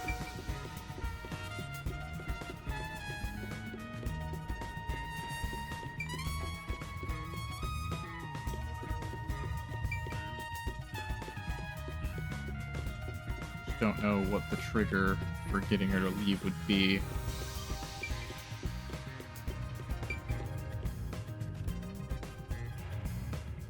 Thinking like wait behind the door and then like and then like she opens the door.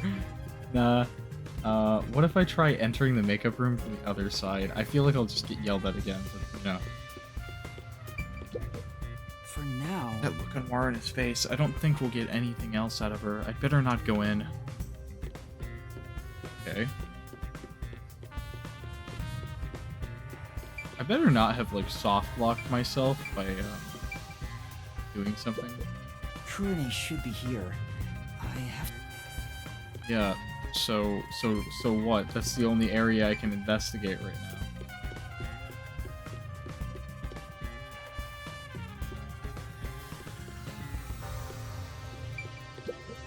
Stop talking to me. Great.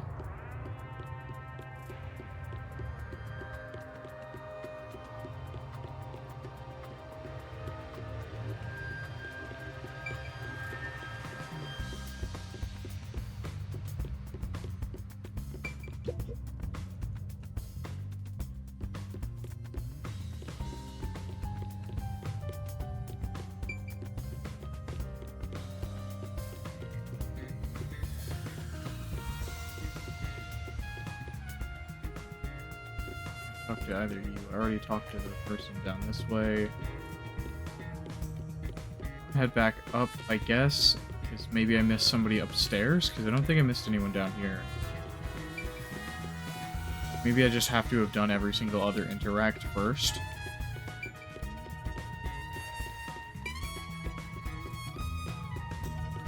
Talk to you. Talk.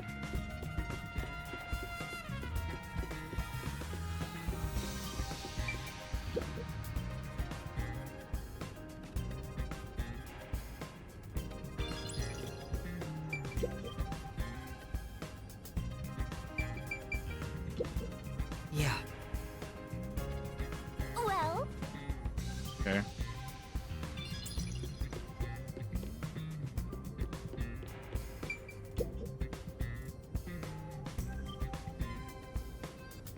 see. Huh.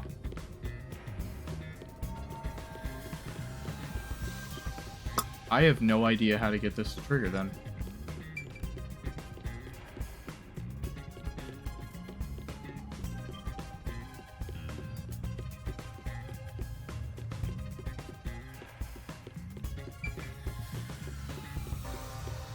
Because that's the last thing I have to do. And maybe I gotta talk to you? For this, I don't know if I'll be able to go on stage again. I'm so scared.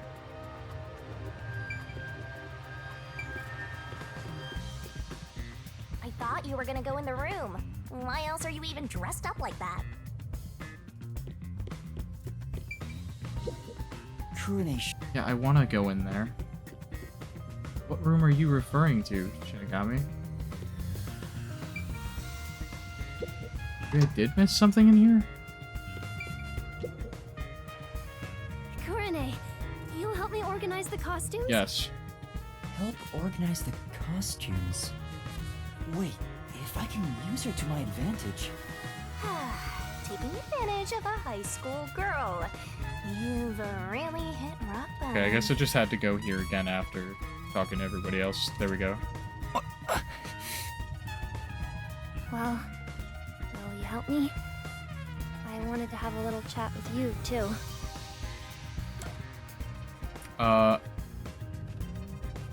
Come get me from the staff room later.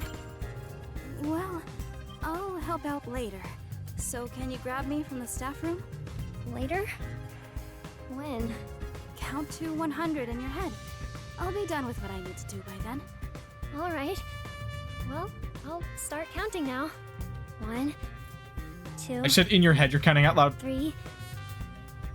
I better leave right now.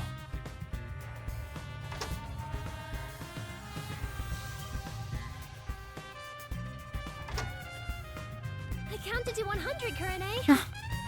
Huh? What? What's going on?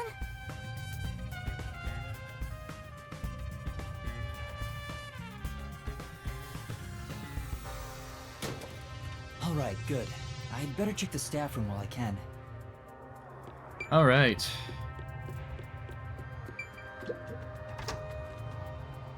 Which should I pick? Hey, do you have a minute? You can hear me, can't you? She's ignoring me. I guess she's not gonna talk. Great. Oh, Kurumi. When did you get here? This reminds me. Thank you for what you did. For what again? You know, how you inspired me with the presentation on stage. Oh, for that one scene, right? You're such a good amnesiac. You have a knack for playing along with no memory. Yeah, the part with the overlapping spotlights after the glasses get shuffled. It expresses how the two characters' fates are intertwined. It was all thanks to you that we decided to go with this presentation. Kurune, why don't you take over stage direction for our next performance? Yeah, that might be a good idea. Just to confirm, I was the one who suggested the lighting presentation on the glasses? Yeah? What's wrong? You're acting kind of strange today. Oh, nothing. Just killed somebody. No, I'm not.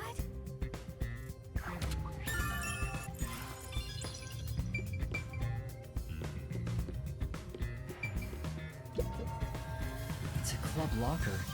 Kurune's name tag is on it. It doesn't seem to be locked. This Kurune gal seems the type who'd booby trap her locker. Fairly organized. Hmm? What's this? It looks like eye drops. There are so many of them, though. Some for red eyes and for dry eyes. Is this something Kurune usually uses? Doesn't seem like there's anything else of interest.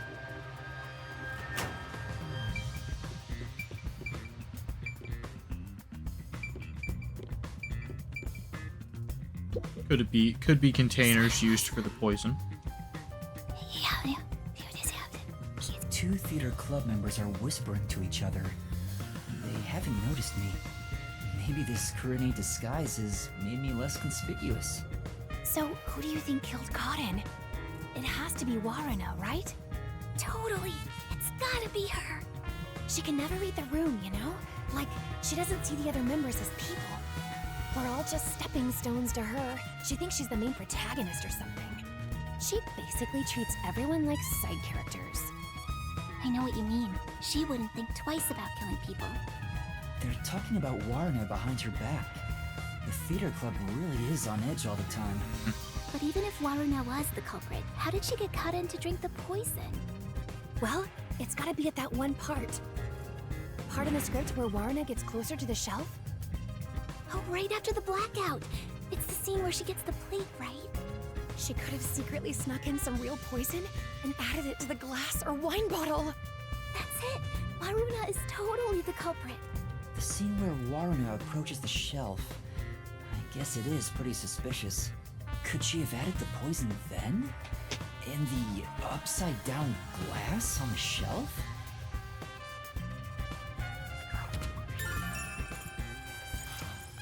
Hard to say. I guess there's not much else we can find in the staff room.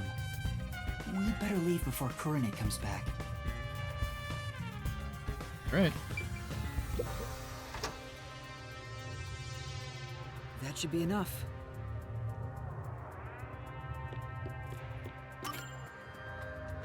That's all the information I can gather while disguised as Kurumi. Kurumi seems a bit eccentric, but she doesn't draw a lot of attention to herself. I was able to get some information thanks to that. Kurumi was focused on production this time. She was thinking about the lights presentation. The lights were managed properly during the play. It doesn't seem like she had a chance to use any poison. Okay. But I feel like I'm missing something. There may be more clues if I disguise as another student. I should head back to Desuhiko one more time. Yep. Let's disguise as Yoshiko. Oh, teacher. Do you have a moment? Oh, what's wrong? Are you feeling unwell? Excuse me for a minute. This student doesn't seem to be feeling well. How's the investigation going? Who do you want to disguise as next? I want to disguise as Yoshiko. So, you want to be the star candidate of the theater club. She's known for being an honor student, right? So, you know all about her. Why do you think I wanted her on the school? Once I've seen the face, I never forget it. Just leave it to me. I bet there's gonna be like a part in the game where we have to disguise as men, and he's gonna be like, yeah, I didn't really get the guy's face, but like you can disguise as like this woman. It's like, no, we need to disguise as this guy. Can you do that? And he's like, I guess. Hurry up with the investigation. I'm getting way more tired than I expected. If I stop concentrating, my disguise will wear off. Alright, I'll make it quick, so please hold down the fort for just a bit longer. I'm counting on you. Yoshiko is supposedly well respected by everyone. I hope I can extract information from different theater members. But I'd better be careful and avoid the real Yoshiko. I think Yoshiko is in the rest area, and Waruna's the make. Alright.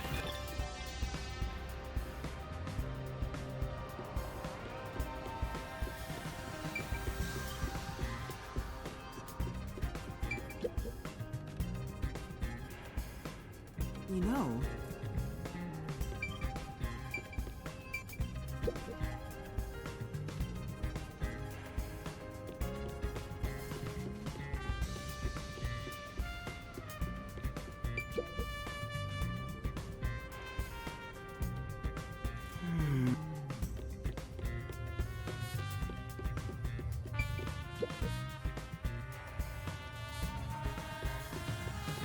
Doing my due diligence, checking if anything's different. Oh, that was different. My bad. Yoshiko, you're going around keeping everyone's spirits up? That's so like you. No, that's not quite right. You're always so kind, but be careful not to push yourself too hard. Do not go in there. Walk on by. I was watching the play just to kill time before the bus arrived. I can't believe I got caught up in all this. Tough luck, huh? I guess you must be thinking the same thing.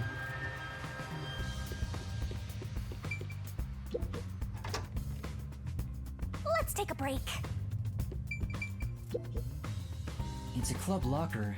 Yoshiko's name tag is on it. I should open it and search inside. You're opening a young girl's locker? What you're doing is totally psycho. It's for the investigation. Give me a break. Yeah, whatever. I hope it doesn't turn into a hobby. The script and makeup items are neatly placed. Huh? There's a glass in the back. It's the same kind that was used for the play. What is this doing here? Placed a glass with a poisoned glass. Potentially. What else is there? Oh, there's a photo on the back of the door. It's a two-shot photo of Yoshiko and another girl wearing the school's uniform. That's likely Aiko. Who is she? That's about it for the things of note in this locker. It's ripped on both sides, so it was probably originally of the 4 of them. And she ripped the other 2 out. Yoshiko! Why'd you leave me back there? I was so scared. Those peacekeepers kept harassing me. They're the worst. You're... I watched from above the whole time. I saw Cotton die. Oh, I'm going to have nightmares about this. I'm so scared. Can we walk home together today? Please? Hey, if you were watching from above, does that mean you were with Kurumi on the lights? I was. Why are you asking me this now? Then tell me, did Kurumi do anything strange during the performance? Did she carry anything suspicious or do anything out of the ordinary? No. She was the same old unfriendly Kurumi. She came to the catwalk before the performance and was there the whole time until the incident occurred. If she did anything out of the ordinary, I would have immediately noticed. Lighting requires perfect teamwork. Though to be honest, it feels really suffocating to be around her. Oh, I wish you were on the lights instead, Yoshiko. Anyway, why do you ask? Oh, no reason. So, Kurumi was just her usual self, huh? Yep. I never lie to you. Remember the Duel of Poisoned Cups part, where they shuffled the cups? Could you see that part from above? Yes, of course. Although the audience couldn't, I could see their hands moving from above. As part of the lighting crew, that was my most important scene, so it would have been a problem if I couldn't. Most important? Yoshiko! You complimented me during the meeting about this, remember? It's the scene where we shine the spotlight on the glasses after shuffling. Oh, right. That, how is it supposed to go again? It's the presentation where we use 2 spotlights. Kurumi puts a spotlight on one of the glasses first, then I immediately put another spotlight down. Were you not watching? I was. I just remembered. You did an excellent job with the lights. Wow! You complimented me! I'm so excited. I doubt I'll sleep at all tonight. May we finally have that sleepover? No. There's something I need to do right now. Maybe another time. No, I fucking hate you. Smile. Hey, do you have a moment? I want to talk about what happened. Yoshiko? What's wrong? I'm sorry. It's nothing. Excuse me. Ooh. She suddenly fell quiet. I guess I shouldn't question her anymore. She looked like she wanted to say something, but Maybe it's something she can't say to Yoshiko. Maybe she'll talk if I'm disguised as someone else. Sure, dude, so that's fine. It's a club locker. Cotton's name tag is on it. That isn't your locker, Yoshiko. Huh? Oh, you're right. Did you forget? We talked about this using the situation. Right.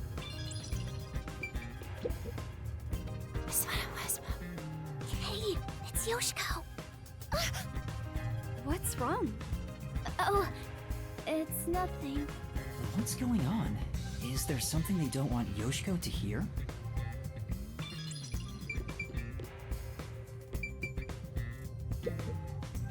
You managed it well.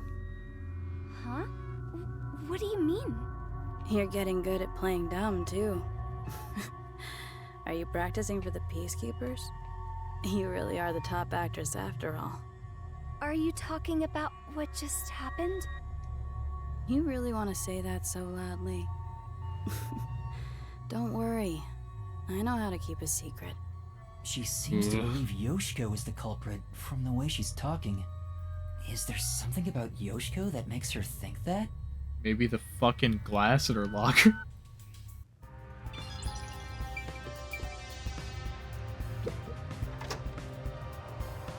The fact that that picture seems to suggest a motive, too?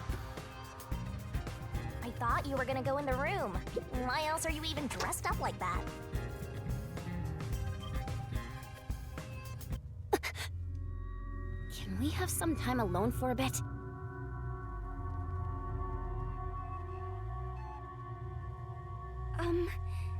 About what happened? How could you show your face here after murdering Cotton? Huh? You're not supposed to be here. Listen, the Peacekeepers are everywhere. So stay away from me, got it? Murderers should just... Wait! Who are you calling a murderer? Enough! I have nothing to say to you! Shut up and get out of here! That was intense. I heard they were on bad terms, but maybe she's more on edge because of what happened? On top Directly of that, accusing her of murder. Yoshiko was the killer. Maybe there's a reason why she thinks that.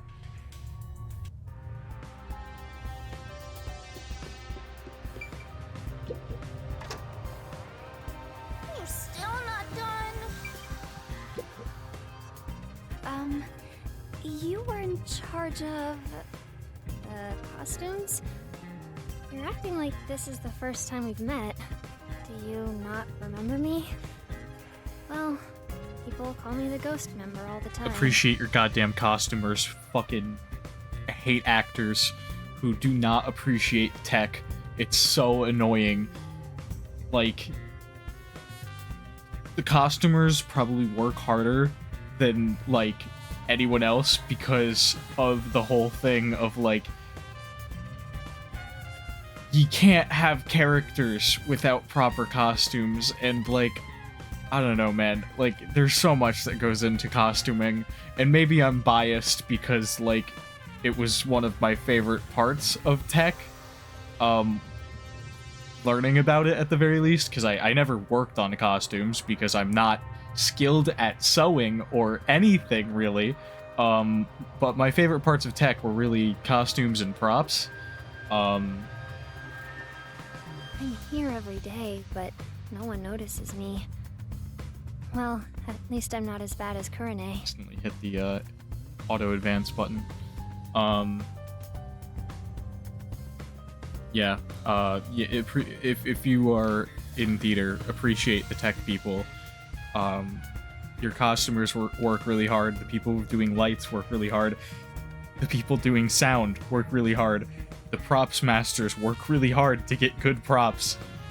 There's so much that goes into the small things that the audience doesn't really appreciate, like, all that much, but if they were missing, the audience would notice it and, like, say, oh, this is a really low-budget production because they don't have good costumes, they don't have good props, they don't have good sound, their lighting is terrible.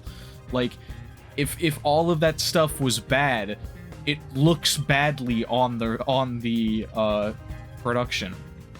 So like, as an actor, you should appreciate the other people that are involved in the production, even if they aren't your scene partner and you barely interact with them. But she stands out a lot when she's on stage. Could it be she acts a certain way so she doesn't stand out on purpose? What do you think, Yoshiko? I'm not so sure. She's quiet. Maybe she's not on good terms with Yoshiko.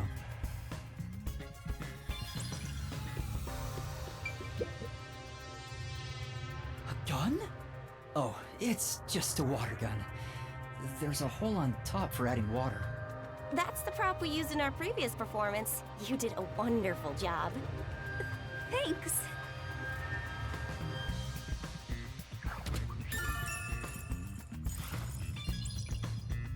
Aww. Oh, what should I do? I'm gonna get yelled at. What's wrong? Yoshiko, I'm so glad you're here. Is there a problem? Yes, well, we're missing a prop glass. It's in my locker. A glass? You mean for the stage? Yes, you're the one who prepared it for our play today. Oh, did I do that? Huh? Did you forget? We originally planned to use wine glasses, but their thin stems break so easily. So last time you bought 4 others, including the backups. Oh, right. 2 backups were on the prop shelf, but there's only 1 of them now. Oh, where could it have gone?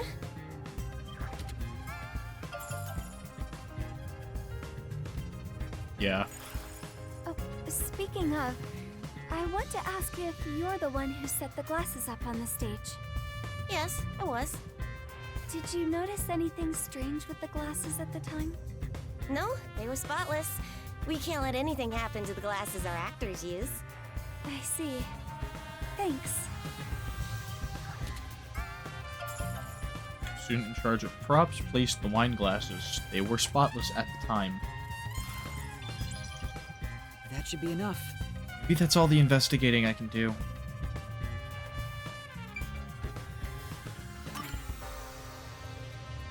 Phew. I think that's about all the information I can gather while disguised as Yoshiko. Right. People treat Yoshiko exactly like it was reputed. Everyone around her seems to trust her. That being said, Waruna and Kurumi seem to think Yoshiko is the culprit. Do they think she poisoned a rival to eliminate the competition? But I don't see her as someone who could kill. There was no info tying her to the murder either. Yeah, but she has a picture of Aiko in her locker, and that sounds like motive to me. If she thinks that the other 2 people were responsible for could have been responsible for killing Aiko, then I like here's my theory. Like, she probably I think she probably thought that one of the 2 was responsible for the murder of Aiko,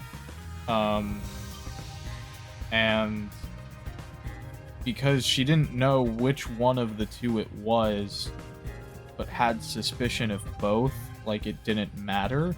But because I can't really see a huge way of, if you're a third party, other than potentially being one of the people on the catwalk, if you could guarantee the glass that they pick up is gonna be poisoned, you know? And even being one of the people on the catwalk, it's like ridiculous to assume that they freaking shot poison out of a water gun down to the level of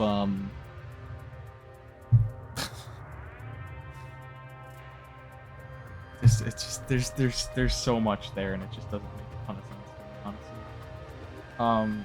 We'll figure it out as the game goes on, obviously, but intel by disguising myself as those three, but I have somewhat of a picture, just not a full picture at all.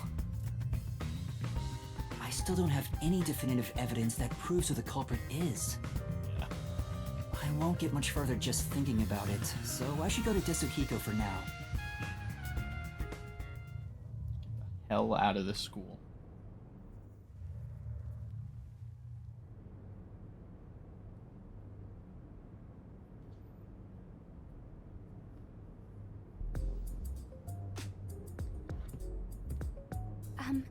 Excuse me. Where's the teacher who was here earlier? Oh, she wasn't feeling well and went to the administrative office. The same teacher keeps going back to the restroom, too. Maybe it's food poisoning. I see. Thank you. The office?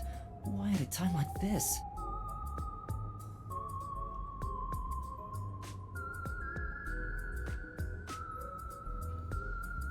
Maybe we could use disguise or something. Yup. Desuhiko? What happened? Oh, it's you, Yuma. Sorry. I need a break. I started getting dizzy, so, I ran in here to get away from everyone. I try to retrieve my disguise tools, but I can't. I'm at my limit. I can't move. You're that fatigued? Yeah. Now that I think about it... Oh, this is the longest I've ever stayed in a disguise. Sorry for making you go through so much trouble. Don't worry about it, man. I got to lean on a girl's shoulder on the way here, so really, I should be thanking you. I got plenty of good sniffs in. Gross. The more he talks, the less likable he gets. Yeah. So, how'd it go? Any trouble investigating? About that, I gathered some information, but I'm lacking something more definitive. Everyone has something suspicious about them, so I don't know who the culprit is yet. Speaking of which, the Peacekeepers mentioned a past incident that happened at this school. A past incident? Yeah, the murder of Aiko. You know, the one with Kurumi's best friend 6 months ago? The girl who fell from the school's roof and died. The Peacekeepers want to pin Kurumi with a murder motive for that incident. Right, awesome. They're gonna twist the truth into something that's convenient for them. At this rate, Kurumi will... You'll save her, won't you, hero? I'm no hero. But if they want to distort the truth, then as a detective, I can't let it slide. And that's how you see it, and you're already a hero, Yuma. There's still time if you hurry. Go and seek the truth that hasn't reared its head yet. But how? The guy snooping around about the first incident is a chubby peacekeeper. Get information out of him and figure out what they're trying to suppress.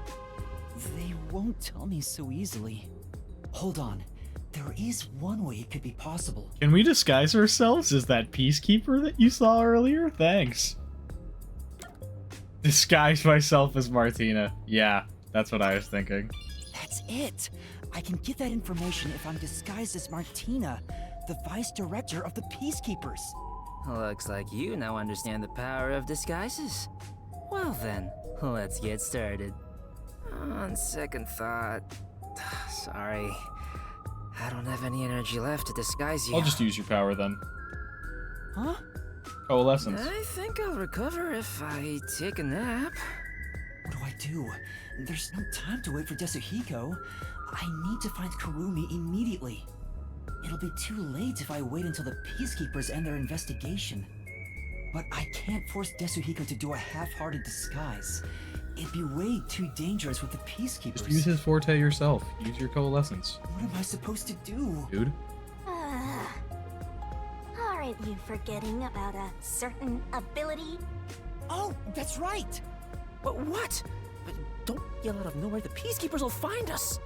Hey, Desuhiko, can you lend me a hand for a little while?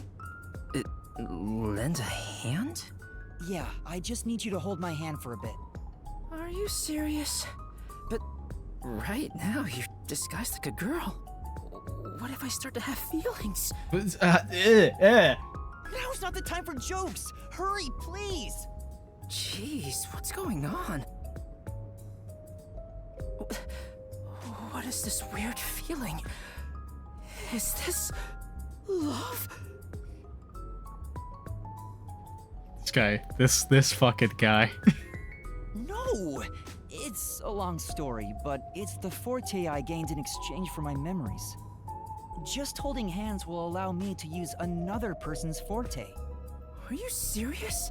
You actually have a forte? Let me borrow your disguise tools. How does it look? Wow! That's the perfect disguise! Did you really do this, Yuma?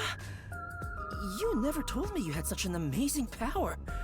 I'm surprised there was a Peacekeeper uniform in your bag. You're so well prepared, Desuhiko. Wait, but we're holding hands. How'd you put your arm through the sleeve? What a question. What an amazing question. Anyway, the disguise is over, so we can let go now. Doesn't answer it. Holding hands? How did you put your arm through the sleeve? Don't logic me. Although, like, you just like, while still holding his hand, grab hold of his other hand with your other hand, and then there you go. Like, you never broke contact, so the coalescence never stopped, but you were able to switch arms. You said a chubby Peacekeeper was investigating the past incident? I'm going to go talk to him. And with that perfect disguise, there's so much more you can do. Right. You stay here My and God. rest. I'll resume the investigation. Desuhiko.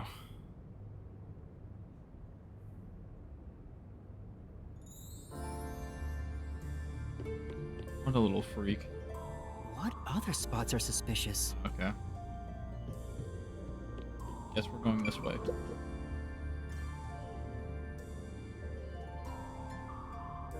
Everyone's like, yo, I thought she left. Yo, why is she still here?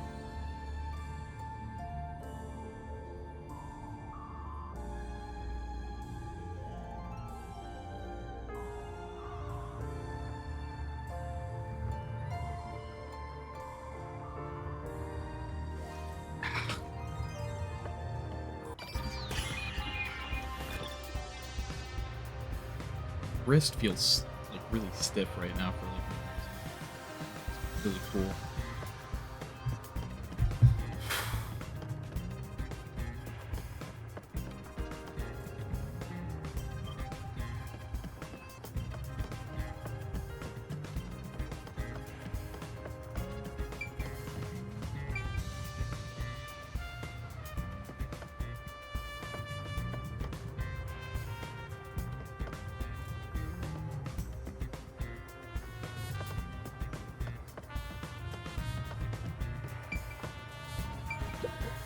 Oh! Okay, let's go. Doesn't seem like they know anything about the case. Let's try somewhere else. Alright. And the amount of blue that this game uses for like environmental stuff. You have time to be taking detours. Yeah, I'm not timed, man. I'm just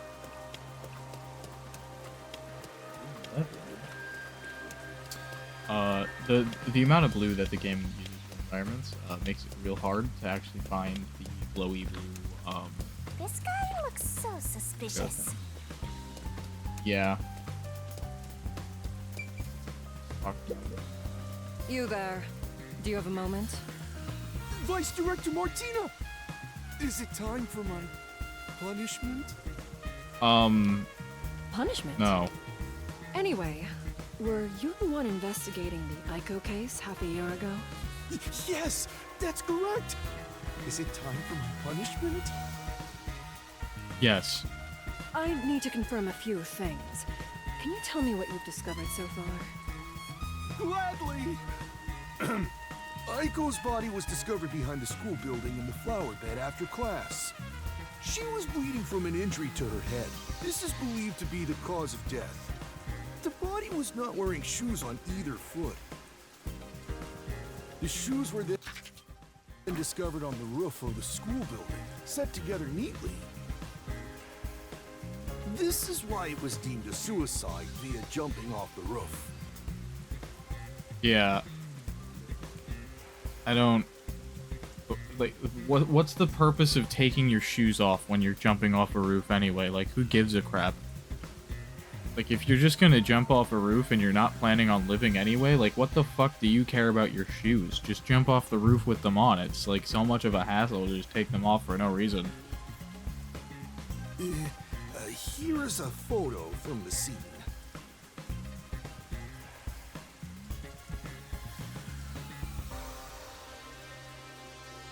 Who first discovered the body? Let's see.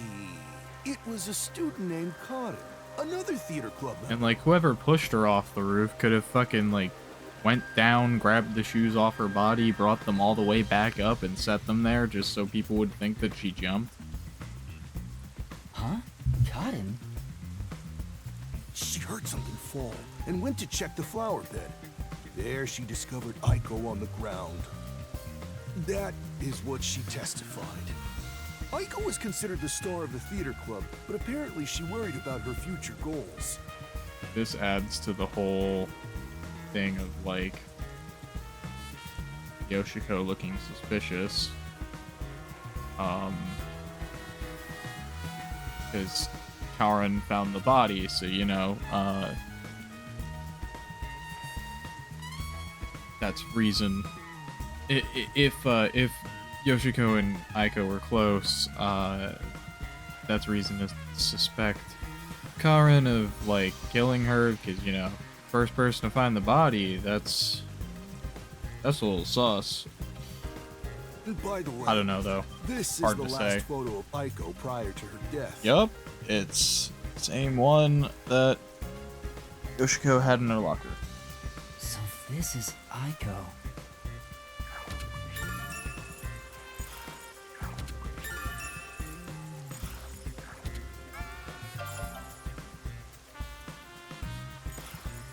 I see. Thank you for the report. Continue your investigation. Yes, ma'am. Oh, but what about my punishment? Be gone. Yes! What's with the punishment thing? I think the Peacekeepers do weird kinky things behind the scene. It's fine. Anyway, I got what I came for. I should keep investigating. But where to go? Hey, what are you doing? Shinigami said we're out of here. Cut it out! Why are you getting in the way of my investigation? Oh wait, the chemistry lab. She's helping. Besides, where would she even get poison? Ms. Martina. That's right. The bottle of poison used in the murder was found there. Well, I'm here anyway. Might as well check it out. Thank you, I suppose, Shinigami. So you're being difficult for no reason. They're eyedroppers used in the lab, but these still look new. They don't appear to have been used.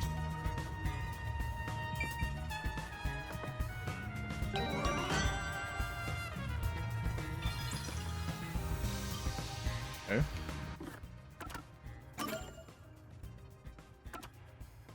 Storage in the underground world. That really does make me feel like I should have been able to find that in the all-girls school underground storage, and I feel like I missed it now.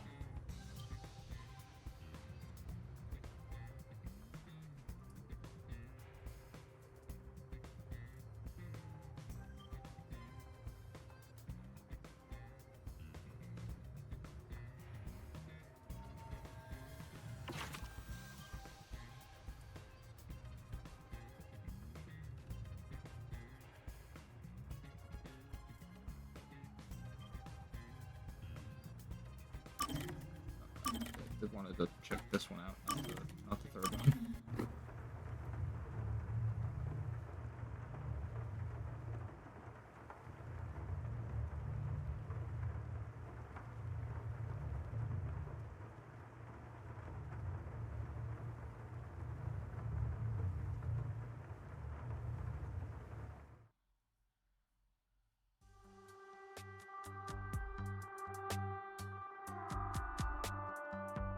You got some nerve stopping me.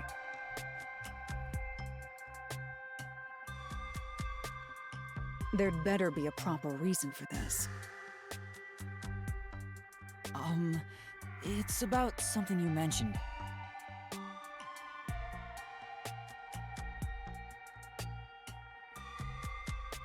You developed post-cognition just 3 days after joining the World Detective Organization. Yes, but I still had the gift of psychometry before I joined the WDO. What made you want to ask about it? I can't help thinking about it. Do I really lack a forte? You have that coalescence ability. That's not exactly my ability. It's different, sorta. Anyway, I refuse to believe I don't have a real forte. So you want to find out if you do? Yes, that's right. I figured you'd be the most knowledgeable about fortes here. If I have any sort of ability, you may be able to help me remember it. That's no good. There you go again, depending on others.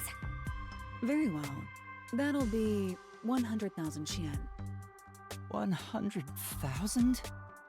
I figured Halara wouldn't do it for free, but it's worth it if it helps me remember my abilities. All right. I'm a bit short at the moment, but I'll pay you back one day. Good. It's a deal. I will provide you useful information as long as time permits. Now, let's start with the prerequisites. Master detective abilities are often linked with original talents and dispositions. That is typically the case.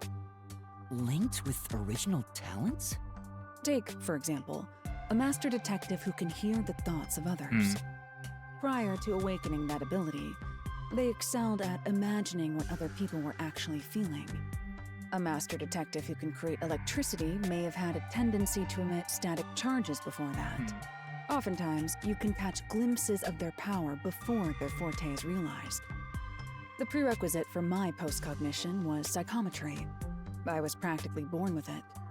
Halara, you already started with such an amazing ability. But how did you manage to get it in the first place? It's hard to explain. Superior detectives like myself cannot be measured by a commoner's logic. I see. Anyway, this is about your ability. Once we figure out your strengths and talents, we could at least predict what your power may be. That is, if you have one to begin with. Yeah. My strengths? It has to be what you know best. Think about it. My strengths are... My will, I can cook, or physical strength.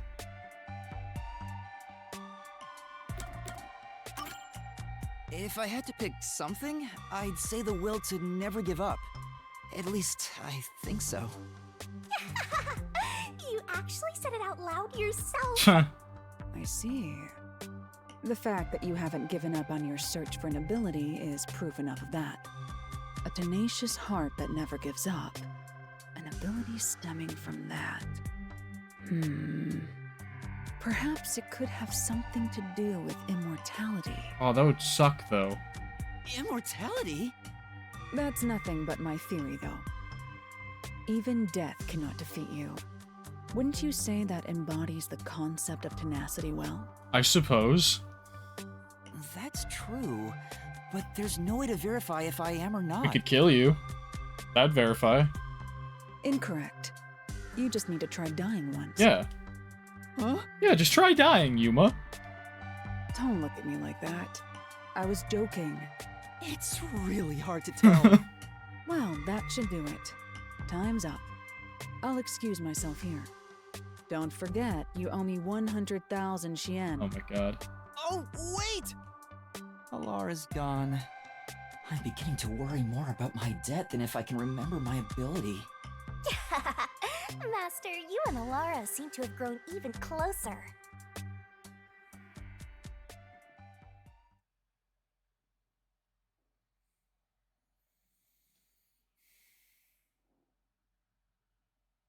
I still doubt that the coalescence thing is giving me Shinigami.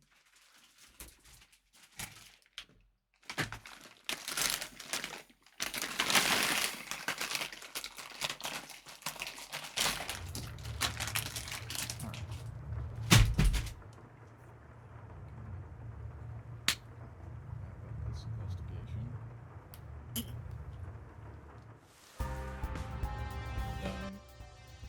I feel like once I'm done with this investigation, we'll just end for now, because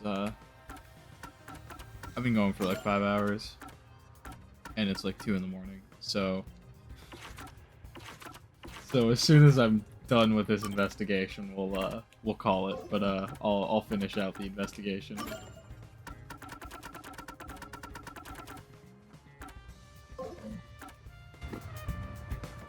If we use this... That paintbrush. Wait, there's a paintbrush near the chemical shelf. The tip of the brush is wet. What is this?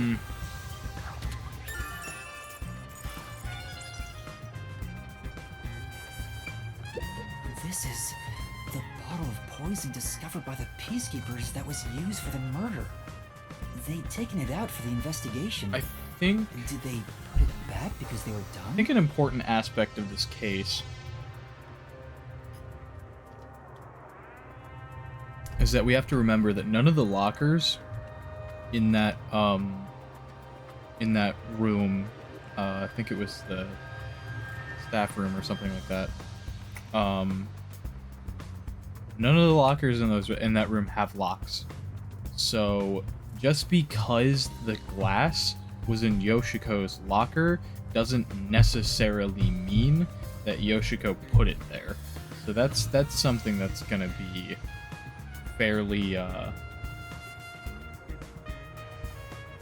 like important, I feel, because it could be possible that Yoshiko's being framed or something like that. The report mentioned the bottle's lid was unsealed.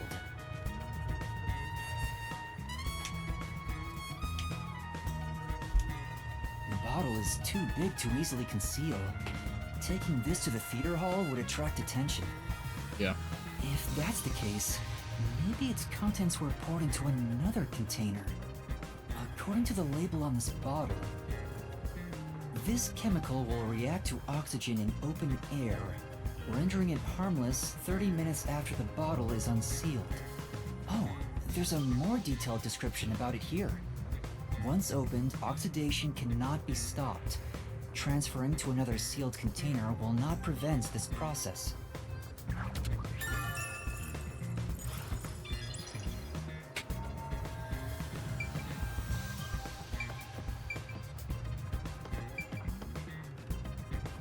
Transferring to another container will not prevent this process.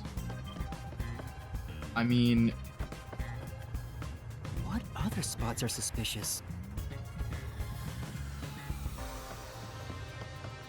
If you transferred it to another container... What other spots are... and then, like, vacuum sealed it, probably be fine.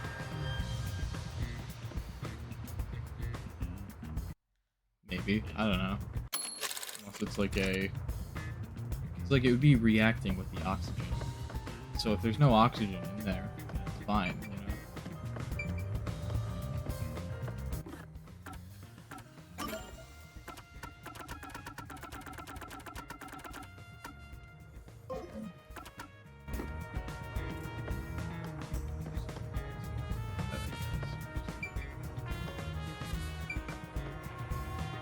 We talked to you. Vice Director! Miss Martina. Was there something insufficient about our investigation? Had you told me, I would have verified myself. Thank you for your diligence. Tell me, do you have the results from testing for poison? Yes, as I've reported to you already. The poison was only found on the victim's glass. Only the victims? What about the bottle or the other glass? None. No traces have been found on those. And as you've instructed, this information is currently being kept from the official report. Okay. I see. Good work. The poison was only on Cotton's glass? How was that possible? Because it was painted onto the glass using that paintbrush.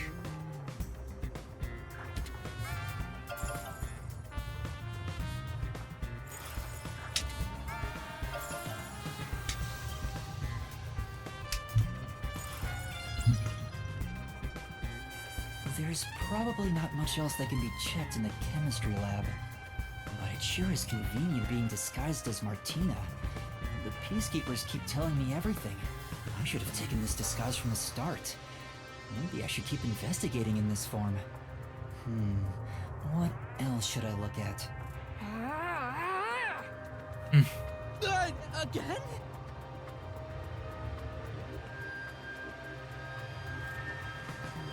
She's angry with me, but she's still helping.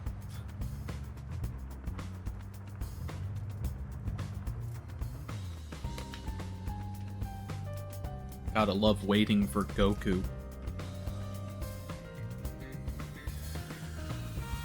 The staff room? I think I already checked everything in there. You didn't check Karin's locker. No, I didn't check everything. There were lockers I haven't searched yet. Now that I'm disguised as Martina, I could look through everything. Thanks, Shinigami.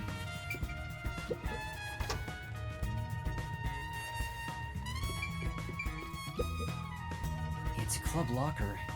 Cotton's name tag is on it. I have to open this for the investigation. Do you understand? Huh? Yes. Ooh. Huh? There's something on the floor. Script. It's the script for the play. Cotton's name is written on the cover. There are tons of handwritten notes. A lot of effort was clearly put into this. There's something written in red at the Duel of Poisoned Cup scene. My scripts almost never had notes in them. Just because I usually make choices and then just remember what those were, and I don't feel the need to write anything down. Like, the only things I would ever write in my script were, like, stuff that's really important that I absolutely need to remember, or, like, definitions to words I didn't know, or something. But definitions to words I didn't know was the thing I did way more often with Shakespeare scripts. Because of the whole, like, it being older English than what I'm used to. Take the glass the spotlight hits first. Cotton must have written this. The handwriting is the same as the rest. Oh, if you were on lights, you would know that oh my god, Kurumi, you look fucking sus now.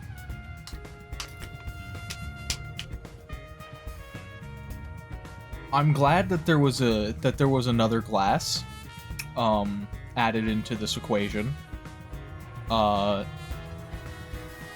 that makes it a little easier of that whole thing.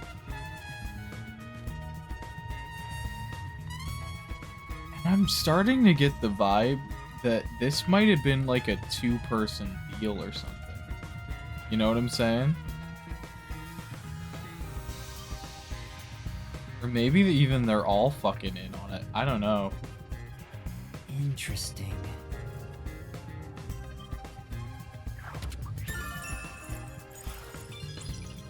She definitely looked away just now.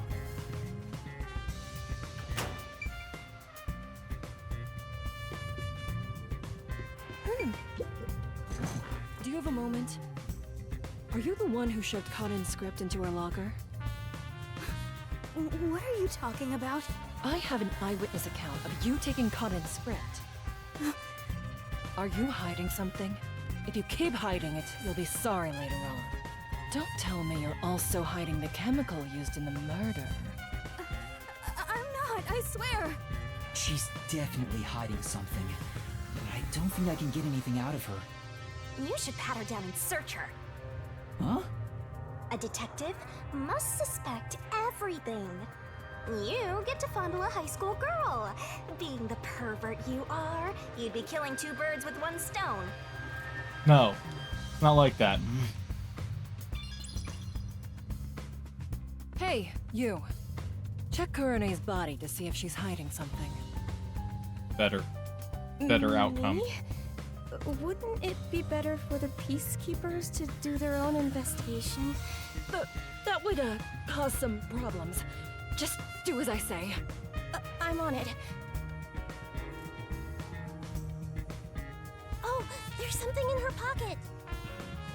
That's... A notebook.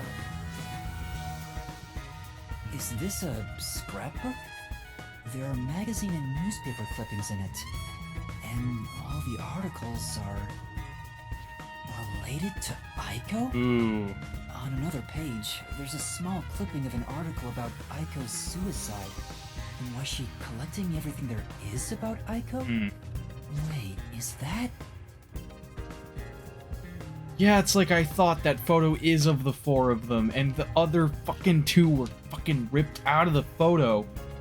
And she has it where she's ripped out the other two.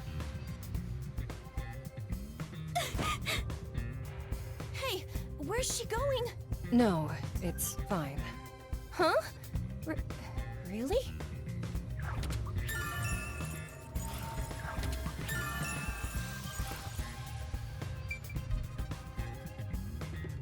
Let me check these.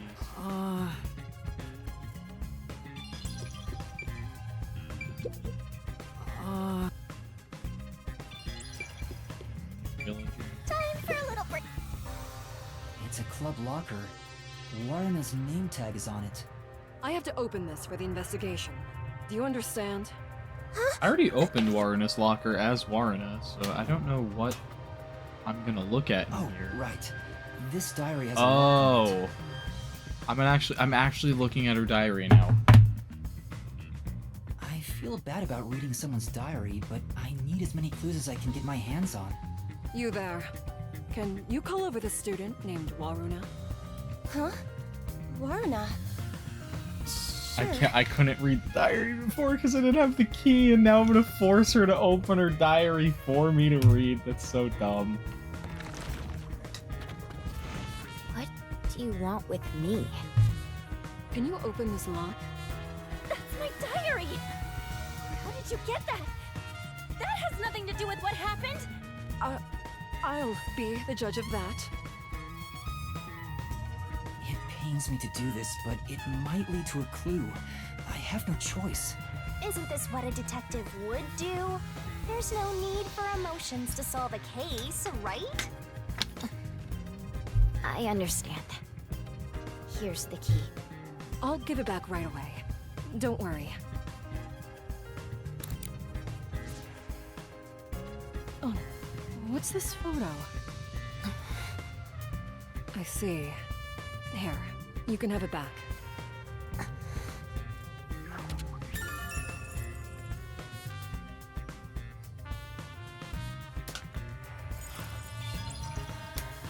Alright, that's enough investigating in this form. I should revert to my normal self. It'll get increasingly harder to investigate like this. Forcibly exposing secrets isn't an investigation. It's just coercion. You're such a naive softie. Alright, let's go back to Desuhiko.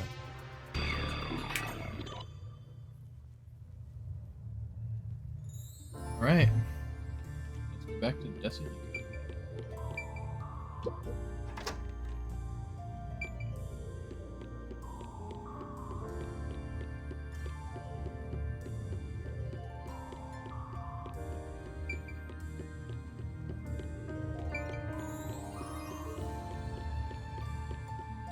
Hope anyone watching is enjoying this playthrough so far, because I've been enjoying playing the game.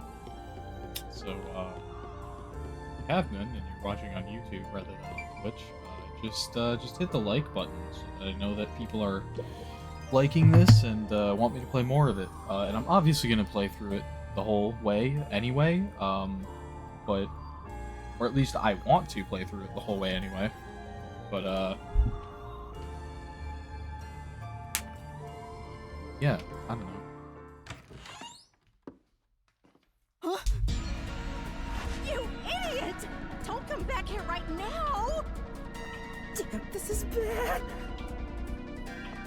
Another elegant and highly intelligent beauty. What a surprise.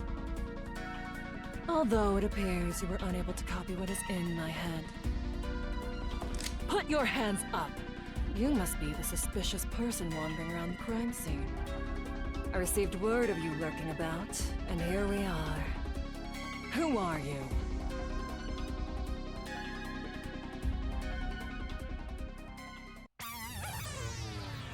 This is bad. What do? At this rate, both of us will be captured. Looks like you gotta surrender. And that's what you get for getting carried away. Although, if you apologize to me sincerely, I just might... Help! Somebody! What? What are you screaming for?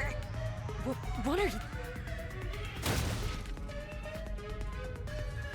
My imposter is right here! She's carrying a weapon! Hold on! That's the imposter! Sus among us! Huh? What? This teacher and I will evacuate the premises. Eliminate that threat at once! Quick thinking, Yuma. Hey, now what do we do? I didn't think that far ahead. Let's, go this way.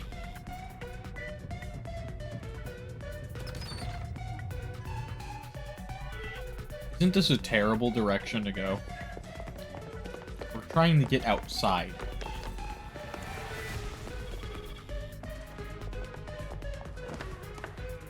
That's enough! As I suspected, you can't copy what's in my head after all. Now reveal your true identity, otherwise you will be shot. No.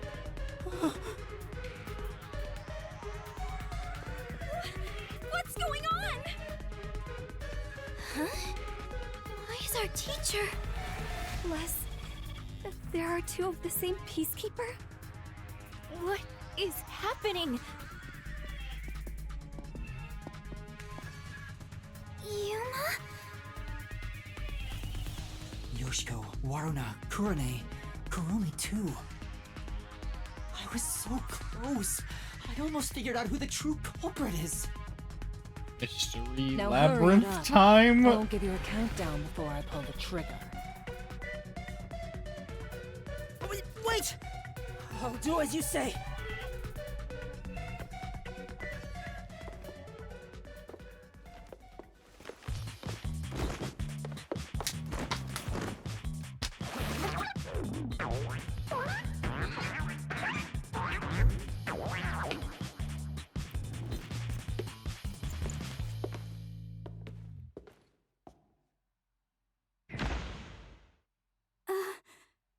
A man? You lot. I see. Detectives from the Nocturnal Detective Agency.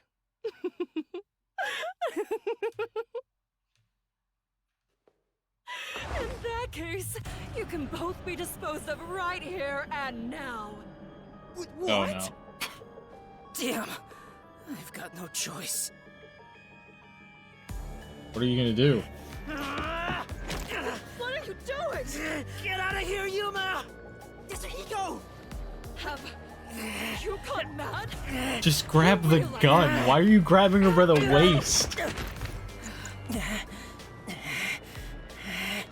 You will regret this in hell.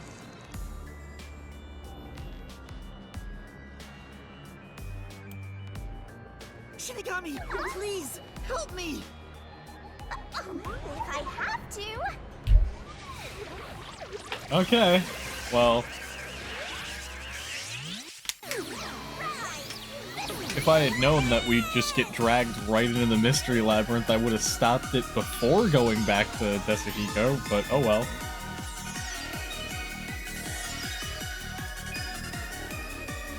I'm just gonna end up saving an ending for now anyway, but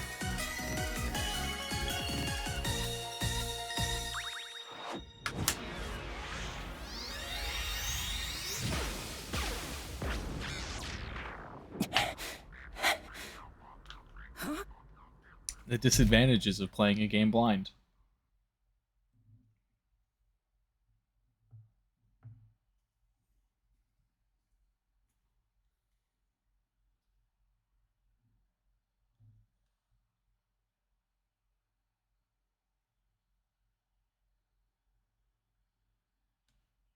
Not a big deal.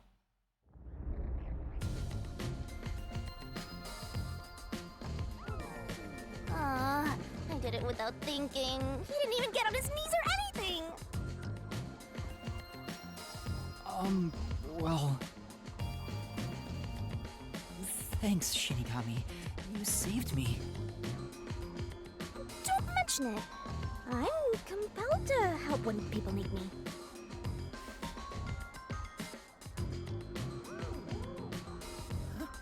Whoa! What's this? What's going on? Whoops. Looks like we got an unwanted straggler in here. Who are you?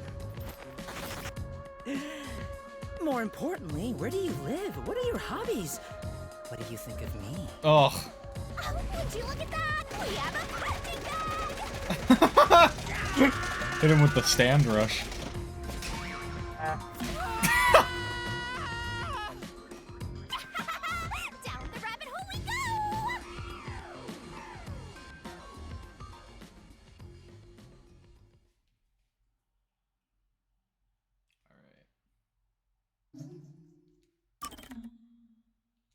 All right, and this is gonna be where we end.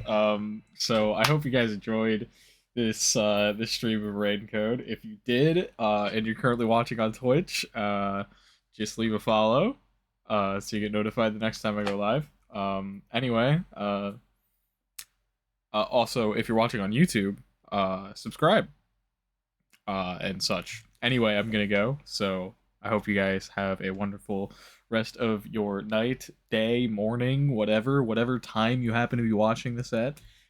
Anyway, I'm gonna go. So bye for now. Peace out. See you next time.